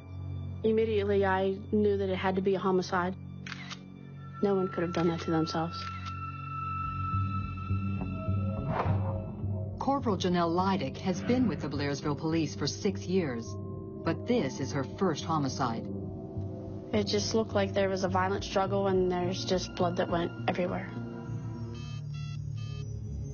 She immediately calls in the Pittsburgh FBI to help collect forensic evidence. Throughout the house, the killer has left a trail of blood. There were footprints going out through the living room, through the dining room, out the back door. The footprints may belong to the killer, but he's wiped his fingerprints clean. Investigators notice there is no sign of forced entry. Nothing of value appears to be missing. Yelnick's 4 guns, stored upstairs, remain undisturbed. Corporal Leidick verifies that the crime scene hasn't been contaminated. Everybody who was on scene, I had them give me their shoes, and we made shoe prints of what they had on before I would even let them leave. And we compared them to the shoe prints that were found going through the dining room and kitchen, and none of them matched. The victim's hands are bagged to preserve any trace evidence under his fingernails. As the crime scene is photographed, the police conduct an exhaustive search of the victim's house and neighborhood in hopes of turning up more clues. We sealed off the area as far as you could see or hear. And I had officers walk up and down roads, looking at areas of, like, the grassy areas, the bushes, everywhere, to see if we could find any kind of murder weapon.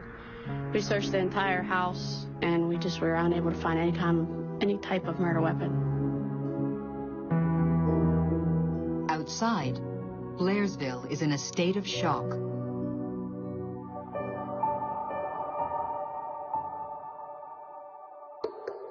The word had already started to get out, and people were coming to find out what was going on. One of those people is the victim's cousin, Marianne Clark. And as I got to his house, I asked, I wanted to go in. And they said, you can't go in. And I said, well, what's so bad that I can't go in? And they said, well, he's been murdered, and you really don't want to see this. Melissa Use, John's next-door neighbor, has been his friend since the 9th grade. He was an awesome guy. He was an awesome father who loved his son very much. He was a good neighbor, and he also made a difference in our community. John was probably the kindest, most gentle, generous, fun-loving person you would ever meet. If you met John, you loved John. John Yelenick had recently moved back to the neighborhood after splitting with his wife of 9 years. The divorce was a really bitter divorce. Every time they would get close to a settlement, Michelle always wanted something more, including custody of their 9-year-old son. But after 5 long years, Michelle and John finally agreed to a settlement. John finally saw an end to this dark tunnel that he was going through. But John never got a chance to sign the papers. I don't think anyone in Blairsville had any idea that this could be anything other than random. There was no reason for John Yelenick to be murdered. Jennifer Mealy follows the sensational story for the local television news. That's when you saw the neighbors start to lock their doors at night, something they'd never done before, keeping their porch lights on and watching things a little more closely. Living right beside John's house, my kids were terrified. We didn't sleep for, I bet, over a week. We were just so scared to be in our home. In the days following the chilling crime, the police canvassed the area. A neighbor reports hearing 2 men fighting about money in the pre-dawn hours. This casts a new light on evidence found at the scene. Evidence pointing directly at the victim's next-door neighbors, the Uses, the family who first raised the alarm. We were on the coffee table. We found a check that was made out from the Uses to Mr. Yelenick. They didn't want him to cash it yet. So Mr. Hughes was a suspect. He was, I guess, a person of interest is how we call it. Police take the victim's neighbors in for questioning and grill them about the uncashed check. I was going to open a bakery, here in Blairsville, and John had given me $15,000 to help open my bakery. But Melissa says he asked for the money back suddenly, saying he needed it to make a tax payment. And I wrote him a check. I said, I only have $14,000 at this time, and then I'll get you the other $1,000 within the next couple weeks. The police aren't convinced by the story. Not only were we losing a dear friend of ours, but now we were actually being considered as somebody that could have done this horrible crime to him. With her husband now a prime suspect, Melissa is desperate to prove his innocence. A month after the murder, she visits 2 psychic sisters in search of answers. Hosts of a regular psychic tea party, Suzanne and Jean Vincent claim to be guided by the spirits of the dead. My psychic insights come to me in a variety of different ways. I start seeing flashes of light. I start seeing scenery and images. I might hear or taste something that would all be symbolic to what is this person all about, or what is the situation all about. And I also have a spirit guide who accompanies me during a psychic session. I see a picture of him that kind of emerges, kind of like a negative, and he gives me these images and these visions of the people that I'm trying to communicate with on the other side. Melissa tells the psychic pair nothing about the murder. And the first thing my spirit guide said to me was there was a grief cloud all around this lady. I just said, oh my goodness, your boys found a body? And she had said, yes, they did. The energy around her was saying that someone might even suspect her husband of doing this gruesome crime of killing this neighbor. I was just simply amazed on what they could see that was going on with our family. The psychics have seen the murder of John Jelinek, but can they find his killer? Melissa just kind of casually said, well, who do you think killed my neighbor? And all of a sudden, immediately, the spirit guides just screamed out, law enforcement.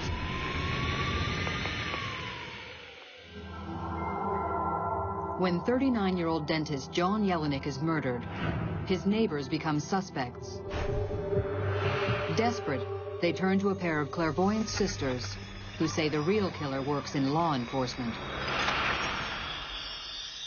I called Suzanne and Jean and asked them if they would be interested in coming to Blairsville to do a reading over in John's house. They agree. 3 months after the killing, they visit the crime scene. As I was going to the backyard, I was feeling a very strong pull that the person who had done this to John had parked in the back. I had a vision of a maroonish, reddish SUV stalking John Jelinek's house. Hoping that the psychics can help to solve his murder, John's family has given the group permission to enter the house. No longer a restricted crime scene, inside little has changed since the murder. Blood, though faded, is still visible. I was immediately pulled to the dining room, and I looked right down, and I said, whatever happened, happened right here. The energy was very heavy and thick. I was seeing stab wounds. I had seen his neck like jagged and then a straight line. I also felt a lot of blood pooling around my feet. Then, Jean claims to see the killer. John's spirit had drawn me to a shoe print, and as I put my hand over it, I started seeing a person with red hair, someone with light eyes, fair complexion, freckles, and I had a flash of a badge. And all of a sudden, spirit guides just screamed out, law enforcement. John's saying, he killed me.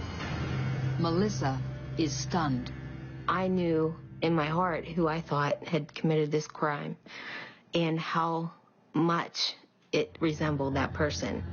And the details were just overwhelming. That person is Kevin Foley. He's been dating John Jelinek's ex-wife for 2 years. He has red hair and drives an SUV.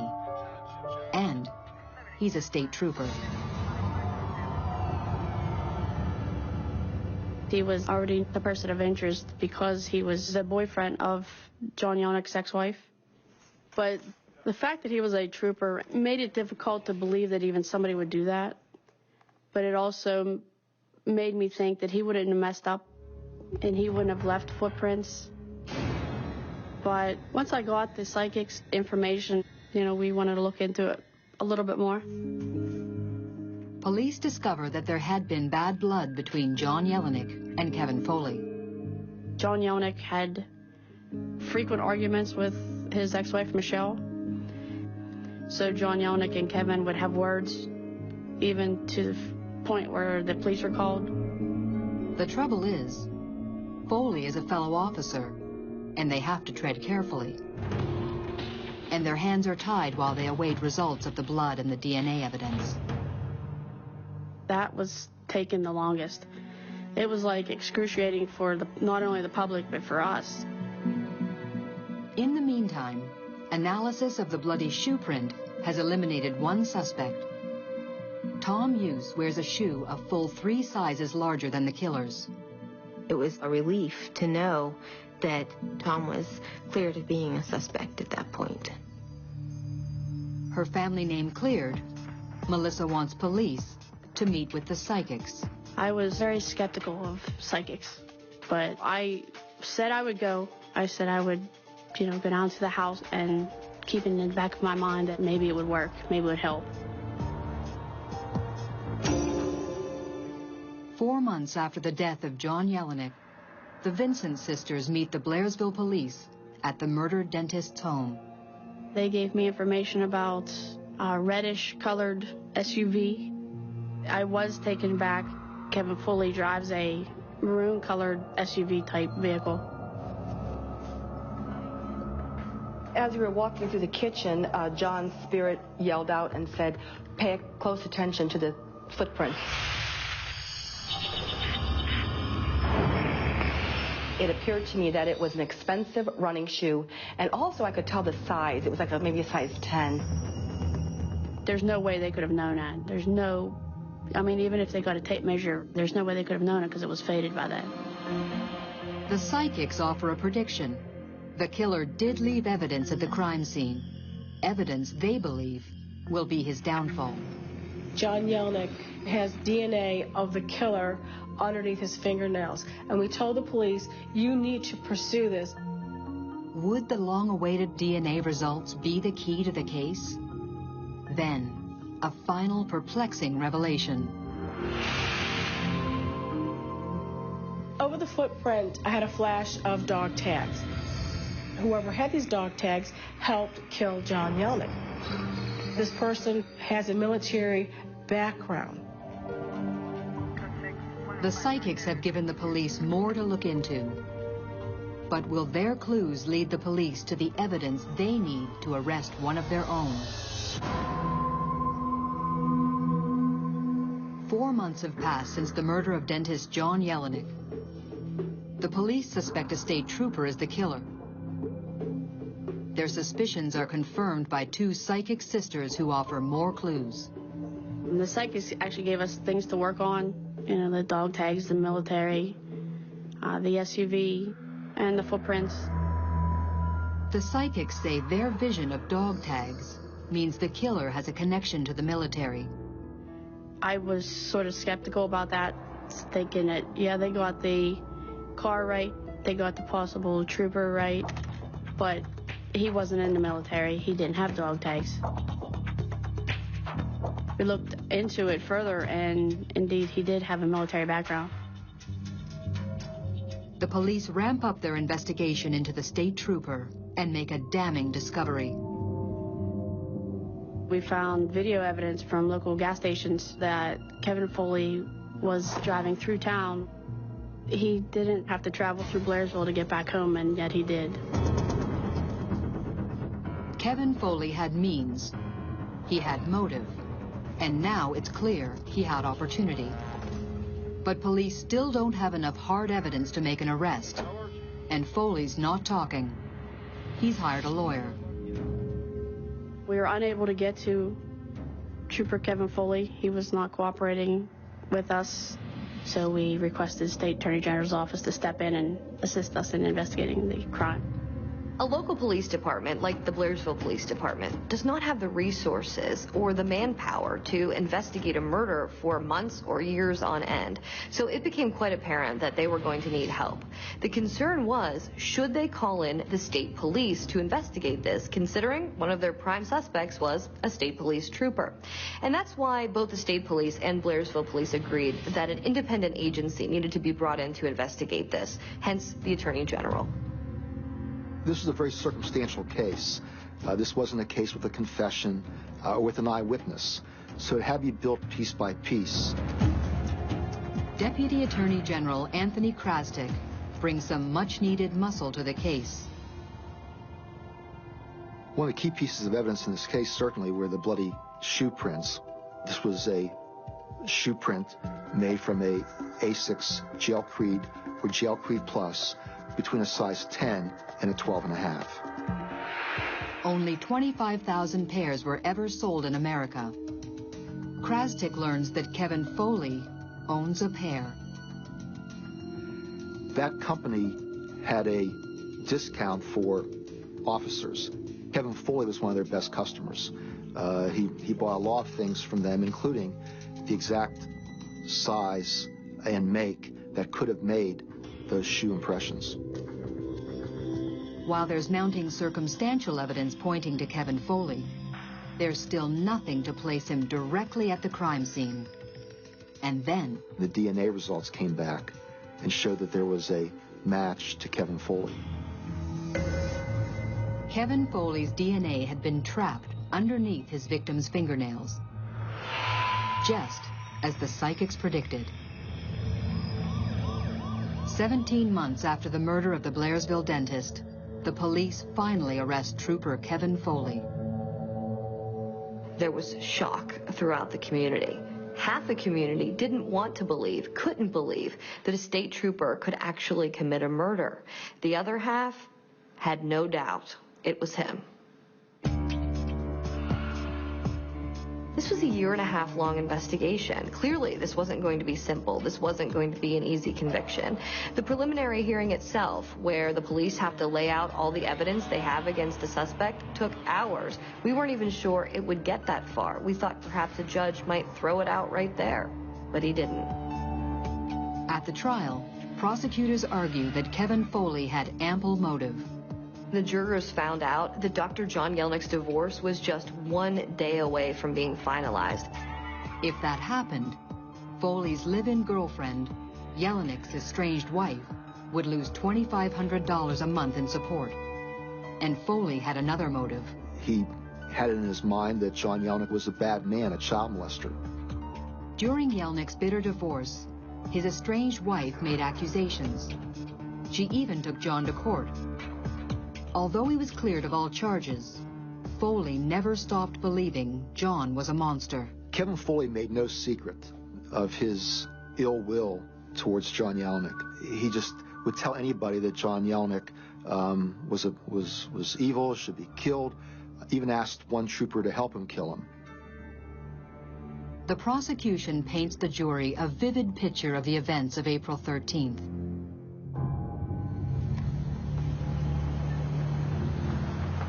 At around 1 a.m., Foley arrived at Yelnick's house and entered through the back door. You don't care for me. Know what I'm here for. Get out of my house. Foley attacked Yelnick, slashing him in the face and chest. He pushed Yelnick's head through the front door window, nearly decapitating him in the process.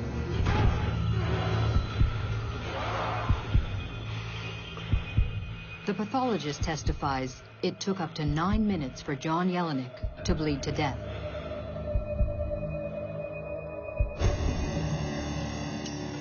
Throughout the 8-day trial, Foley maintains his innocence. But on March 18, 2009, he's convicted of first-degree murder in the death of John Yelnick. He's sentenced to life in prison with no chance for parole. he is appealing the verdict. He was the most wonderful person in the world. He died the most horrible death. And tonight, this is his night. We love you, John, and we miss you. We're never forgetting.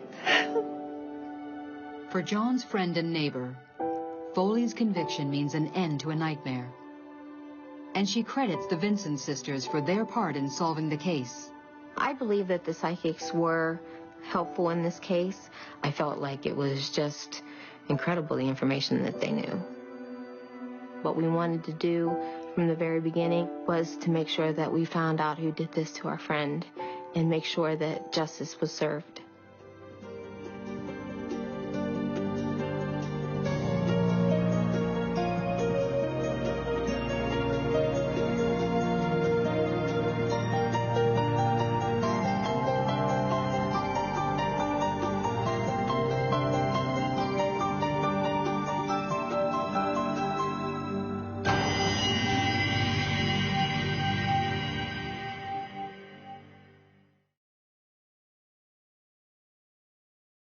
This time on Psychic Investigators. In Maryland, a promising young Harvard grad vanishes. This 23-year-old woman had just disappeared. Everyone fears the worst. We have a pillowcase that came from our house, stained in blood. And right away, you know that something bad has happened here. Then a psychic's cryptic visions open the door. The person that I envisioned absolutely hated Laura. To a world of insanity and terror. It is the strangest, most bizarre case that I have ever worked on.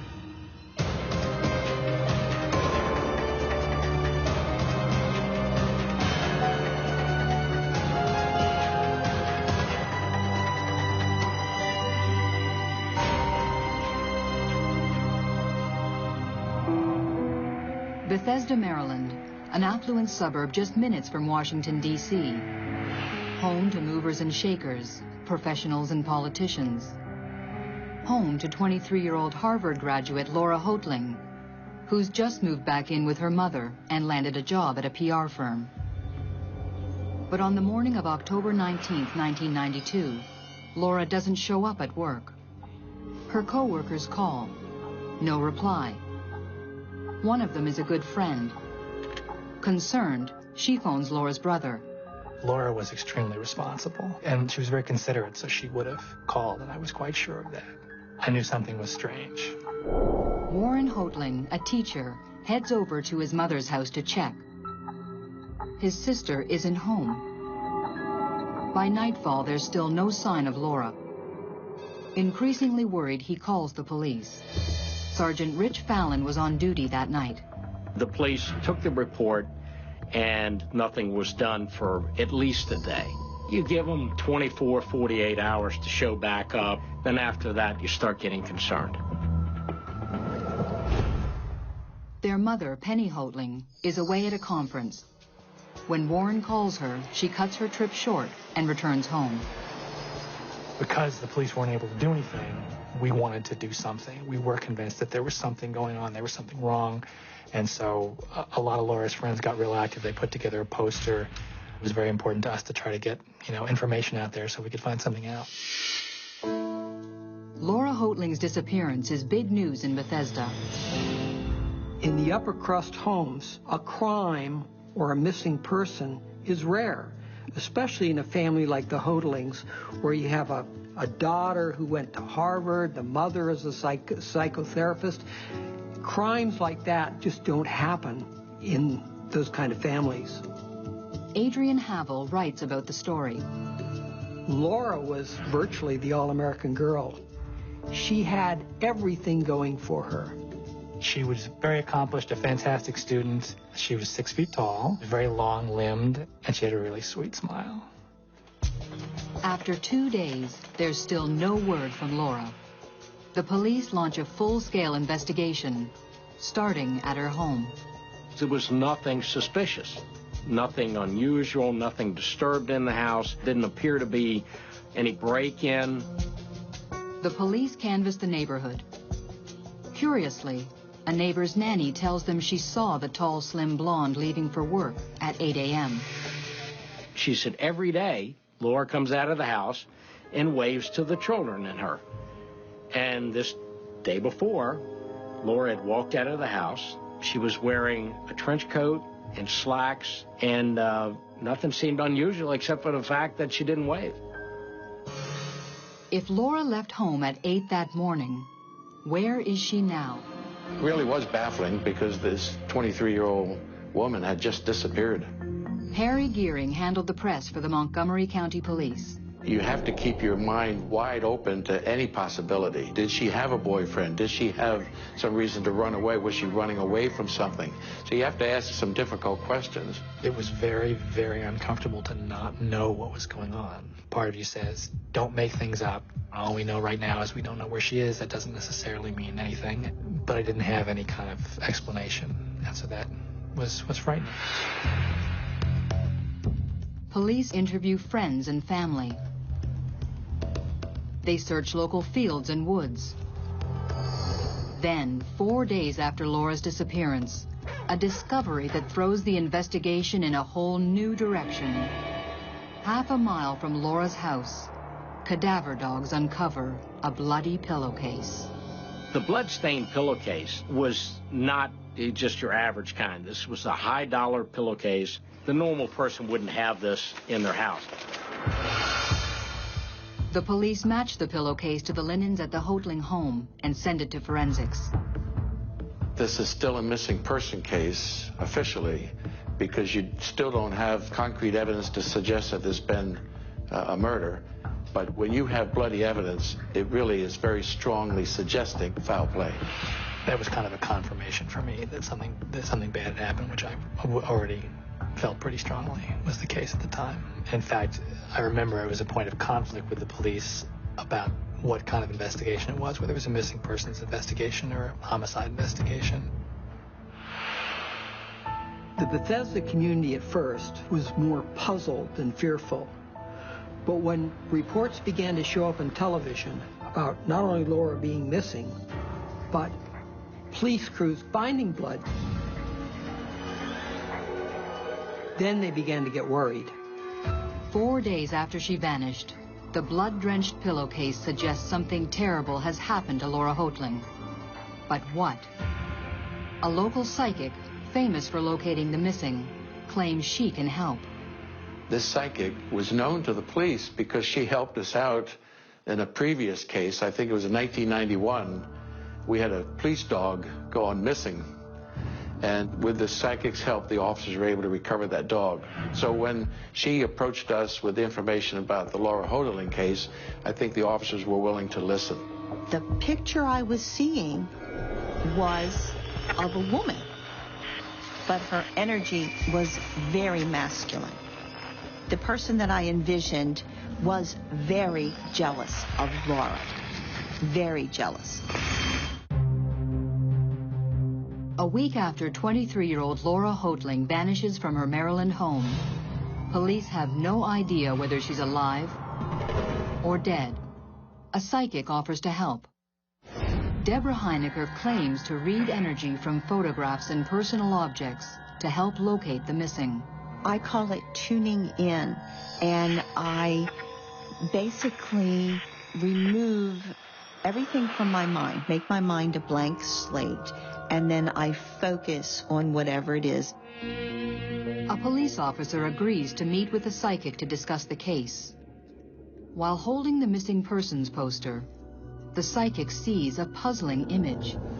I got a vision of someone in my mind.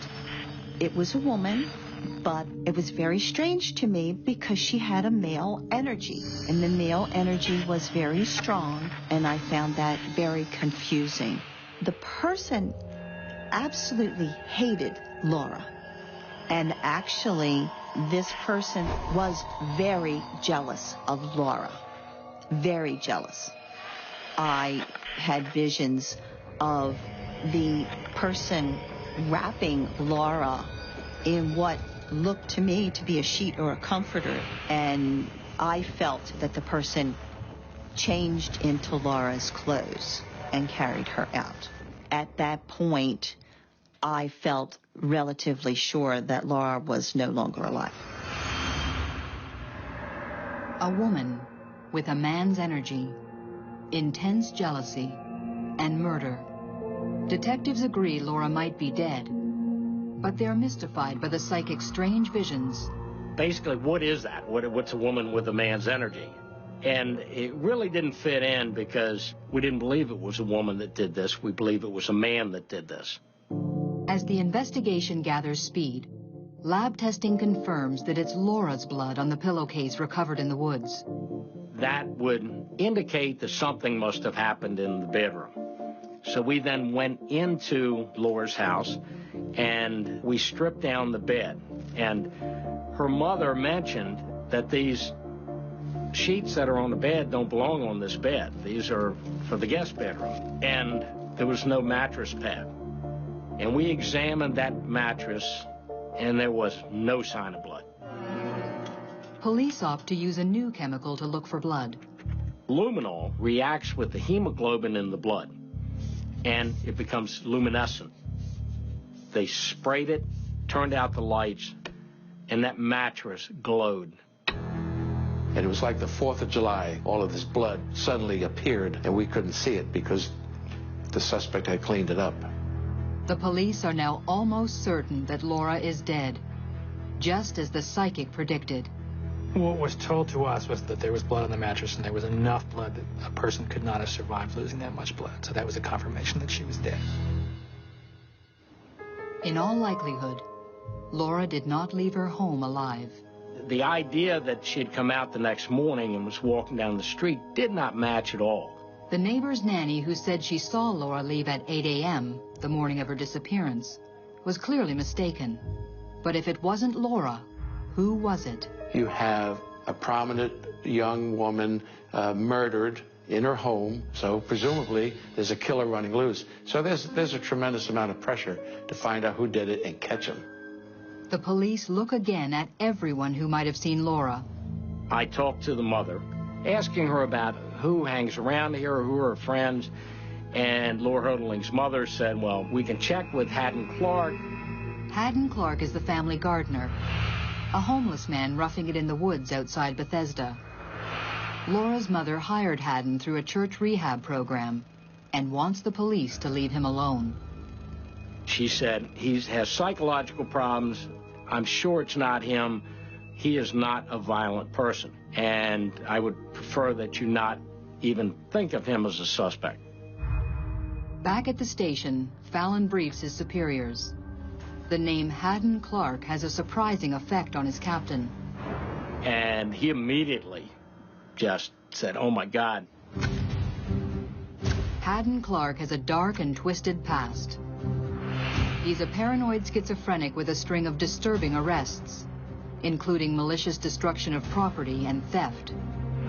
Worse, he was a suspect in the still unsolved disappearance of a little girl in Silver Spring, Maryland.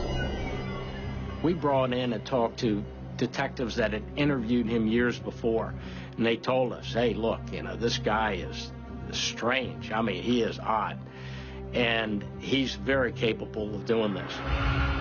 With the gardener now their #1 suspect, police start following Haddon Clark. But they can't arrest him.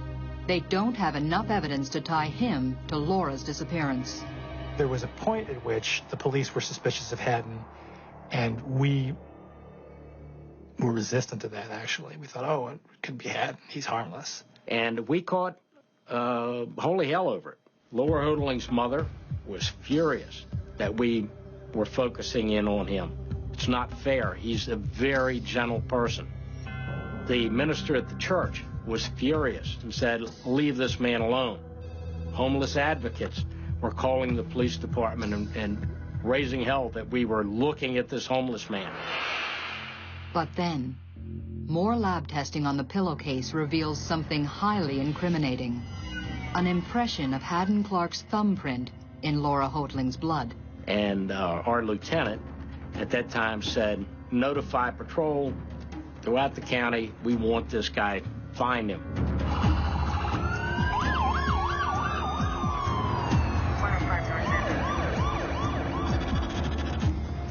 With this new evidence, the police arrest the gardener on suspicion of murdering the Ivy League grad.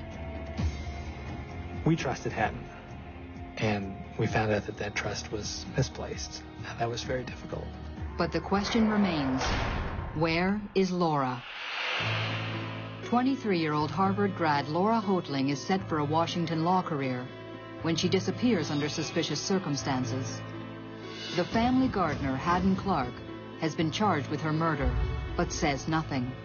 We have a bloody fingerprint and no body, and it's basically a circumstantial case. So there's people saying you don't have enough to get a conviction, we need to release him. At the bond hearing, prosecutors argue to keep Haddon Clark behind bars while they gather more evidence. For me, what was wrong was that I didn't know what had happened to her, and arresting him didn't answer the question. There was what people thought had happened, but we didn't know where she was. The police ramp up their search. Montgomery County homicide detectives have drained ponds. They have dug into the earth. They have listened to psychics. They have done so, of course, to find Laura Hoatling's body. But nothing. Months go by. Haddon Clark's in custody, but still not talking. To me, it was a paralyzing experience. I felt very helpless. I knew the police were doing what they could do, and you were just kind of waiting. We knew in our hearts that Haddon Clark had murdered Laura. Proving it was going to be hard. We traveled up to Block Island, we went to Rhode Island, we went all over the place, anywhere he had been, and we were having a very, very hard time getting the evidence that we needed to close this case. And it was very difficult. Police are at a dead end. But psychic Deborah Heinecker thinks she knows exactly where Laura is buried. I felt it was relatively close to the campsite, and she was in a shallow grave in mucky, sort of peaty soil. Her nose was partially exposed, and maybe parts of her cheek and maybe a little of her forehead. But the police aren't buying it. They've already searched around Haddon Clark's makeshift campsite repeatedly.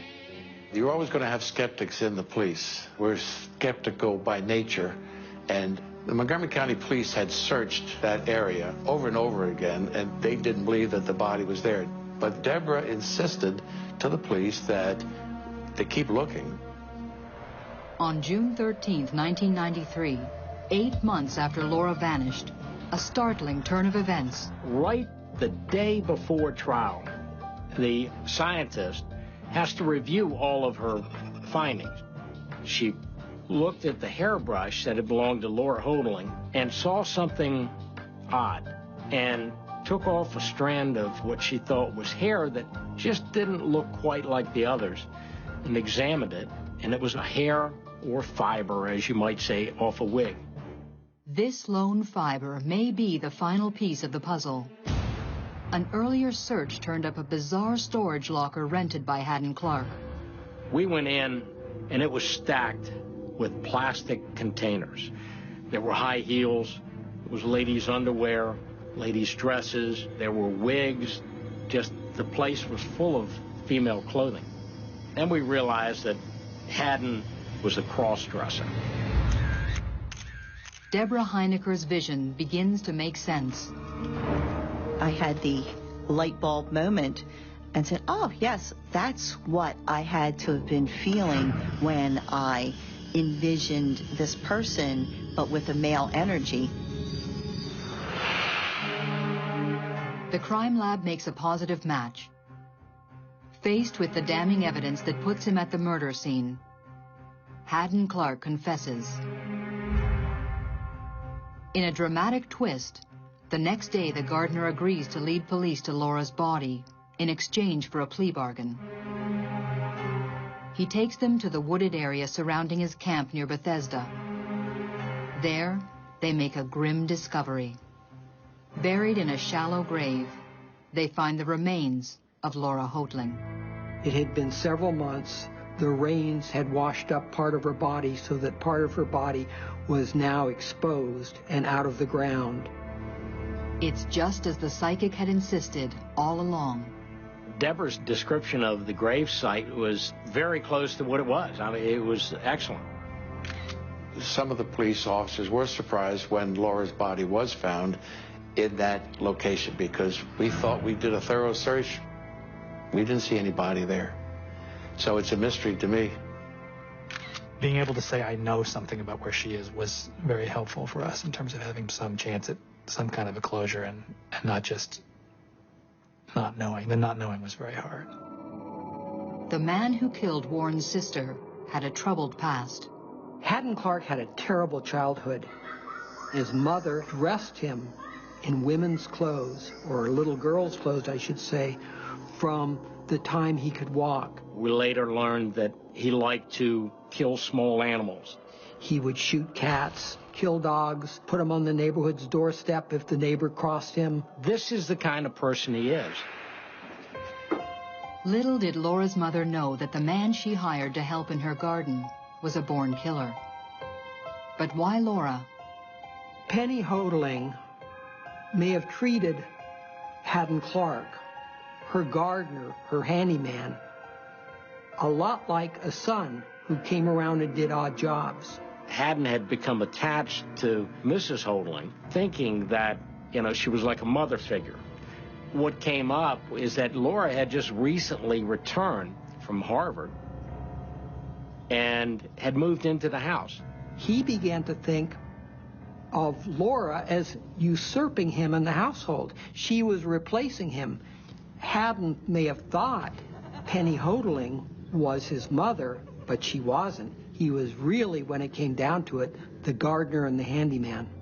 And a rage did build up inside him, I believe. With Haddon's confession, a full picture of a savage crime is finally revealed. In the early morning hours of October 19th, Haddon Clark let himself into the Hodling house. Wearing a blonde wig, he entered Laura's bedroom and woke her up. She must have been in total terror when she saw him there, especially since he was wearing a wig. Clark then bound her limbs with duct tape and suffocated her on the bed. He slashed her throat, rolled her up in the bloody bed sheets, and then stashed her body in his truck. Then he came back to the house, cleaned up, replaced the sheets, made it look as normal as he could. Haddon Clark then climbed into the bed, his transformation complete. The next morning, he put on the wig and used her hairbrush to brush his hair, where we got the fiber from the wig.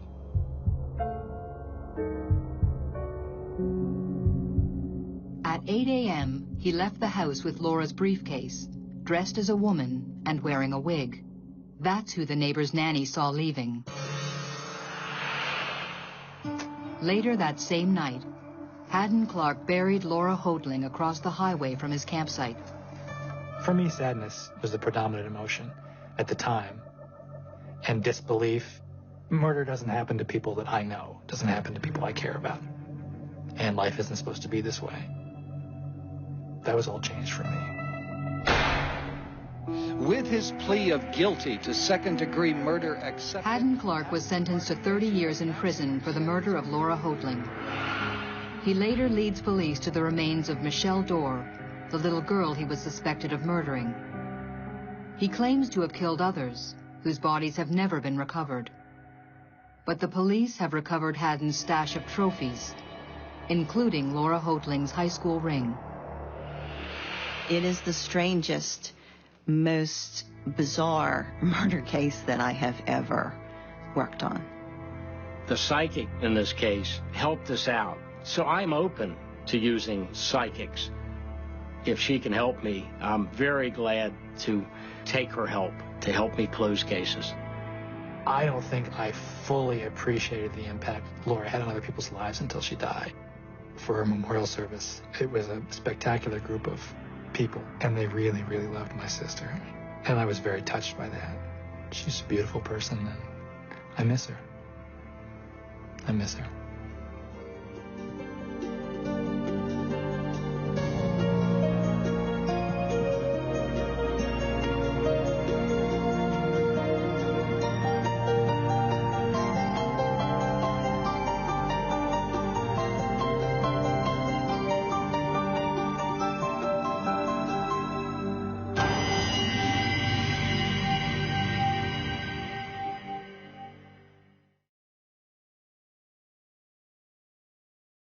This time on Psychic Investigators.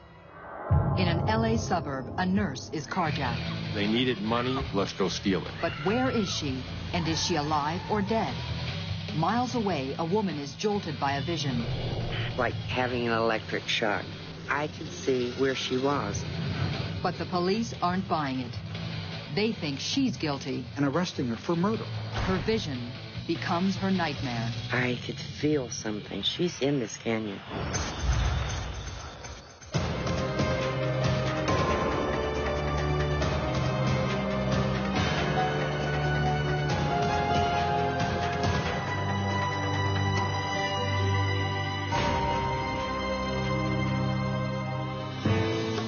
18 miles from downtown Los Angeles is the district of Pacoima.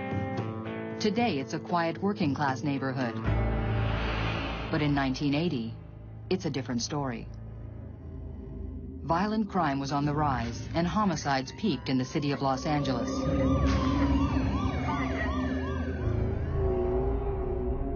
December 15th, around 10:45 p.m., a black pickup truck stops at a light at Foothill Boulevard in Arroyo. A witness sees a woman being carjacked.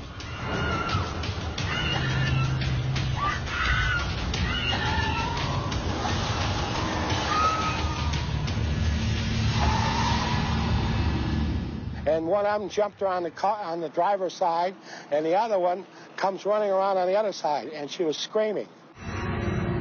6 hours later, 5 a.m., the LA Fire Department responds to a report of a vehicle on fire in the 1100 block of Bromont Avenue. Thinking the truck might be stolen, the LAPD is notified. At 4:30 that same day, a distraught woman enters the Foothill Division of the LAPD. An individual wanted to speak to a detective about a missing person. Patrick Conmay was a 20-year veteran with the Los Angeles Police Department. I talked to a lady named Shirley Trissell, and she told me about a friend of hers, Melanie Uribe, who had left for work the night before and never arrived. She and other friends had spent the night and most of the day searching for her. At about 3:30 in the afternoon, she had discovered the truck Uribe was driving on Bromont Street, burned. The same truck that the fire department had responded to at 5 a.m. Melanie Uribe was 31 years old. She was a nurse. She was a single mother, was a very dependable, reliable, responsible individual. I personally, at that point, feel that Melanie Uribe has probably met with some sort of foul play. He starts searching for evidence by checking the woman's burnt-out truck, but comes up with nothing. So what we wanted to do now was find whether there were any other witnesses we were unaware of who might have seen more or knew more. The LAPD goes back to interview the witness of the carjacking the night before. He indicated that the truck, after he'd seen it turn right, had pulled to the curb for a moment. Police check out the spot and find a box of tissue in the gutter. It was later shown to Melanie Uribe's roommate, and she identified it as having been in the truck. So where is Melanie Uribe? The next day, the police asked the media for help. Police have launched a massive search for the vocational nurse, possibly the largest manhunt for Valley Police.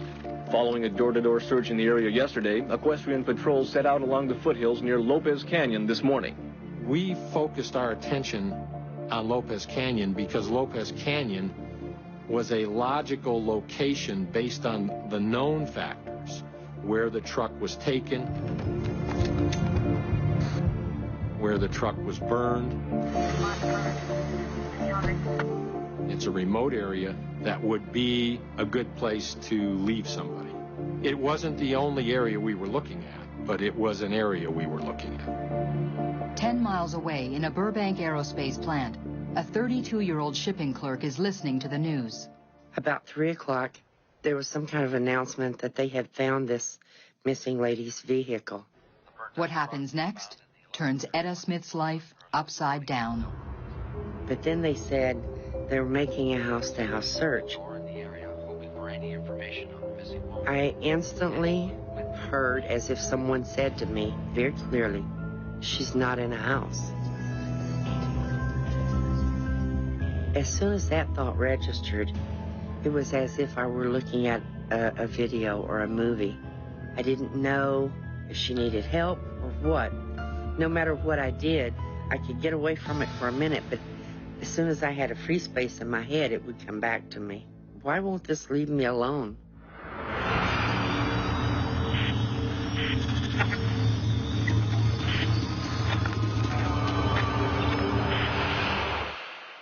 I knew where she was.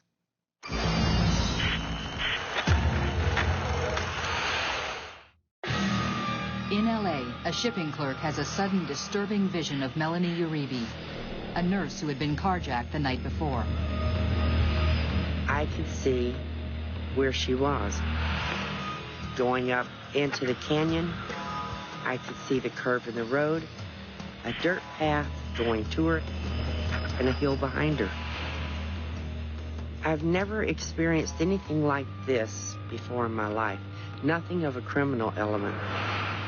I have, ever since I was a very small child, seen things before they would happen, or seemed to know things that I shouldn't have known.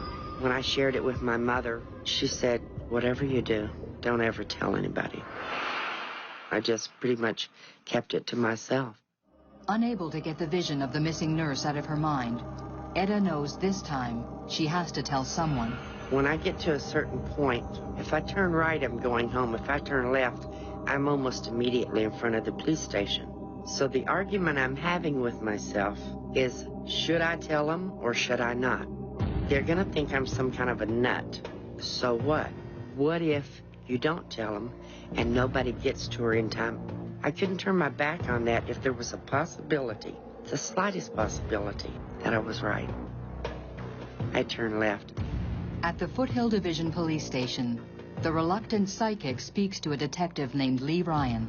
I have something I have to tell you. This missing lady, I could see where she was. Can you show me this on a map? And I said, sure. Lopez Canyon is a remote hillside area in the San Gabriel Mountains above Pacoima. He said, "You know, we haven't checked that area, but we will." And I remember looking at him and saying, "I have the feeling I will too." My mom came home late and she had a peculiar look on her face, like she was troubled about something. Etta's son, Andy, was 9 years old at the time. And her and my cousin started talking about it, about her vision and seeing where this woman was, and kind of freaked me out a little bit. It was about 4:15 maybe. I wanted to go before it got dark, and this was December. And immediately when I said, I have to go to this place, curiosity took the best of me, and I wanted to go look too, me and my sister.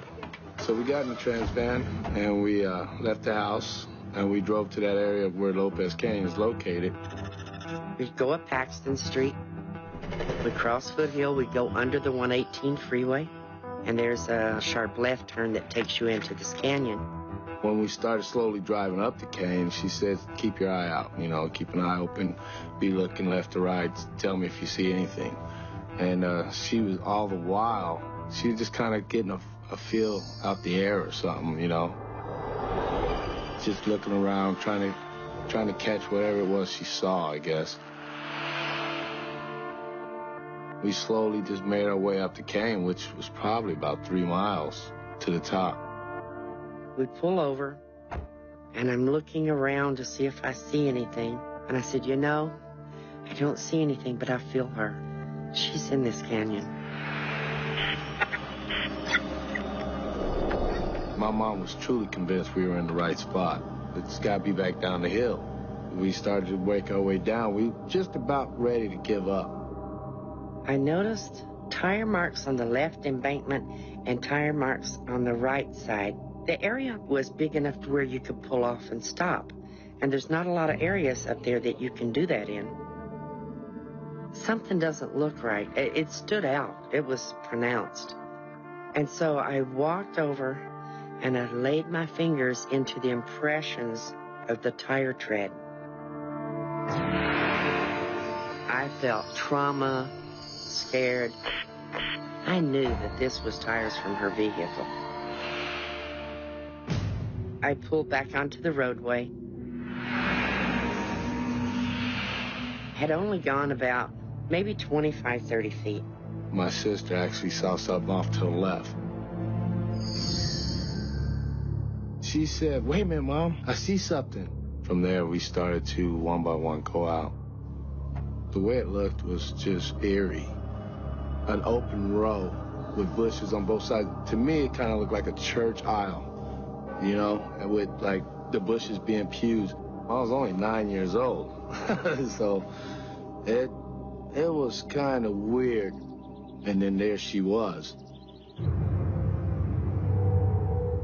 When my eyes get to the end of this object I'm looking at, she had on white nurse's shoes. And I said, "Oh my God." My mom and my cousin freaked out and started running. You know, me being so young, I want to run too. I said, "I've got to get to the police." As they head down the canyon, by chance, Etta spots an LAPD cruiser coming up the canyon. I blew my horn, threw on my brakes, flagged him down. And I told him, "Look, we've just found somebody's body." He comes back and he says, "Well, it is a body." And I said, "Is it the nurse?" He said, "In all probability, I think so." Etta Smith has found what an entire police force has been searching for. I came to the station and Ryan contacted me and told me that a woman had come in, a woman named Etta Smith, and told him she thought the body might be located somewhere up in Lopez Canyon. Within 30 minutes, I was notified that the body had been found in Lopez Canyon. Conway then heads to Lopez Canyon to meet with the officer who takes him to the body. And what I saw was a white female laying face down with significant head trauma. And there wasn't any doubt in my mind that she had been murdered. I then directed officers to secure that location for the night because I didn't feel I could do an adequate crime scene. It's not possible for the investigating officer to do every step of the investigation. You have to use other resources, other detectives who are just as capable as you are. Conway sends detectives to talk with Etta Smith about her so-called psychic vision. It went on for hours. It went on till 10:30, maybe at night. I don't think they're believing me. I kept telling them the same thing. But this one officer, he became really belligerent, threw a chair and raised his voice to intimidate me. "What, you think I'm involved in this? If I was capable of this, my husband would have been dead a long time ago. I'll take a lie detector test. I'll prove to you. I don't know anything about this other than what I've told you." They take her up on the offer. They said, "You failed." Her children are brought in for questioning. Still remember this guy. Gives me a lollipop, you know, and asks me a few questions. I'm answering now because I feel comfortable. But apparently it wasn't the answers he wanted to hear. And he just switched on me like that. And he started yelling at me and went from good cop to bad cop, as they say, and just totally scared me to death, you know. Yeah, I want my mama. I'm done. I wanted to keep my lollipop, but I was done. Etta had said that when she drove up the canyon, she didn't see anything. And as she came back down the canyon, I think the 8-year-old announced that she saw something off the road. When the detectives interviewed the other individuals, they were not saying that the discovery occurred exactly that way. It made the individuals talking to her skeptical. At that point, all conversation was over. They transported me to the Van Nuys jail, and I was booked and put in a cell. In an LA suburb, a psychic finds the body of missing nurse Melanie Uribe. Now she finds herself accused of murder. I am strip searched. I am cavity searched. I try to do the right thing, and I end up in jail. Last evening, just before dark, a person other than police personnel discovered the body. When I get back to the station and I can sit down and contact the coroner, I probably will have some more information in another hour or two. I didn't even know that she had been arrested. Someone told me that while I'm doing the crime scene. That caused me some concern because it had been my hope to, as time permitted, to eventually interview her in an effort to find out how she knew the information she knew. When I was told she was in jail, I believed that interview would be difficult because she likely would have contacted an attorney at that point. I had conversations with people who were involved in the decision to arrest her in an effort to release her. I did not believe for a minute that Etta Smith was involved in the murder. But in order to get the psychic released, the detective needs to find the real killers. He has little evidence, except for a tissue box and a vague eyewitness description of the carjackers. December 18th, 1980, 24 hours after the discovery of the body, Conway gets his first major break. A woman calls, saying she knows who was involved and claims to have the murder weapon. I did not tell her what the weapon was. I said, well, if you have the weapon, I'll know if you're telling the truth, so you tell me what the weapon is. She told me on the phone that the weapon was rock. The coroner's report says the single mother had been beaten to death with a rock the size of a volleyball. She expressed fear from the suspects, ultimately hung up and did not identify herself. December 20th, another informant calls the detective. He says he also knows who was involved in the murder.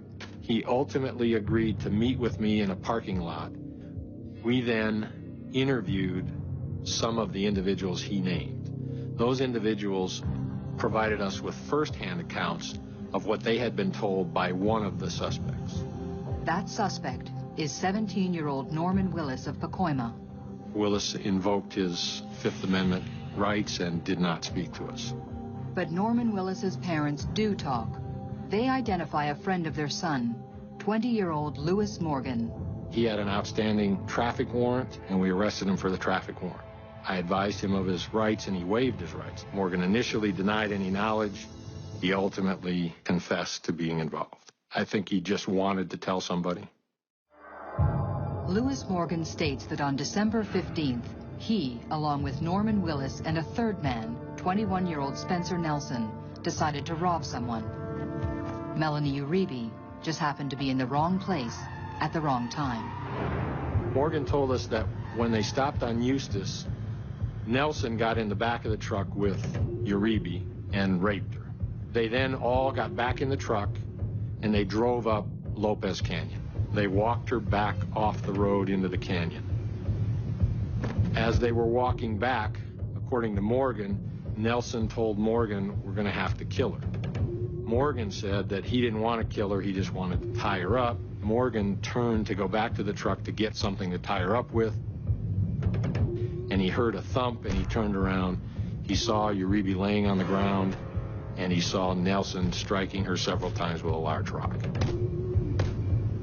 And they all walked back to the truck, Nelson carrying the rock. According to Morgan, they dropped Willis off at his house. Morgan and Nelson drove the truck to Bromont. Nelson set it on fire, and they walked home.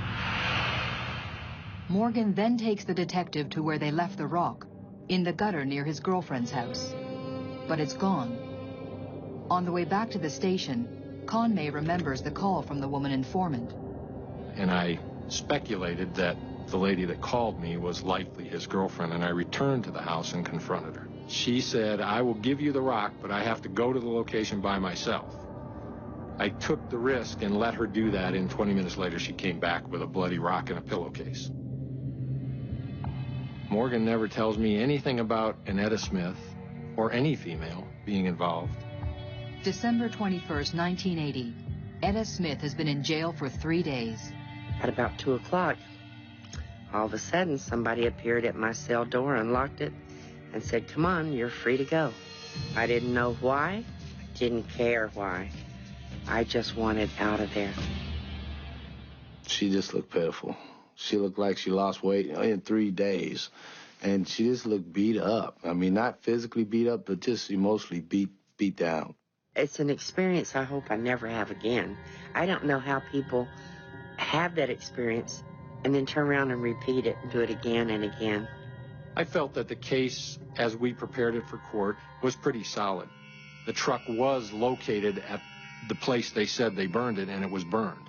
The weapon was this rock, and the rock was found where they said they left it, and then a witness said, he showed me the rock, and here it is. There were pieces of evidence that corroborated what people were saying. Norman Willis, Lewis Morgan, and Spencer Nelson are charged with first-degree murder, accessory to murder, rape, and kidnapping for robbery. They needed money, so the obvious solution to them was, let's go steal it. Nelson had been in prison for a couple of years for a kidnap rape. Nelson's motivation, in my opinion, for killing Uribe was the prior victim, when he went to prison, identified him and testified to the rape and kidnapping. So I believe that Nelson never intended to let another victim live. They're convicted and sentenced to life. But what happened to the woman whose psychic vision led police to Melanie Uribe? Never a word. Not a letter, not a phone call, nothing.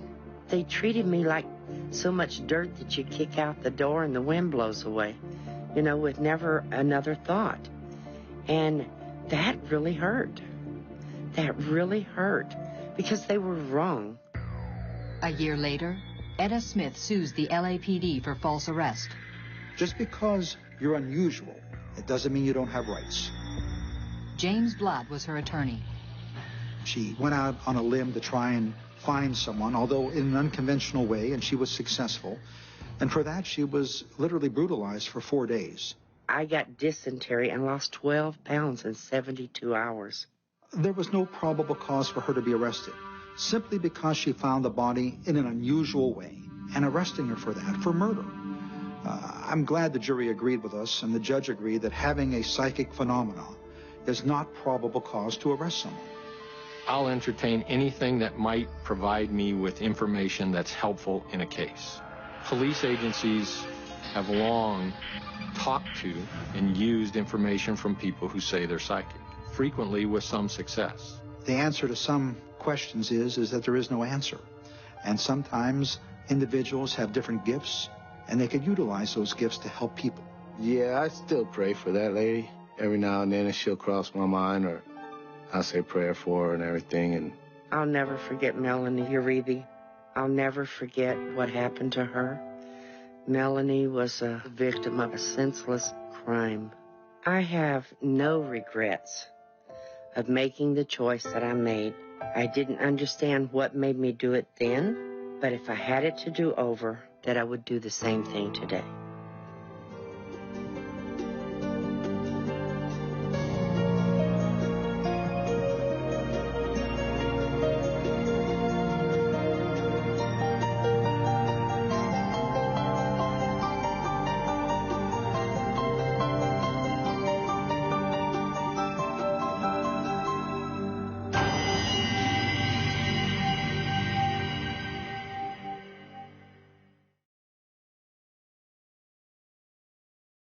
This time on Psychic Investigators. In Napa Valley, 2 young women are stabbed to death in their home. Large amounts of blood, just horrendous. A 3rd roommate survives. In a few minutes' time, my entire life was changed. How could this happen in our Napa? Police have the forensics, but no one to tie it to. Who am I missing? Who did I forget? What am I overlooking? A psychic says, look closer to home. They knew this person. There was no question about it.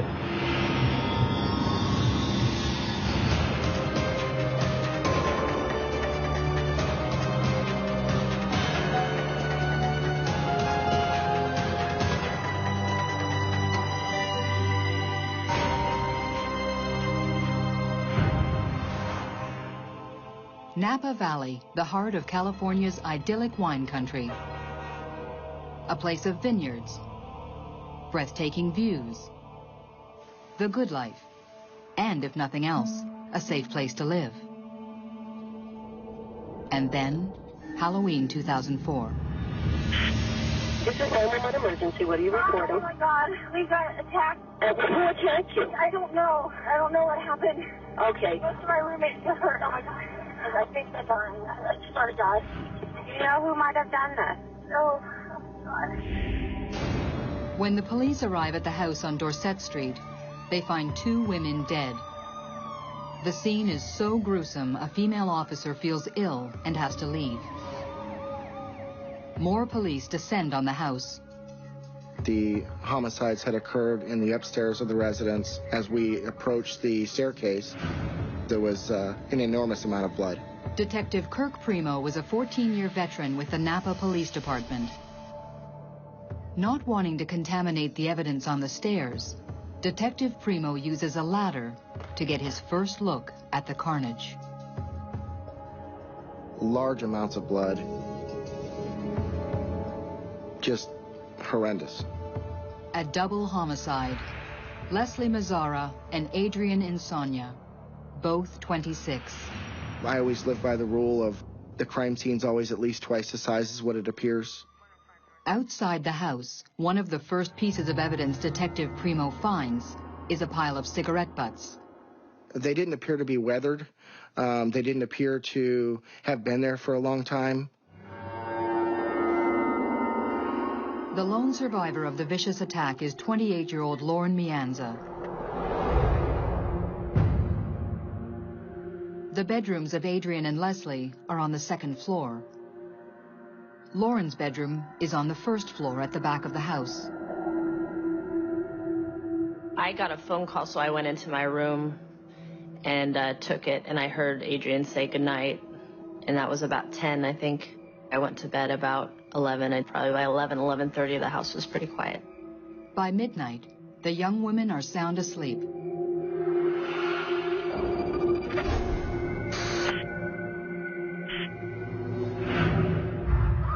I had never heard anything like it. I knew right away that it was something awful. And then I went to my door and stood kind of in the doorway under the stairs. I heard a male flying down the stairs. I figured I was next, not knowing what to do. I ran into the backyard. I've never, ever felt that terrified, like I was in a horror movie. I thought I was going to die. It was quiet except for screaming.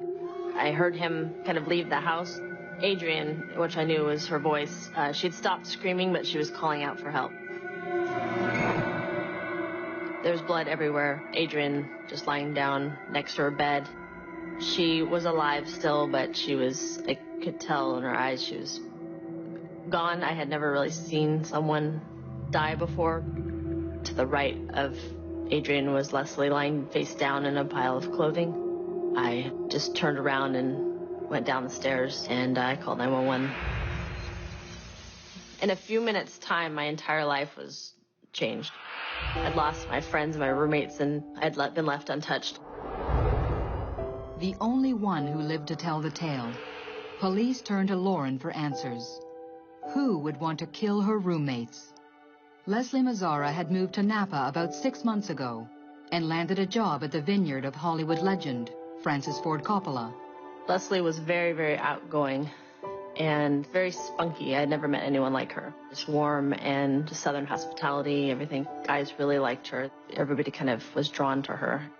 Adrian Insomnia grew up in the area and was an engineer for the city of Napa. Adrian was different. She was much more, she was mellow, very good friend to people, just very smart individual. These girls were tremendously well-liked, had tons and tons of friends, very social. There was no obvious motive that stood out as to why this crime may have happened. This was not going to be an easy case to solve. For days, crime scene investigators worked the house. The killer entered through a push-up window.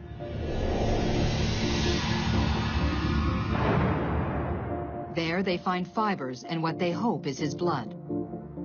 Nothing appears stolen. He's left no fingerprints and no weapon. All the evidence is sent for testing. Well, the first reaction from the community was just shock and disbelief that something like this could happen in our quiet little Napa. Marcia Dorgan covered the story for the Napa Valley Register. People were worried, they were scared. I mean, they didn't know if they had a serial killer out there running around. But the police don't think the murders were random. They think this is a crime of passion. A pattern of the blood evidence that was collected, the anger and aggression. The autopsy results support their theory. Cause of death, multiple stab wounds. Focus was that the killer may have been an acquaintance or someone known to Leslie, as Leslie did leave a more active social life.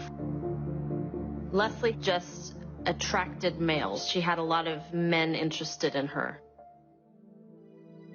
2 weeks later, the town of Napa holds a candlelight vigil for the 2 murdered women. Police methodically question hundreds of their male acquaintances, starting with their inner circle. But after 3 weeks, the police are no closer to identifying the killer.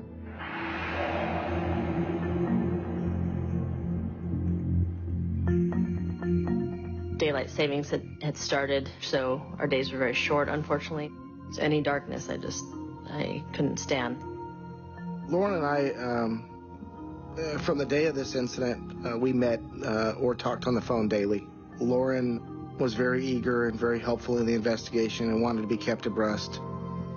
So much evidence to process and so many potential suspects, the police are overwhelmed. And then something unexpected. A friend of Lauren's makes an appointment with 2 LA psychics, Marty and Michael Perry. Allie had called me to let me know she was going to see the Perrys, go have a reading with them. She said that she would call me afterwards and let me know how it went. The Perrys work as a team. Marty, an artist, claims to sketch what the spirits show her. It's almost like automatic drawing. I get images of the people on the other side, and very often I'll have artists on the other side work through me. I'm in control, but I'm not. Michael claims to channel them. A medium's purpose is to be the vessel through which a deceased person communicates to a living person without getting in the way. It's like conscious possession. I'm there with you, but I'm not. Allie records the session and tells them nothing about the murdered women.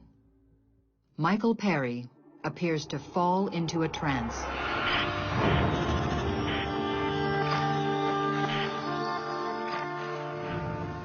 I have 2 people here. One says my first name is A. She took our party. They said their life was taken. I can feel stabs up here around my neck, or my neck's cut. Murder, the same murder.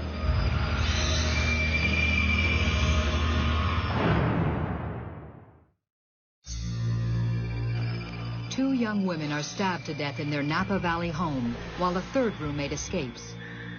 400 miles away, a pair of psychics claim to receive messages from the spirits of the murdered women. Michael got on the phone and he said, I need to speak with you. And we set up an appointment for a phone interview or reading. Marty and Michael felt that they could possibly help out in our investigation. I told Laura that I was open for anything.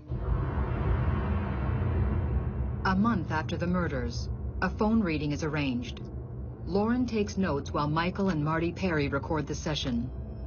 Marty allows spirits to guide her hand as she begins to sketch, while Michael enters a trance and establishes contact with the murdered women, Leslie Mazzara and Adrian Insomnia. You know, she's the loudest one. She's the talker to me.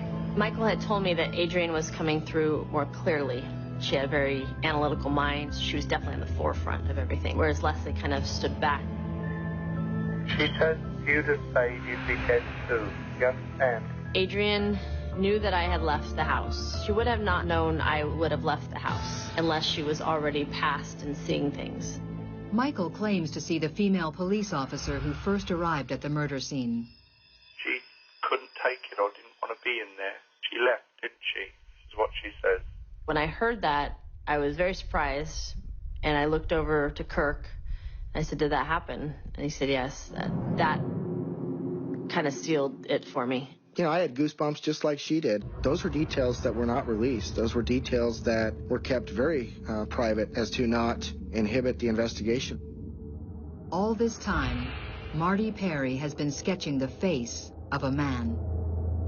I did ask the girls on the other side to send me an image of the perpetrator.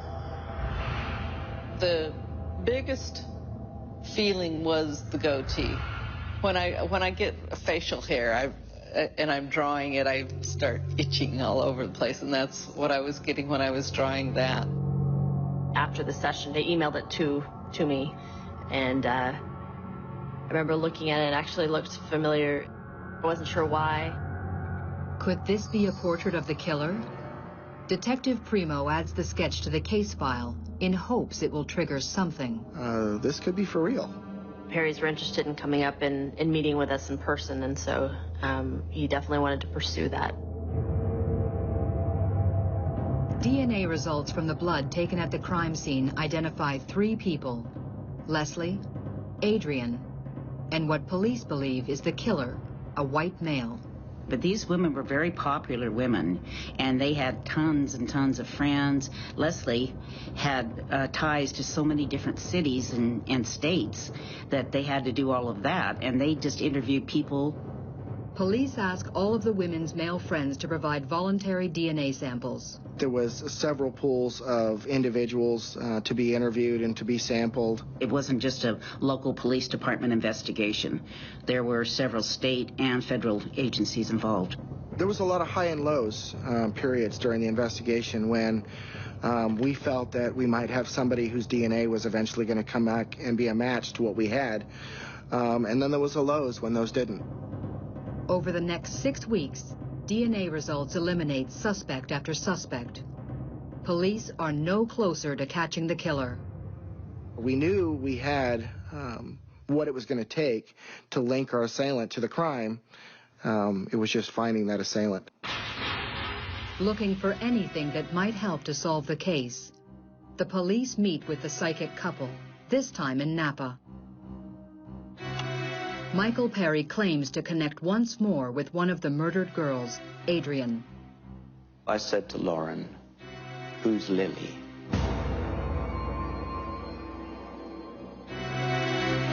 Lauren can only think of Lily Prudhomme, Adrian's best friend.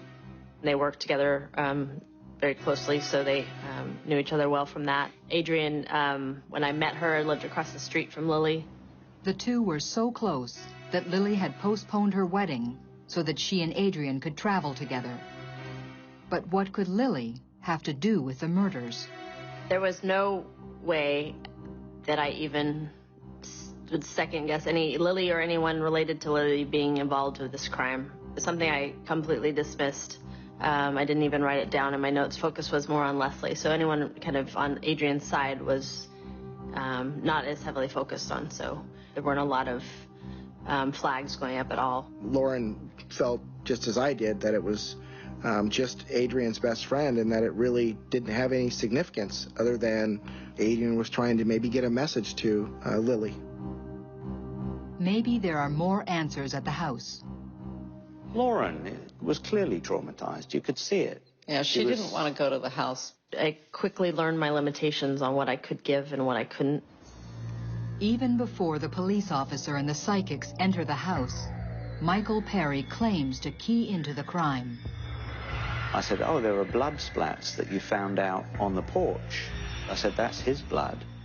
And he said, "Yes, we believe so." I said, "Oh, the window opened up and he climbed in through the windows and you found blue fibers on the windowsill." Kurt said, "Yes." Inside, no evidence of that horrific night remains. Michael Perry goes straight upstairs. I knew immediately which room it had happened in. Michael ran his hand along the banister and it stopped and said that he believed the killer's blood had been located on the banister in these locations. In fact, that is where it had been found. So we stood in the room for a while, and of course there was nothing there. It had all been cleaned out. I remember saying to him, "You found one girl here and you found the other girl here, didn't you?" And he said, "Yes." Adrian was doing most of the communicating with me, and she told me that the other girl had been stabbed first, then attacked Adrian. She put up a big struggle. Then, Michael Perry says what the police already suspect. I strongly felt that it was someone they absolutely knew. There was no question about it in my mind that they knew this person. He has one more message from Adrian. She kept referencing a boyfriend.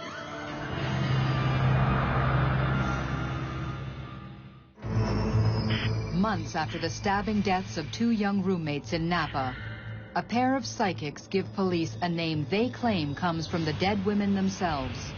The name Lily. Adrian's best friend, Lily, who was engaged at the time to a gentleman by the name of Eric Koppel, had come over and done some work on the dryer at the residence. Eric Koppel's name had not surfaced. An interview actually had been done with Lily, his fiance, who was a co-worker of Adrian's. The police have interviewed over 1,000 men, but not the 26-year-old land surveyor, Eric Koppel. I added him to my checklist. He was the 11th item on the checklist to make contact with him, to do an interview, and obtain a voluntary DNA sample. When I first saw the picture of Eric, the first thing that stood out was the sketch that Marty and Michael had provided, and how accurate it was, looking almost identical to Eric. It also put pieces together, such as what Lily meant. Before he can interview Lily's boyfriend, Eric Koppel, Detective Primo is taken off the case. My rotation to rotate out of investigations was about to come up. I created this checklist to which I passed on to the incoming detective. The list was never followed up upon, and Eric was never contacted. The investigation inched along for nearly a year. Leads dried up, and no more tips were coming in. Lots of community pressure, lots of community uncertainty, and the pressure was that we need to solve this. And no one wanted answers more than Lauren Mianza. I was fearful that it would just be forgotten about, I think, and become a cold case. It was finally decided through the department that we would go ahead and reveal the brand of cigarette that had been collected and sampled DNA the night of the homicide. A rare brand, and one that had been introduced not long before the crime had occurred. DNA on the cigarette butts matches the DNA of the blood found at the crime scene. Blood, the police believe, belongs to the murderer. We didn't associate with any smokers. And then I stopped. I thought, you know, Lily smokes. And so does her boyfriend at the time. They smoked. So I gave them Eric Koppel's name. September 22nd, 2005.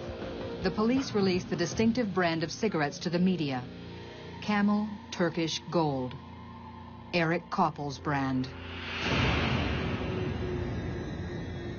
5 days later, accompanied by his now wife Lily, the quiet land surveyor turns himself in. Was shocked at first, and then it kind of made sense. It didn't stick out, but he kind of just survived under large personality of Lily. No one in the community, and especially people that knew him, thought that Eric was ever a suspect, let alone a killer. Eric Matthew Koppel is charged with 2 counts of first-degree murder with special circumstances, lying in wait and using a knife. He was fearful of losing Lily. He was fearful that Adrian was convincing Lily to leave him. And their wedding had been called off, and he blamed Adrian. Adrian and Lily had planned a trip to Australia together, and so he was just deathfully afraid of losing her.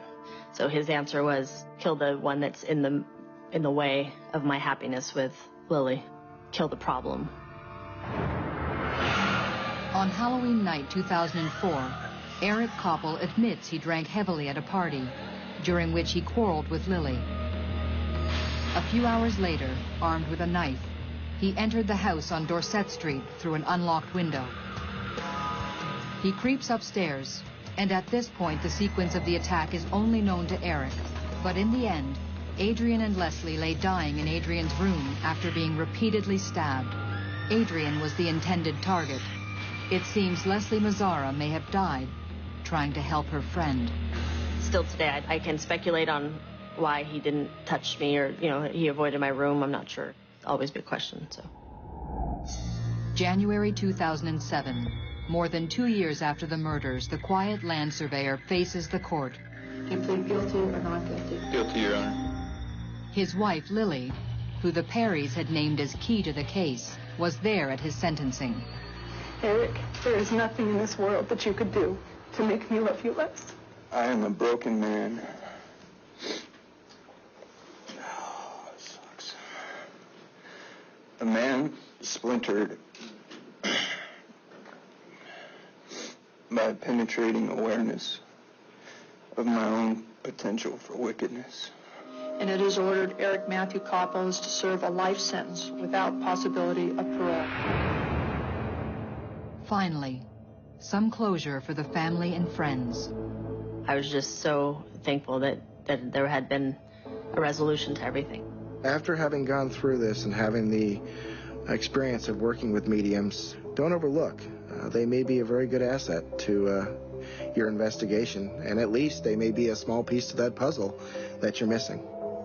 I felt Adrian was a very strong personality, a very determined girl, and that she was determined to put this guy away or do something about it. And that's what we do this for, is to help heal people, help realize that there is another side, and that we don't die. The first night when I was questioned, I asked, what do people in my situation generally do? And Kirk had said, people don't generally survive in this situation. They're usually killed too. The experience with the Perrys has given me a faith that after we pass, that we can still have a connection to the ones we've loved in this lifetime.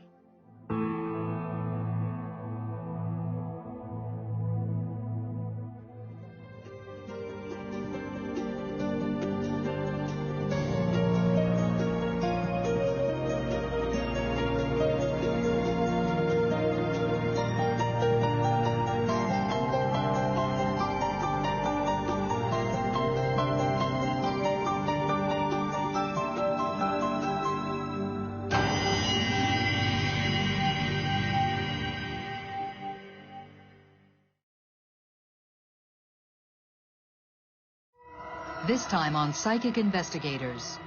In the icy waters off the coast of Maine, a lobster boat disappears. A wall of water that you can't see over. Its captain is lost in the waves. The ocean's full of creatures that are carnivores. A massive air and sea search can't find him. It's a needle in a haystack.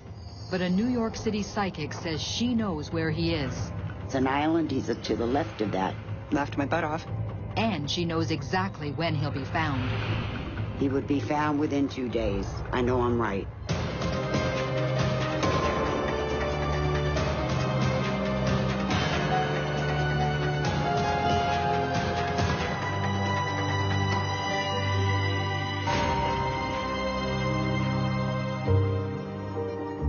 Kittery, Maine, an hour's drive up the Atlantic coast from Boston. One of the oldest settlements in America, Kittery has always been a fishing town. It's a community united in its love of the sea and its respect for the dangers of fishing life.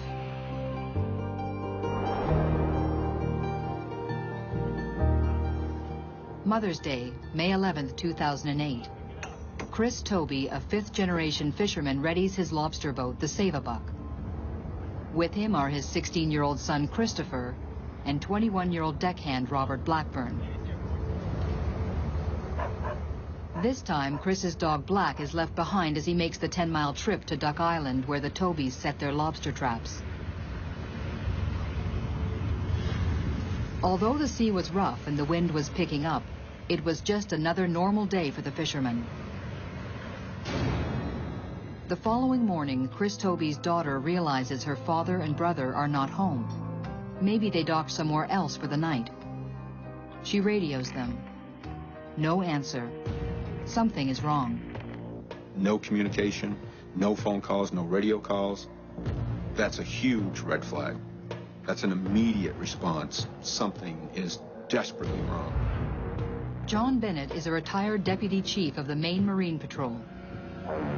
When there's no mayday, it becomes a worst-case scenario. Someone's in the water, and they're struggling for their life.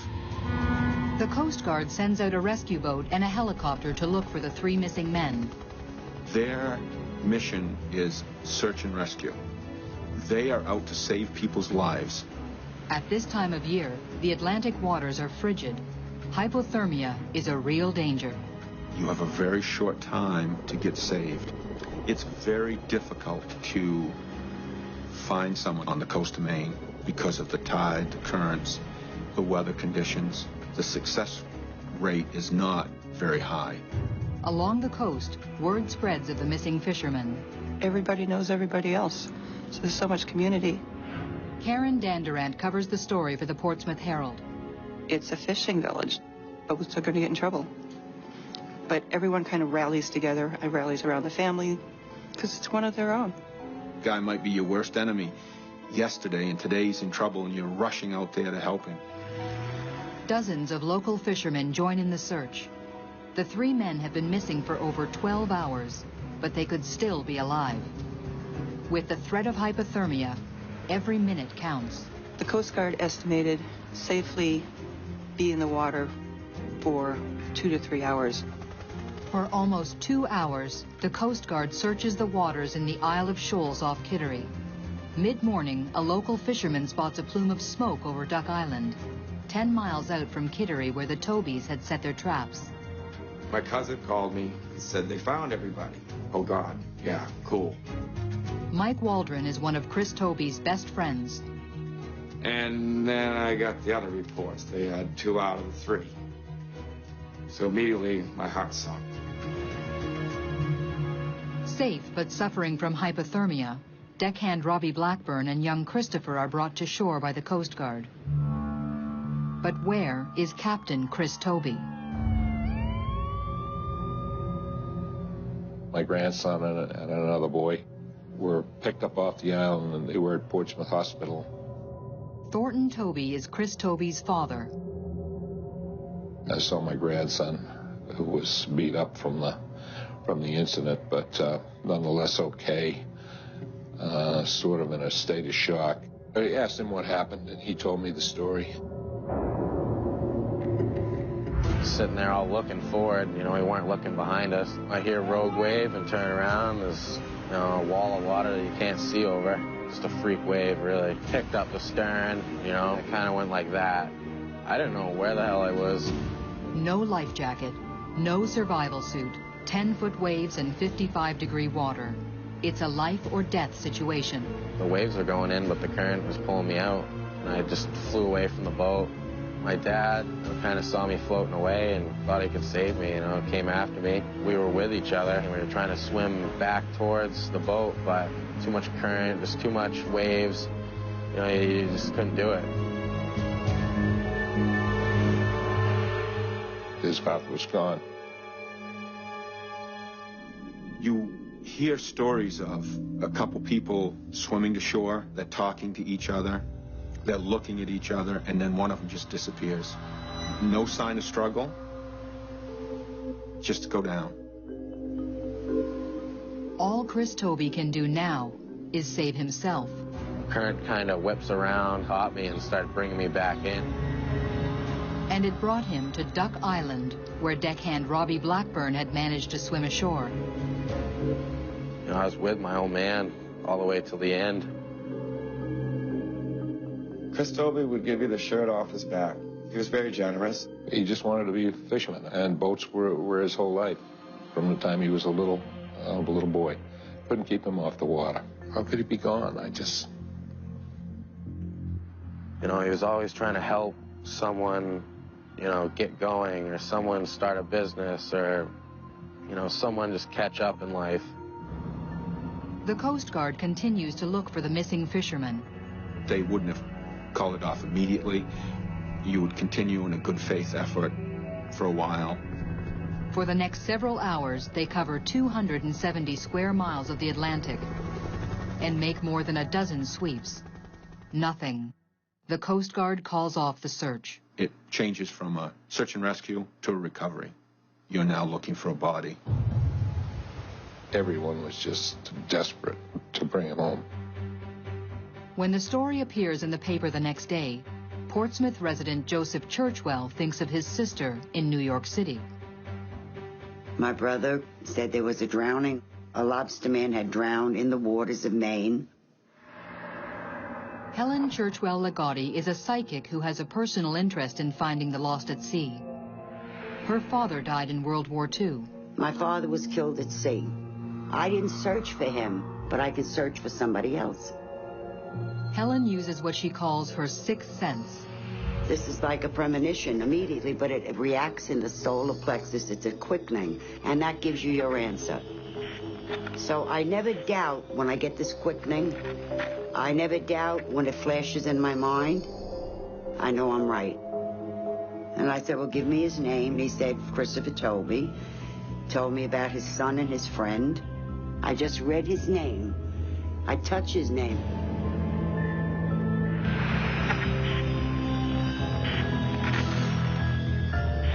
I knew where Christopher Toby was.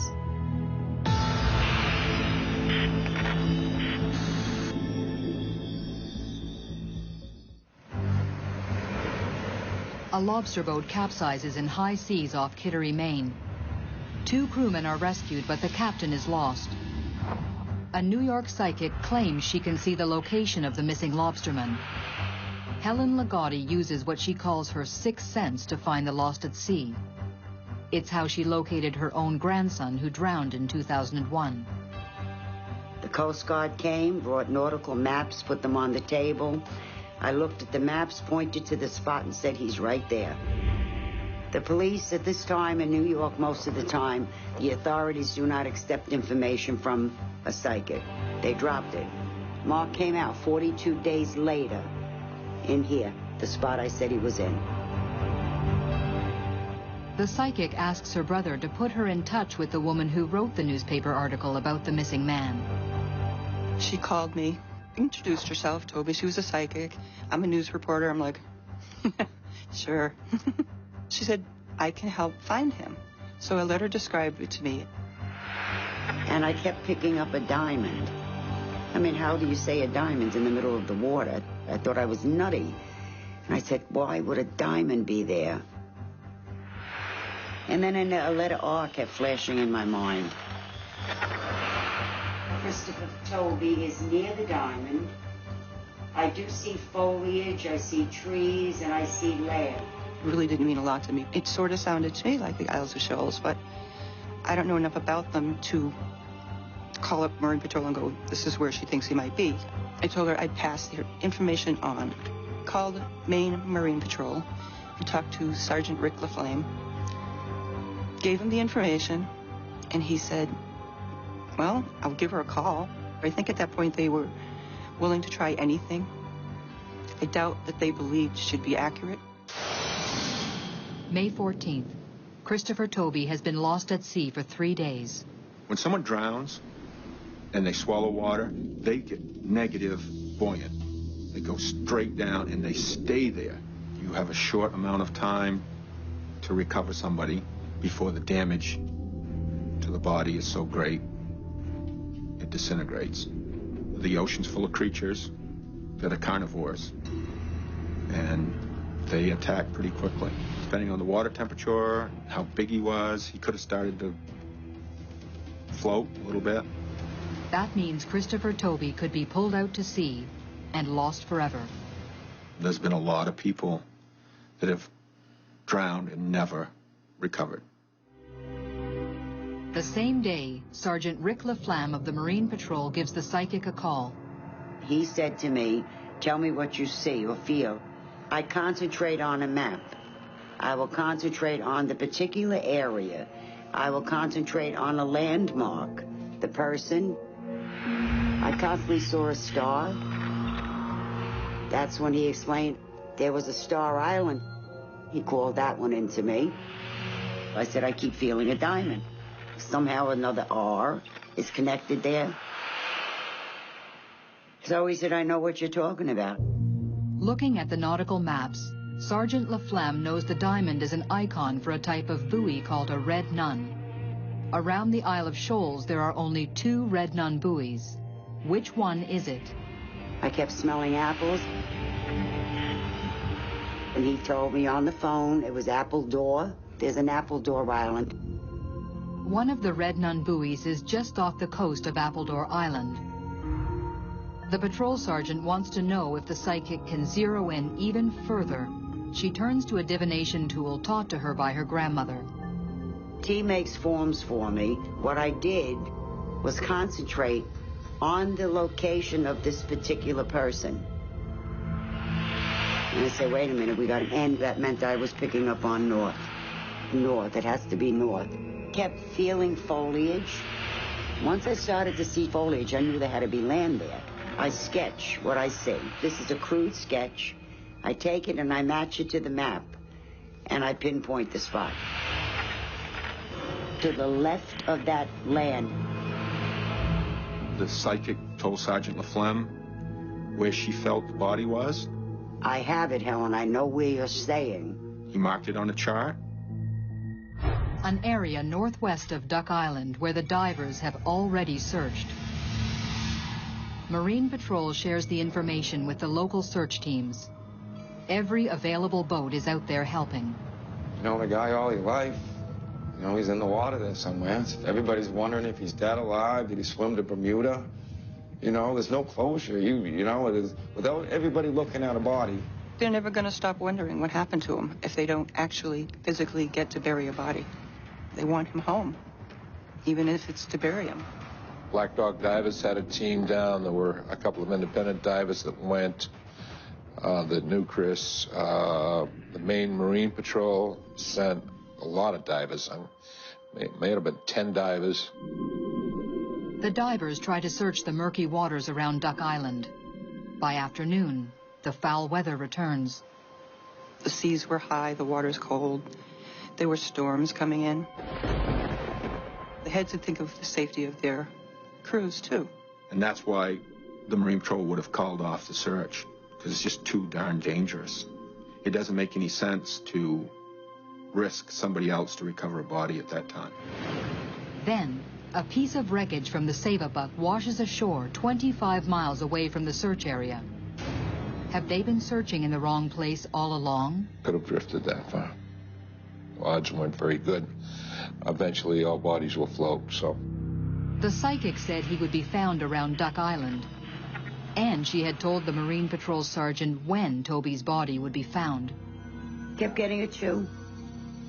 He would be found within 2 days. That means tomorrow. Kittery, Maine. Strong winds and rough waters have delayed the search for a lobsterman, now missing 5 days. A psychic says he'll be found today. Friday morning, May 16th. The sky is finally clear, but the Marine Patrol decides to discontinue the search. Once it goes from a search to recovery, there's only so many hours and there's only so much money set aside for the state divers and everybody to search. So there always has to be a cutoff. For state resources, that was the time allotted. Then Mike and I said, well, we can continue the search on our own effort. Jeff Campbell is a commercial diver and a good friend of the missing lobsterman. I'm not Superman. I wasn't coming in to save the day. Jeff Campbell and Mike Waldron head out to search for their friend. I guess we're kind of like the Marines. We don't want to leave anybody behind. I couldn't sleep at night knowing that I didn't try 120% to bring a fellow fisherman home. Maine Marine Patrol Sergeant Rick Laflamme has let everyone know about the psychic's vision of where to find the missing lobsterman. An area off Duck Island, northwest from where the boat went down. Psychic visions are nothing new to Mike Waldron. His brother helped to find another missing lobsterman, Dennis Hamill, Mike's best friend, who drowned in similar waters 4 years earlier. My brother's abilities are quite astounding. Certain predictions of his that would just raise the hair on the back of your neck. I'm a pretty insightful person. I'm blessed with a few gifts myself. That's probably why Rick was so receptive to the idea of this lady calling him out of the blue to tell him where there was a body. Because he already knew. He said, wait a second, Mike's already done this once with the psychic help. Why not? Waldron, Campbell, and Waldron's wife Wendy head out to the area off Duck Island where the psychic, 400 miles away in New York, said the body would be found. Before we even jumped in the water, we decided we were going to go deeper than the recovery teams and the commercial divers had already searched. If the psychic is right, it will be a deep and dangerous dive. We figured Chris was going to be in 60 to 110 feet of water, but we're going to start at 60 feet of water. At noon, they drop anchor on the northwest corner of Duck Island. With the deep water was limited time, because at those depths, you aren't going to get back in the water and do another dive. You have to take into consideration bottom time. At 60 feet, you have 60 minutes, generally speaking. So at 80 feet, the divers don't have a lot of bottom time. It's a quick little down and back, really. We do a tow-in procedure, but you're constantly moving. That way you're covering the most ground that you can. We went from that corner north, along the north face of Duck Island, but out beyond the limits of the other recovery divers. It seems like you're diving in a washing machine. The seas can be moving in several directions. It's not just like one continuous wave pool. You know, you can be pushed in different directions simultaneously, practically.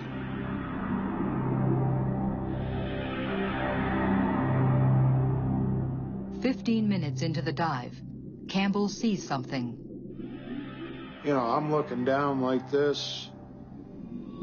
Chris was off to my right, about 20 feet down in the crevice, laying face down, straight out, arms at his side. And he was on the borderline of my depth, being able to see down to my right. First dive, less than a half a tank, and he was right there. You never know. It's a needle in a haystack. We were just fortunate enough to thread the needle. I can remember it like yesterday. Chris Toby's body is found 100 yards from where psychic Helen Ligotti said it would be found, and on the day she predicted. Oh my God, that's what she said. Well, when you have a brother like mine, you're used to it, so it didn't surprise me in the least bit. They can do amazing things, if you believe. I think when you imagine the enormity of the ocean and all the variables that can happen when someone drowns, just to be able to find that person, it's a big, big deal. It really is. To be found in that short a time, it was a really, really long shot. They bring the body of Chris Toby to the Coast Guard station. The search has ended. I got my car and I did about 50 miles an hour to the Coast Guard station. A relief in one way, but made me upset again in another way. I was just happy that they had found me. But you're never going to get over this.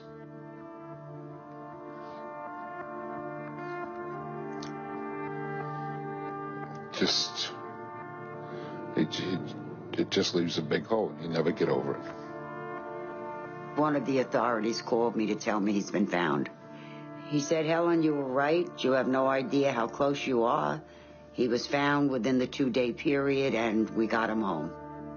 Sergeant LaFlamme admitted to me that Christopher Toby was found pretty much where she said he would be. The divers found the body within 100 yards of where she marked it on the chart, which in my opinion is remarkable. 100 yards on the ocean is minuscule. It's kind of a miracle. I mean, she just found him. She had never even been to the Isles of Shoals. I had to explain to her what they were. Kind of in awe, being a skeptical reporter. I didn't find it unusual, or it didn't bother me any. I've used psychics before. I would use any means to make a recovery. It can't hurt. The Save-A-Buck is recovered and examined. The vessel's automated emergency beacon failed to transmit the boat's distress. As a result, the search was delayed for 15 hours. Chris Toby never stood a chance. Well, the Save-A-Buck he really liked. It was a state-of-the-art boat, 3 times as fast as anybody. He always knew when Chris was upset, though, because there's a little extra water flying off her. He'd have her wound right up. That was a nice boat. Chris knows what he's doing when he's building boats. Thornton Toby is grateful to Mike Waldron and Jeff Campbell for making the dangerous dive. It was just above and beyond. I think he must have had a lot of feelings for my son, or he wouldn't have put himself in that danger. I'm really happy that they, found him. I still do all the same things. Nothing's changed that much except for that my dad's not here, I hate it. I hate it. I think he's trying to do what he thought his father would want him to do, and I think that's been a comfort to him. After it first happened, I felt like I never ever wanted to go back out there again. But I went out there, we hauled up my traps, and once I got through them the first time, I felt okay again, It made me feel a bit more like myself again. Black still goes down to the docks every day, waiting for his master to come home.